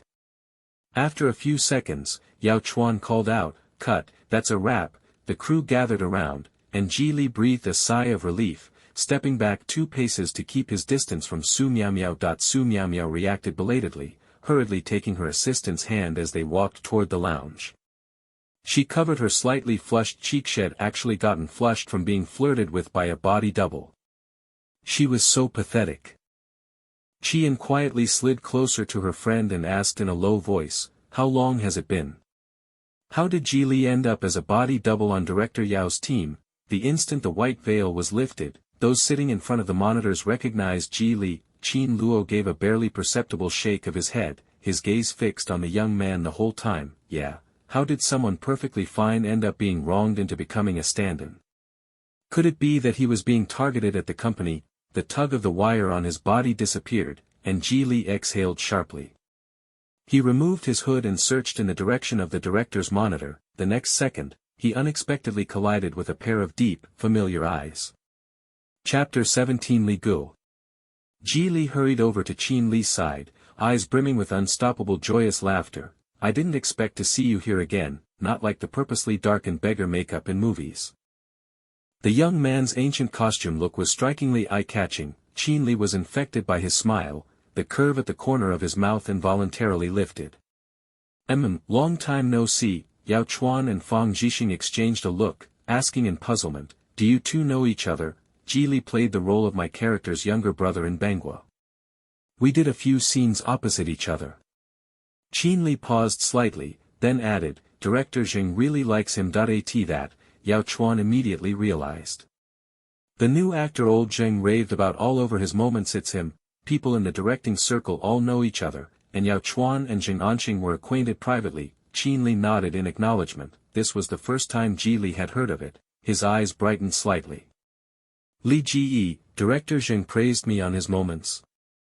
"When was that?" "It was the day you rapped." "Old Zheng rarely posts on moments. That day he raved about you quite a bit," Qian chimed in from the side. Having called a staffer to bring an extra chair, having watched that scene just now, Fang Zhixing had already equated him with Xia Yan in his mind. "Your name is Ji Li, yes." Ji Li introduced himself politely. "Director Yao, Teacher Fang, hello. My name is Ji Li, have a seat." "You handled that scene very well." Yao Chuan said, "Thank you, Director." Ji calmly sat down next to Qin Li, glancing at the monitor. "My veil seemed to get blown up by the wind just now. Did it reveal anything? Do you need me to redo a take?" "No need, I've already seen it." Yao Chuan had directed for so many years that he knew what the audience wanted to see. The close-up only showed a fleeting side profile, not enough to blow the cover. On the contrary, that subtle beauty the young man showed was strikingly affecting. Ji, I remember you're under Mengxiang Media. Qian took the gap in conversation to ask the question on his mind. "How did you end up here as a body double? Did your agency make you come? Sending a promising, talented newcomer to be a body double? That company was totally unreliable." Qin Li looked at the young man, and he too was concerned about the matter. Ji, afraid they might misunderstand, explained, "I've been cast in a film role, but the crew hasn't finished preparations yet, so I have an open period of a little over 2 months. That I heard the production team of the Great Sect Young Strategist is excellent, so I took this stand-in opportunity to join the crew, hoping to learn more and, incidentally, make some connections." Ji Li's answer was earnest and also very sincere. which newcomer entering the industry doesn't want to get involved with a major production crew? Who doesn't want to seize every legitimate opportunity to climb up? Yao Chuan chuckled softly, clearly well impressed by Ji Li. Qin Li curled his lip and, unusually, pressed the question, when you were on the film crew before, why didn't you ask me or director Zheng for our WeChats? Don't we count as good contacts? Why would that be? Ji Li retorted, smiling sheepishly. We only spent a short time together, and I was afraid you wouldn't give it. So I only added a few of the staff on WeChat. I checked the crew's updates through them every day. A newcomer who just debuted, wanting to add the film emperor on WeChat isn't that wishful thinking. Ji Li still had a good sense of reality, but since the other party brought it up first, could he try asking, Li Go, can I add you on WeChat? If there are any suitable audition roles in the future, could you recommend me? Ji Li looked at Qin Li imploringly and added, I'm a newly debuted newcomer, my rate is very cheap. The people around heard this and, almost in unison, chuckled softly. The young man leaned in slightly, his refined features were too eye-catching, and his gaze was sincere, as if even his fluttering lashes carried a plea. Qin Li's eyes darkened, nearly getting lost in the attraction of being so close. He had to straighten up. Of course you can. Qian noticed his friend's unusual behavior and raised his brows ever so slightly. As for Yao Chuan and Fang Zhixing, they just watched from the sidelines. They both understood that a newcomer unanimously approved by Qin Li and Zheng Anqing must be exceptional. It's just a pity Xia Yan had already chosen He Ling, otherwise they would have definitely pulled Ji Li into the crew. The onlookers who were secretly watching were already stunned. Ji Li worked with Legay. And right in front of them brazenly got Legay's private WeChat. Someone murmured, Ji Li is actually a signed newcomer with Dream Media. No wonder he looks so good. What's the use of being good looking? If you want to survive in this circle, you need capital, someone else whispered. Look, both from the same company. He Ling gets to be the villain male lead, while Ji Li is only fit to be an unseen stand-in. What's wrong with being a stand-in? In the same scene, Ji Li's impact is 100 times stronger than He Ling's, the stylist who had followed to the set interjected. Just wait and see. With Ji Li's face, fame is only a matter of time. While everyone was talking, a crew member ran up to Yao Chuan to report, Director Yao, there's been a problem with Group B's shoot. Conservatively, it'll take another 2 hours before they can move their set over, because of the needs of the script. Today's shoot was split into 2 units. Unit A was the initial encounter scenes between Su Miao Miao and He Ling, while Unit B handled the everyday scenes of the male lead and others. Yao Chuan heard this and furrowed his brow again. This is dragging on far longer than we expected. Look, should we move tomorrow's action scenes up? The production assistant suggested, then looked at Ji Li and said, He Ling's camp said from the start that all his action scenes have to be done by a stunt double. Ji Li heard the exchange and spoke up, Director Yao. I have no problem with that. I can cooperate with the shooting schedule at any time. Anyway, he was already wearing the mask and had changed into his costume. If they could shoot one more scene, they might as well. Yao Chuan considered for a moment. Are the fight coordinator and the extras all here? The stage manager answered, they're all here. The fight coordinator said it's Fanny can teach the fight moves on set in time. Okay, hurry and take Ji Li to get ready. Yao Chuan glanced at the time and added, tell Group B not to come over after they're done. Finish the rest of the schedule tomorrow, stage crew, please. Ji Li quickly stood up, politely said a word to everyone, and followed closely behind. Qin Li waited until he left, then put on a serious expression and asked, which actor is Ji Li standing in for? Where is that actor himself? Originally the affairs of this crew had nothing to do with him. But thinking that the young man could only be forced to serve as a stand-in left him feeling vaguely uneasy. Fang Zhixing saw he cared, so he ran through the matter with him. He's also an artist from Mengxian Media, named He Ling. According to Xing Yuan, he approached us himself. Compared with ordinary rookies, He Ling was more popular and handsome enough. Most importantly, he personally put 30 million into the production. Their drama contained many wuxia elements, and the court storyline wasn't the currently hot palace intrigue. These kinds of projects in recent years tended to flop. There's still a divide between the novel market and the film and TV market. Even if the original novel is strong, the investment they can secure is still limited. To make a high-quality piece, funds could only be spent where they mattered most. Producer Mo Xingyuan was essentially a businessman. he thought that as long as He Ling's acting was passable, the deal wouldn't be a loss for the crew. So he persuaded Yao Chuan and the others to accept. Unexpectedly, on the first day joining the crew, no one could judge He Ling's acting, but his temper was laid bare for all to see. Qinli picked up the script on one side and flipped through it, pretending not to care as he said, "Haven't you considered replacing him?" Coming to his senses, Qian was slightly stunned, then lowered his voice to stop him. "Qinli, you've never even met He Ling. You have to know, given Qinli's usual temper, he would never interfere in matters of another crew that don't concern him," and his words now clearly suggested replacing He Ling with Yao Chuan and the others. "A friend who has never met He Ling. If this got out, who knows how outsiders might twist it." Qin Li's face did not change. "If you want to make a good show, you can't be careless about any role. If there's clearly a more suitable, more cooperative candidate, why insist on choosing someone who throws a tantrum and isn't professional?" Yao Chuan and Fang Zhixing exchanged a glance. The latter lowered his voice and asked, "You mean replace He Ling and put Ji Li in?" Qin Li tightened his grip on the script and didn't say for sure. "There are so many good actors, casting still depends on you. This matter should still be decided by Old Yao and Xing Yuan," Fang Zhixing said, looking at director Yao Chuan. To be honest, he himself had a very good impression of Ji Li and was hopeful that Ji Li would portray Jin Wang Xie. But as a mere screenwriter, he had no real decision-making power over casting. Yao Chuan lit a cigarette, shook his head through the smoke, and said, "I'm afraid it's not that simple, because He Ling brought funding into the production. It was written clearly in the actor contract that, barring any force majeure, actors cannot be replaced. If the production side breaches the contract, they will have to pay double the penalty if they insist on forcing a replacement. The uproar it would cause would likely be significant. This matter needs to be discussed further with Xing Yuan and the others. During filming, I don't want to create too many unrelated problems." Although Yao Chuan had a tougher personality, he was still thoughtful. If they replace him with someone else, fine, but if they put Ji Li in, that kid will probably be targeted by He Ling within the company later on. Putting it more bluntly, actors and roles need time to click. He couldn't completely write He Ling off. As the director, he also had an obligation to help actors explore and shape their characters. Now that things have been brought to this point, Qin Li nodded, "If you need funding in the future, you can come to me." "Yeah, our Lixing Culture's IP investment department is just looking for places to spend money," Qian joked and replied. He and Qin Li had partnered to start a film company, signing countless established actors and veteran performers.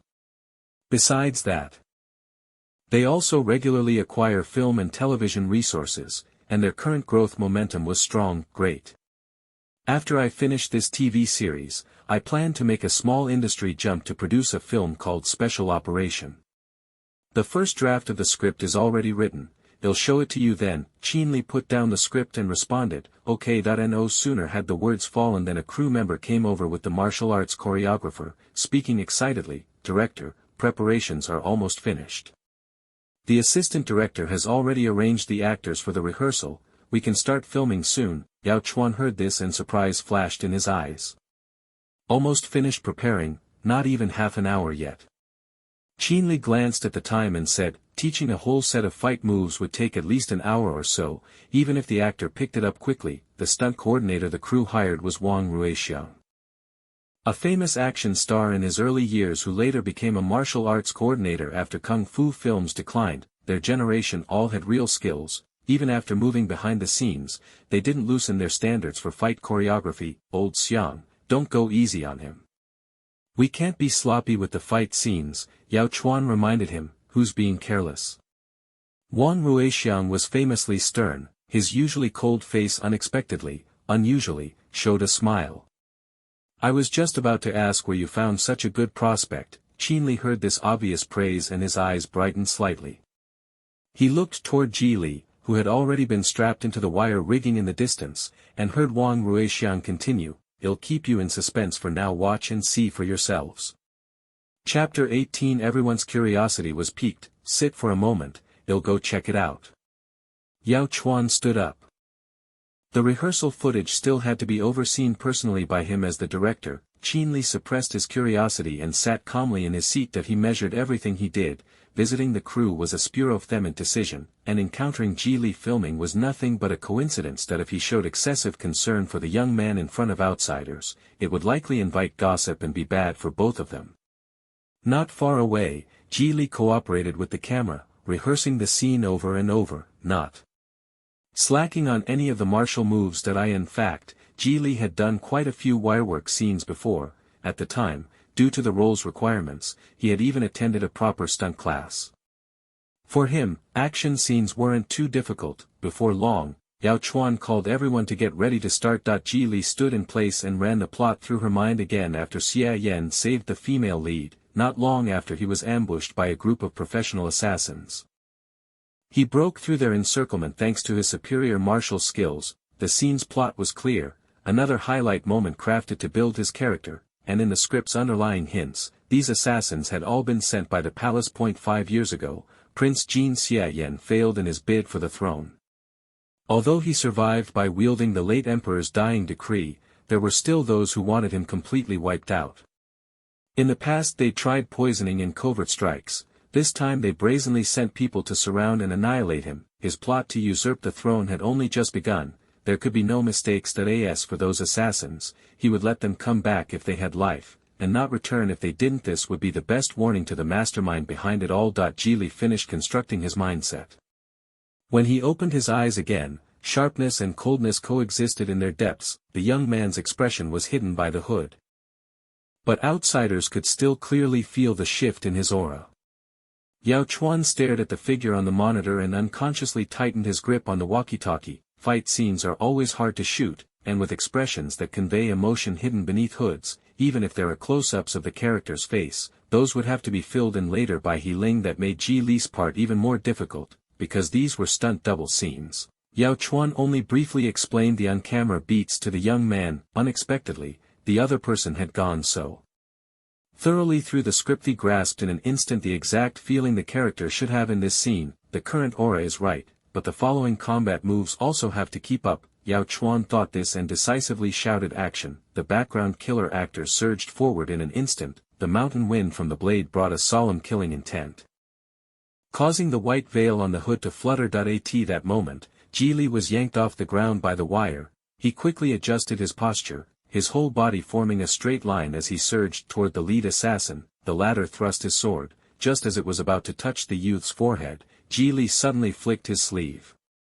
The specially made bone fan hidden in his sleeve twirled nimbly at his fingertips, the fan's surface blocking the sword's cold point and deftly levering the blade to twist. The sharp edge cut the assassin's throat, blood spurting out on the spot. Ji Li's body flipped gracefully in midair and landed behind the assassin. His pristine white clothes somehow remained unstreaked by a single drop of red. Everyone watching were stunned by the sight. Several crew members looked as if their mouths could fit in egg thighs. Is this something a normal person can do? Ji Li was suspended on a wire, so there must be some tension, right? That whole sequence of moves would be hard to film even over multiple takes, so how did he change his posture on a dime? As if he had innate martial arts, each move was perfectly timed, and his coordination with the stunt performers was utterly seamless. Qin Li's gaze left the monitor and fell on the young man being filmed, his eyes gradually fixed, growing deeper and deeper. Wang Ruixiang has always pursued perfection in action scenes.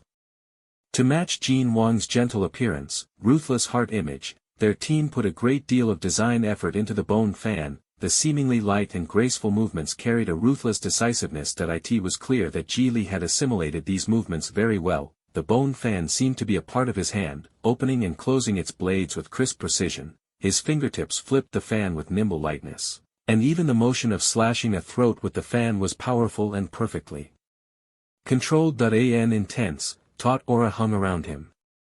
Yet his superior physique remained completely unrestrained. With every move Ji Li made, the shock in everyone's eyes increased a notch. The last martial arts extra charged forward. Ji Li leapt up and hooked his neck with a scissor kick. One striking and one subtle movement were executed simultaneously. Ji Li, half in the air, performed a leg clamping spin, and the extras cooperated by turning their bodies to the side, falling as if their necks had been violently twisted off. The high difficulty moves at both the beginning and the end were perfectly absorbed. Martial arts choreographer Wang Ruixiang couldn't help clenching his fist and shouted, good. He had expected this fight scene might be shot with ease, but he hadn't imagined it would go so smoothly. The crew on set were completely stunned. Someone instinctively covered their own neck and said, "Did Geely use cheats? He couldn't have actually killed someone, right? What nonsense. But he's just too cool." The male crew member was also captivated by him. "Amazing, amazing, I finally believe the novel's claim that Xia Yan's martial arts are top-notch." Fang Zhixing looked at his longtime friend and couldn't help but say what he really thought. "Old Yao, if it's possible, I'd really like to have Geely play Xia Yan. No one is more suitable than him." Yao Chuan glanced at him and let out an incredulous sigh that he had thought this action scene would need to be shot in several takes, but the young man's performance completely exceeded his expectations. Geely lightly landed back on the ground, and the hood he normally wore so securely suddenly fell off. The young man had his hair tied in a simple ponytail, the top tightly bound with a long white ribbon. The ceaseless mountain wind lifted his 3,000 strands, sending the white ribbon fluttering wildly around him, highlighting his ethereal handsome face. In that moment, it was as if even time itself slowed down. "Help. I can't take it." The onlooking stylist clutched at his chest and took several deep, hard breaths. "Ah, my God, there's another deity in this world." Someone nearby echoed that. "I think, even I, a man, am falling in love with him." "Go away, don't try to steal him from us." Geely was completely unaware of the other's discussion, simply lowering his head instinctively. He was a stand-in and couldn't show his face. "Cut." Yao Chuan finally spoke. Geely picked up his hood, inhaling remorsefully. "Director, do we need to reshoot?" Yao Chuan thought for a moment and said, "We need to shoot a few more close-up action shots, and as for that final landing, let's redo that as well." Geely received this expected answer and nodded calmly. He turned to face Levi's staff and bowed in acknowledgement. "Well, need to trouble everyone a few more times. What's a little trouble?"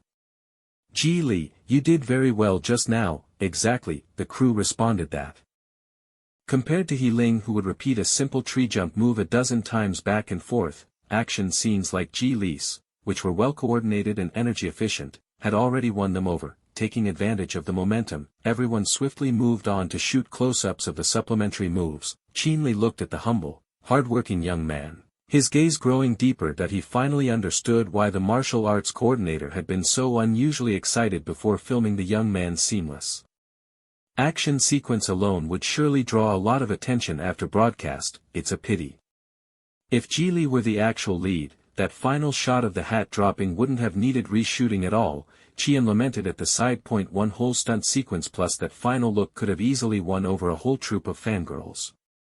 Now it's great when this drama airs. It'll only do favors for that idol actor called He Ling. Hearing this, Qin Li's brow furrowed. Indeed. Talented and hard-working actors struggle for years without success, while those with no acting skill reap huge popularity. As for the stand-ins hidden behind these actors, the hardship and toil are theirs, while the success and cheers belong to others. He had always understood the cruelty of this entertainment industry, but never for a moment had he felt so indignant on someone else's behalf. After a while, Geely returned from finishing the shoot. The long action scenes had left a thin film of sweat on his brow, but his eyes were as bright as ever. "Brotherly, you're still here." Director Yao invited us to dinner after wrap." Qin Li said, but his gaze suddenly froze on one spot. "Is your hand injured?" Only then did Geely belatedly notice a shallow cut on his right wrist, blood seeping out. He hurriedly rolled up his sleeve, afraid of dirtying the costume. "It's nothing, it was probably from just now during the fight scene." "What do you mean it's nothing? It needs to be treated." Qin Li interrupted with a frown at his casual tone. "So the wound doesn't get infected?" Geely was stunned by his serious expression, inexplicably overcome with a sense of helplessness. "Gge. I brought a little first aid kit, it'll help you treat it." Baozi popped up from Waknoshir. Geely looked over. "Baozi, what are you doing here? Has He Ling come?" Baozi moved closer to Geely, examining his wrist. "He Ling didn't come. He's been resting at the hotel and didn't need me. I was worried you'd be awkward alone on set, so I slipped over. Gge, shall we go to the makeup room? He'll take care of you and help change out of the costume and everything." Baozi had been an assistant for a long time and clearly knew what to do. "All right. Ji Li agreed and looked at Qin Li, the latter didn't stop him. Go on. After watching the other leave, Qian leaned closer to his friend and whispered, I've noticed you seem overly interested in Ji Li, don't you? Qin Li turned back, tone even. No. You're overthinking it, others might not see it, but I can. Qian clearly didn't believe him and probed, shall I try to persuade Ji Li to come to our company? Qin Li seemed thoughtful. I'm afraid you won't be able. How could that be? Qian arched an eyebrow, clearly unconvinced. Our Li Xing may have only been established for a few years, but it's well regarded in the industry. Besides, didn't he just ask for your WeChat? I think this kid probably has his eye on joining our company too. Qin Li smiled without giving a clear answer. What do you mean by that smile? Qian retorted. He was quite fond of Ji Li, a newcomer who combined looks and acting talent. If you don't mind, I'll ask him privately, do as you like. Qin Li's mouth twitched into a small smile. I can't stop Qian's manager from trying to get things done. Qian clicked his tongue. Why do I feel like you're setting me up? Not at all.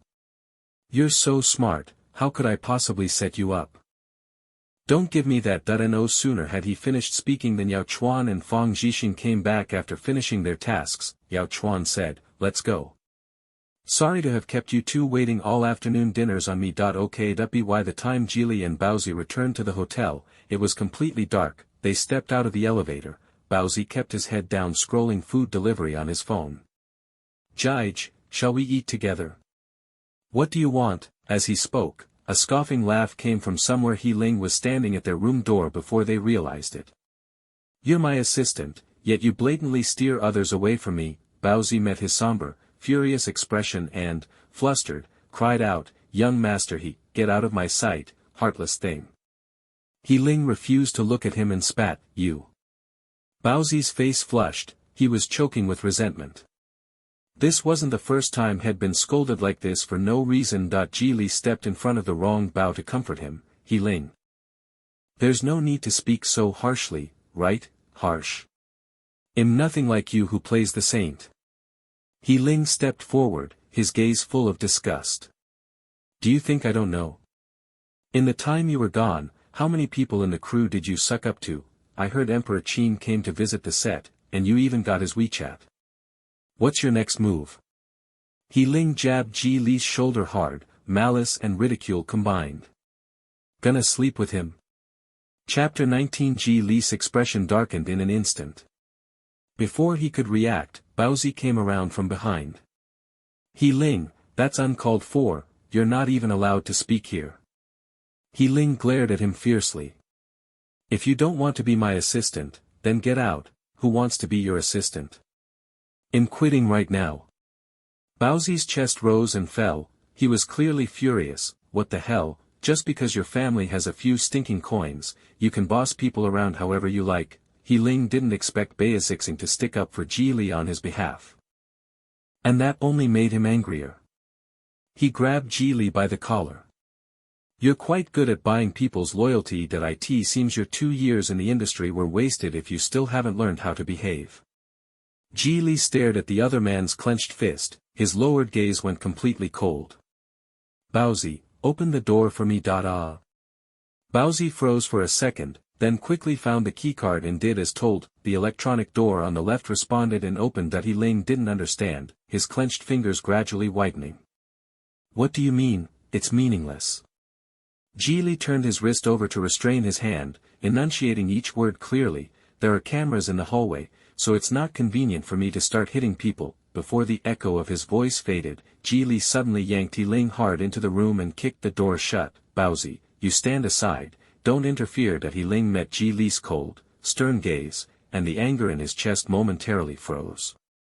Before he could react, Ji Li landed an elbow strike to his chest. Ugh. He Ling tasted pain and stumbled back. Ji Li gave him no chance to fight back, quickly hooking his leg to trip him. He Ling fell to the ground, the back of his head slamming hard against the floor. Using his body weight to pin him down, Ji Li grabbed the fruit knife from the table and, swift and precise, drove it to the side of the other's face. The cold edge of the blade hovered against his cheek, as if the slightest struggle would instantly slice the skin that He Ling sucked in a cold breath. Ji Li, you're crazy. Wielding a knife and injuring someone is illegal, it was you who first insulted me. Ji Li toyed with the knife handle indifferently, half smiling, half not. I didn't do anything to you, so how is that illegal? Do you know who stands behind me?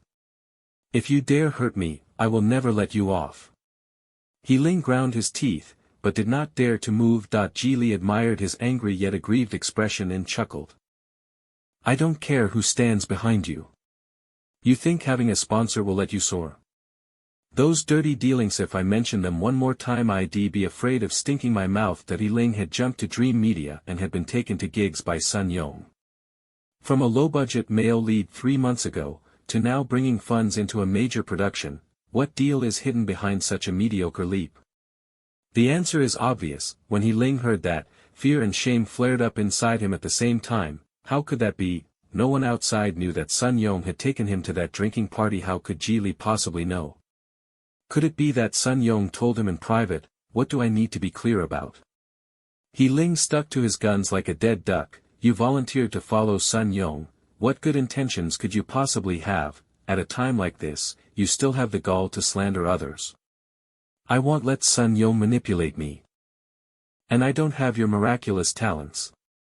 Ji Li's eyes darkened further as he slid the knife downward, cut the crap and apologized. A faint stinging ran through his neck. He Ling saw the other's eyes harden with deadly seriousness and even his breathing froze. Apologize for what? Don't be impulsive. Ji Li stared at him unwaveringly for a moment. Apologize to the bun first, then apologize to me. No one should have to put up with your foul temper. Baozi, who witnessed all this, felt the powerful aura emanating from Ji Li. Rather than feeling the slightest fear, his eyes were instead filled with admiration. Brother Ji is just too charismatic like this. Still wants He Ling to apologize to him. Woo! The pressure of coercion from the other side kept pouring in, and He Ling ultimately succumbed to the psychological pressure. I'm sorry, they're so thin it was like a mosquito's hum, barely audible. Speak up, I didn't hear you. Ji Li raised an eyebrow in displeasure. I'm sorry, is that enough? The gritted apology mixed with frantic knocking as Sun Yong shouted from outside, Baozi, are He Ling and the others in your room? Baozi startled, quickly turning a pleading look toward Ji Li. Ji Li nodded, stood up crisply and neatly. He Ling trembled as he touched his neck. There wasn't a trace of blood. When he met the faint smile at the corner of Ji Li's mouth, he understood in an instant that had been played. What had been pressed against him just now was only the back of the blade. He Ling got up from the floor, then sank onto the bed because his legs were still weak. When Sun Yongjin entered, he saw this scene. Ji Li leaned casually against the edge of the table, still peeling an apple. He guessed lips were pale, and he sat very awkwardly on the bed opposite him. What's going on here? Sun Yong asked. That he go is hungry and is throwing a rich kid tantrum. Ji Li was skilled. The apple peel came off whole without a break. He sliced off a small piece. Then offered it to He Go on the tip of the knife, smiling cleanly and kindly. Want some? He Ling felt an inexplicable fear, as if the other man would drive a knife into his throat the next second. He hurriedly shook off Ji Li's hand and, in a disheveled manner, threw out, get lost.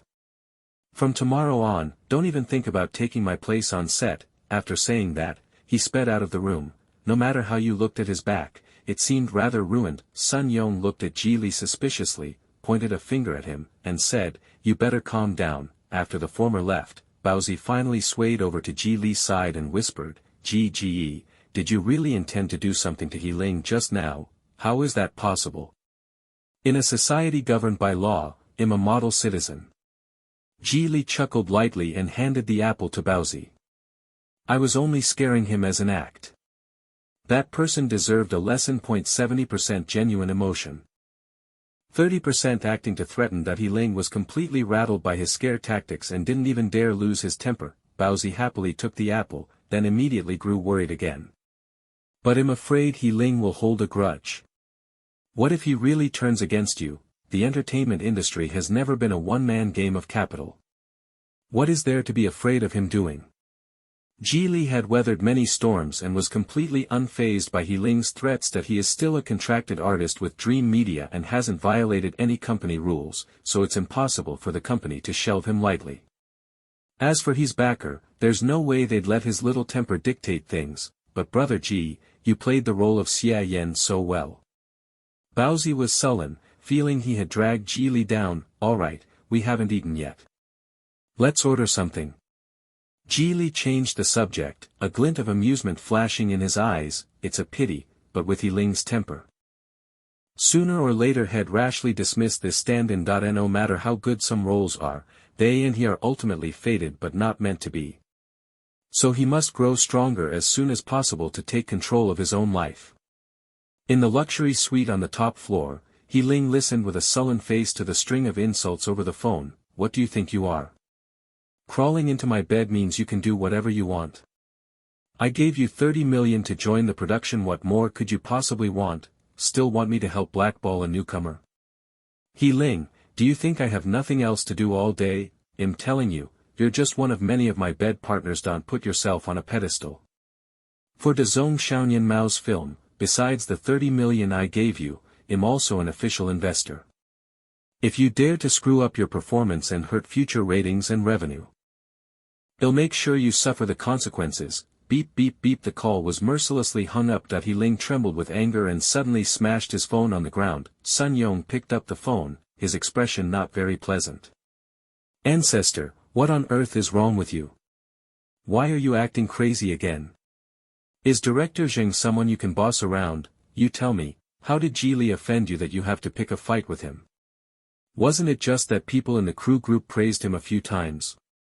He's a stand-in actor, no matter how well he performs, the one who benefits later is you. I am the lead opposite Xia Yan. If Li steals the spotlight like this, do you expect me to swallow my pride? He Ling shouted. Sun Yong indulged his temper, laying out the facts. You were the one who NG'd several takes and then threw a fit about leaving. Because of that, how many cold stares did I get from Director Yao this morning? He Ling splashed a few mouthfuls of cold water on himself and grit his teeth. Tell Li to go back to the company.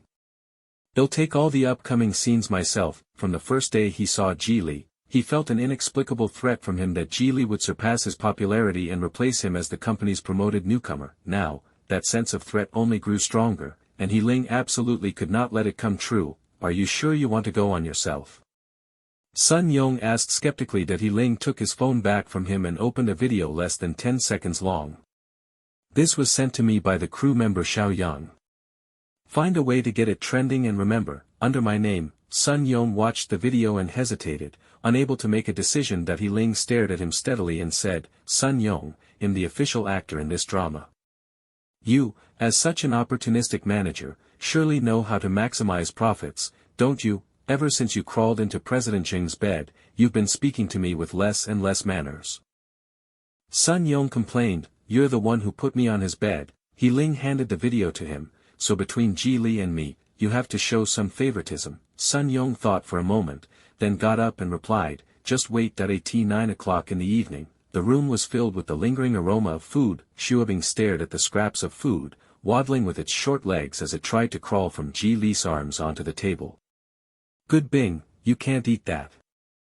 Li teased the fur on its head, a faint smile on his face. Originally, Li thought the filming schedule for this show would be long, so he had specially brought Xuebing to Hengqin to look after it, but unexpectedly, after only a few days, they would be returning together first thing tomorrow morning. Jaij. Baozi rushed over from the room across the hall and shoved his phone screen right in front of Li. Quick, look at the trending searches. What's wrong? Li put the rice cracker back on the carpet and took the phone. Soon he noticed a high-ranking trending topic: He Ling's white robe look. Chapter 20. Li clicked open the trending entry, and at the top was a paparazzi video posted by a gossip account. Drama Awards, behind-the-scenes photos of He Ling from the filming set of the TV series The Grand Sex Young Strategist. His figure in white looks absolutely stunning. What do you think, P.S? The drama is adapted from the popular novel The Grand Sex Shadow Mystery. He Ling plays King Jin, Xia Yan. The paparazzi clip was less than 10 seconds long, the image shook and blurred a bit, but Geely easily made out who it was. That was herself in the middle of filming, not Healing from the trending title. The Weibo post had been made half an hour ago, and by now the comments had already topped 10,000. Fans won't accept it without an official announcement, but everyone is welcome to come see the supremely handsome Healing. Help, my favorite novel is actually being adapted into a TV series. But the actor playing Prince Jean has a decent bearing, huh? Someone explain. As a book fan, I'm totally on board. This is Xia Yan's first appearance saving the heroine, right? Hurry up, production crew, wearing a veil and still no face shown, fans are already hyping him. What an awkward scene, haters, go away, okay? Even from that half-second profile we can recognize Healing baby. So handsome, it's Healing, he directly admitted it on Weibo. Fans and casual readers are welcome to go see the handsome guy H0GGE, click into his Weibo and take a look. Baozi reminded. Geely clicked into Healing's Weibo. 10 minutes earlier, the account had posted a new update, new crew, new start. Tried wirework for the first time, after overcoming my fear of heights it became really fun sticking out tongue. In addition, Healing attached a selfie. In the photo he used a long veil to cover his outfit, revealing only the upper half of his face and the veil and the onset footage matched. And with his deliberate mention of the keyword wirework, it was enough to make everyone connect the dots. These days, many novels get adapted into TV dramas, and there are countless casting choices that ruin the original image. Actors who can make people instantly feel right just from leaked clips like this are really rare. The novel The Great Suspense is a classic. Ever since the crew announced the start of shooting, countless people have been watching every day, and the drama's Weibo topic had already surpassed 10,000 fans early on. Healing's comment count was updating by the minute. Besides praise from fans, there were also quickly arriving passers-by and readers of the book. How shameless.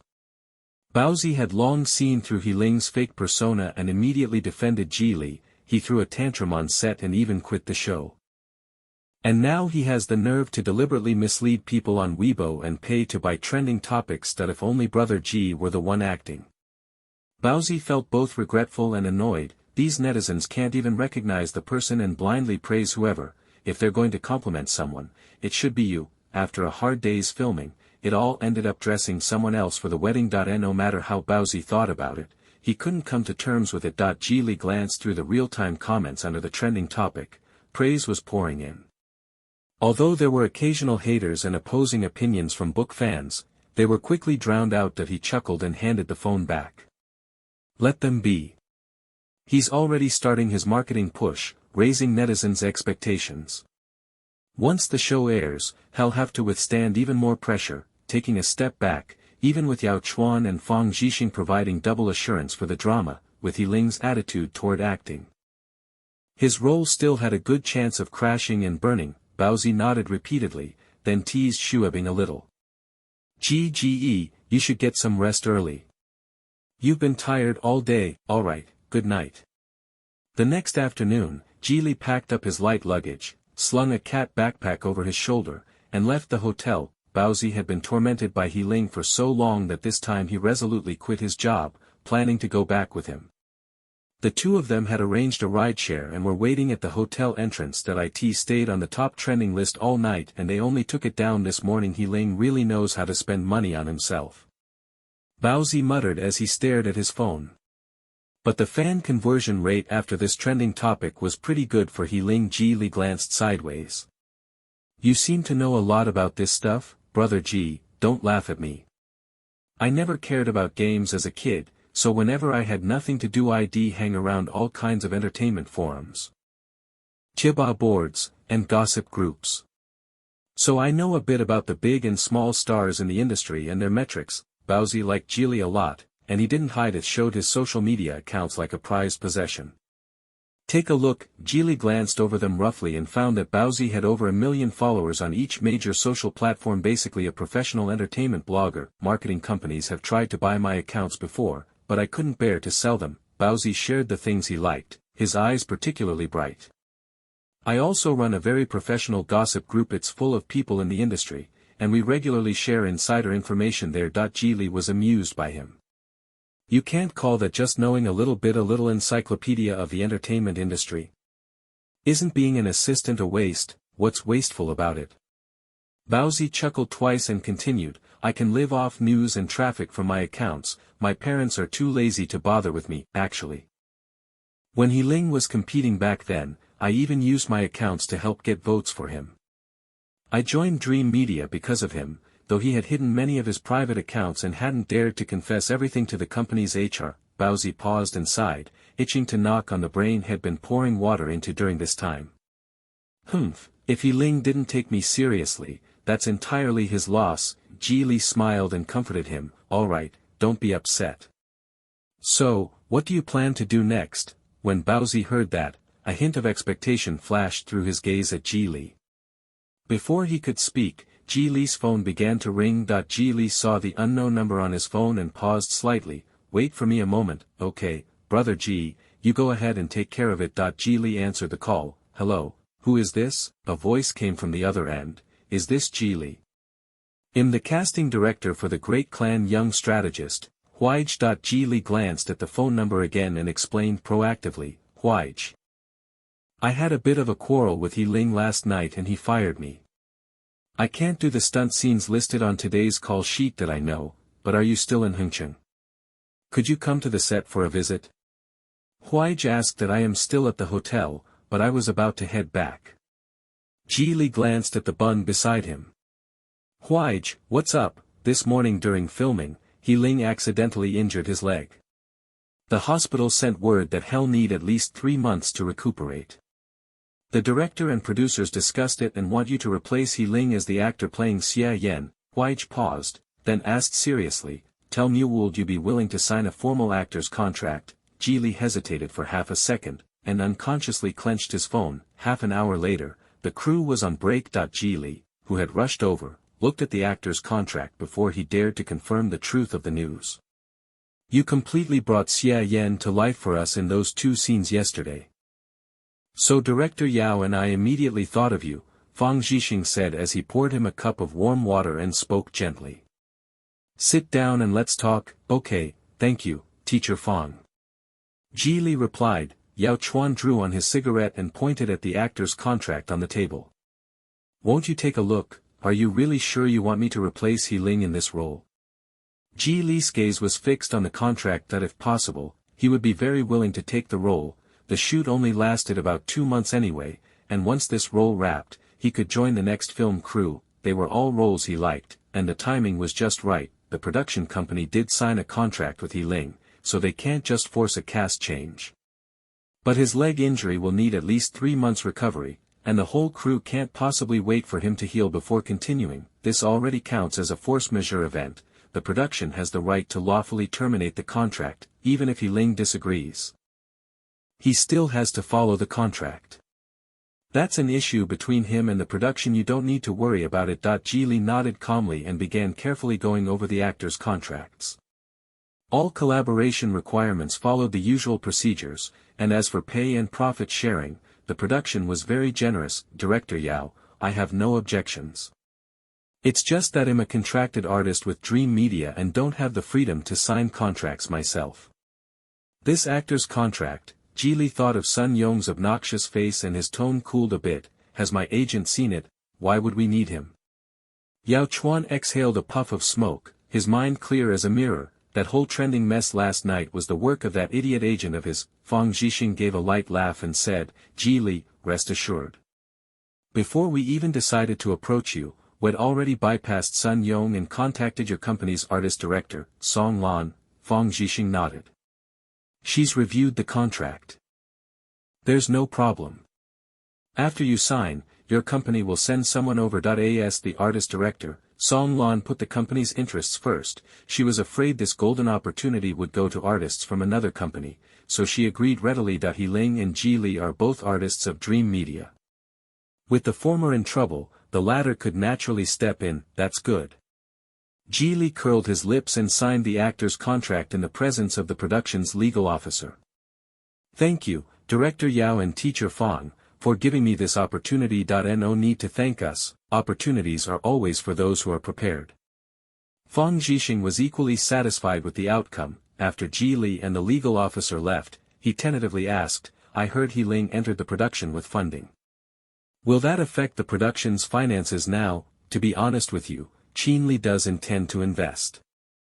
Yao Chuan flicked the cigarette butt into the ashtray and answered casually. Producer Lao Mo has already rushed over to discuss a collaboration. Go. Ji Li heard the man's name and a trace of pleasure flashed across his eyes. Yao Chuan nodded, stood up with a serious expression, a newcomer actor valued by both Xing Anqing and Qin Li. Ji Li, I'm looking forward to your upcoming performances. I hope you won't let me down, Director Yao. Ji Li rose calmly and replied with a smile, I won't let myself down. Be strict with yourself so you can give better results to others. Hengcheng, Central Hospital. When He Ling heard the news, he swept the bedside table over with one hand, the fruit basket and glass cups toppled and smashed, leaving a mess all over the floor. Why Ji Li? Why does it have to be Ji Li? I worked so hard to get that role. What gives them the right to swap it out just like that? He glared at Sun Yong beside him, eyes bloodshot, and shouted recklessly, Is your manager useless? He could sign the contract without even getting your consent. Sun Yong's face turned ugly. He clearly hadn't expected the replacing the actor thing to happen so quickly. The crew went straight to Song Lan, bypassing me. They obviously don't take me seriously. He looked at He Ling on the bed with his arm in a cast, and the resentment that had built up in his chest instantly surged. You still have the nerve to blame me? Don't have the skill, but you took on that delicate job. I'll ask you, what good does it do even if Ji Li's stunt double is perfect? They hyped it on the trending list yesterday and all the benefits go to you. No matter how talented he is, can he leap over you, the actual actor, insisting on doing your own stunt scenes? If you injure your leg, not only will this film be gone, but the endorsements and magazine gigs I lined up for you will go down the drain too. A perfect hand of cards, and you've ruined it to pieces. The words had barely left his mouth when He Ling grabbed the floor stand beside him and smashed it over, sneering. After saying all that, you think I'm useless? You want to switch lanes and promote Ji Li instead? Sun Yong looked at the metal stand fallen at his feet and took a deep breath. So what if I do? I think Ji Li has more talent than you. He Ling panted heavily twice, picked up his phone and played a recording, and the contents were transmitted out. I in this entertainment industry, who doesn't have a few patrons? Take the young actors and leading actresses in our company when they were under my control before, weren't they one by one sent to those bosses' beds? These words were all things he had said in the past to coax He Ling into sleeping with the financier. He didn't expect the other party to have secretly recorded and saved them. He Ling, are you threatening me? Sun Yong's face turned extremely ugly. This industry has unspoken rules, but they're never discussed openly. If this recording gets out, I'll be completely unable to work in this industry. I just want you to be clear we're on the same boat. He Ling stared at him, his gaze calm and manic. You help me do a few things, and after it's done, I'll pay you 2 million. You want me to help you deal with Ji Li? Sun Yong, who knew his thoughts like the back of his hand, hadn't cooled down. But don't forget, he's currently one of my artists. An unruly rookie, or your own future and a visible 2 million reward. Which is more important? He Ling retorted. He looked at his injured right leg and continued with the terms, once I'm healed, we can keep cooperating. If you have any promising newcomers you like, you can take them. Oni won't stop you. Ji Li doesn't look like someone who'll obey. You're a smart person. You don't need to give up future wealth for him, do you? Sun Yong was slightly swayed by his words, frowning in puzzlement. What did Ji Li do to offend you? Why do you have to target him? He Ling was silent. His hands unconsciously clenching the blanket. What did he do to offend him? He had his dignity completely crushed, his pride trampled into the ground, and only by humiliating himself and crawling into someone else's bed did he get resources. So why could Ji Li from the same company do nothing and still take over his work with a clear conscience? The role of Xia Yan can be played by any actor. He Ling's eyes darkened terrifyingly. He ground his teeth and said, but it absolutely cannot be Ji Li. I will make sure he can't stay in this industry.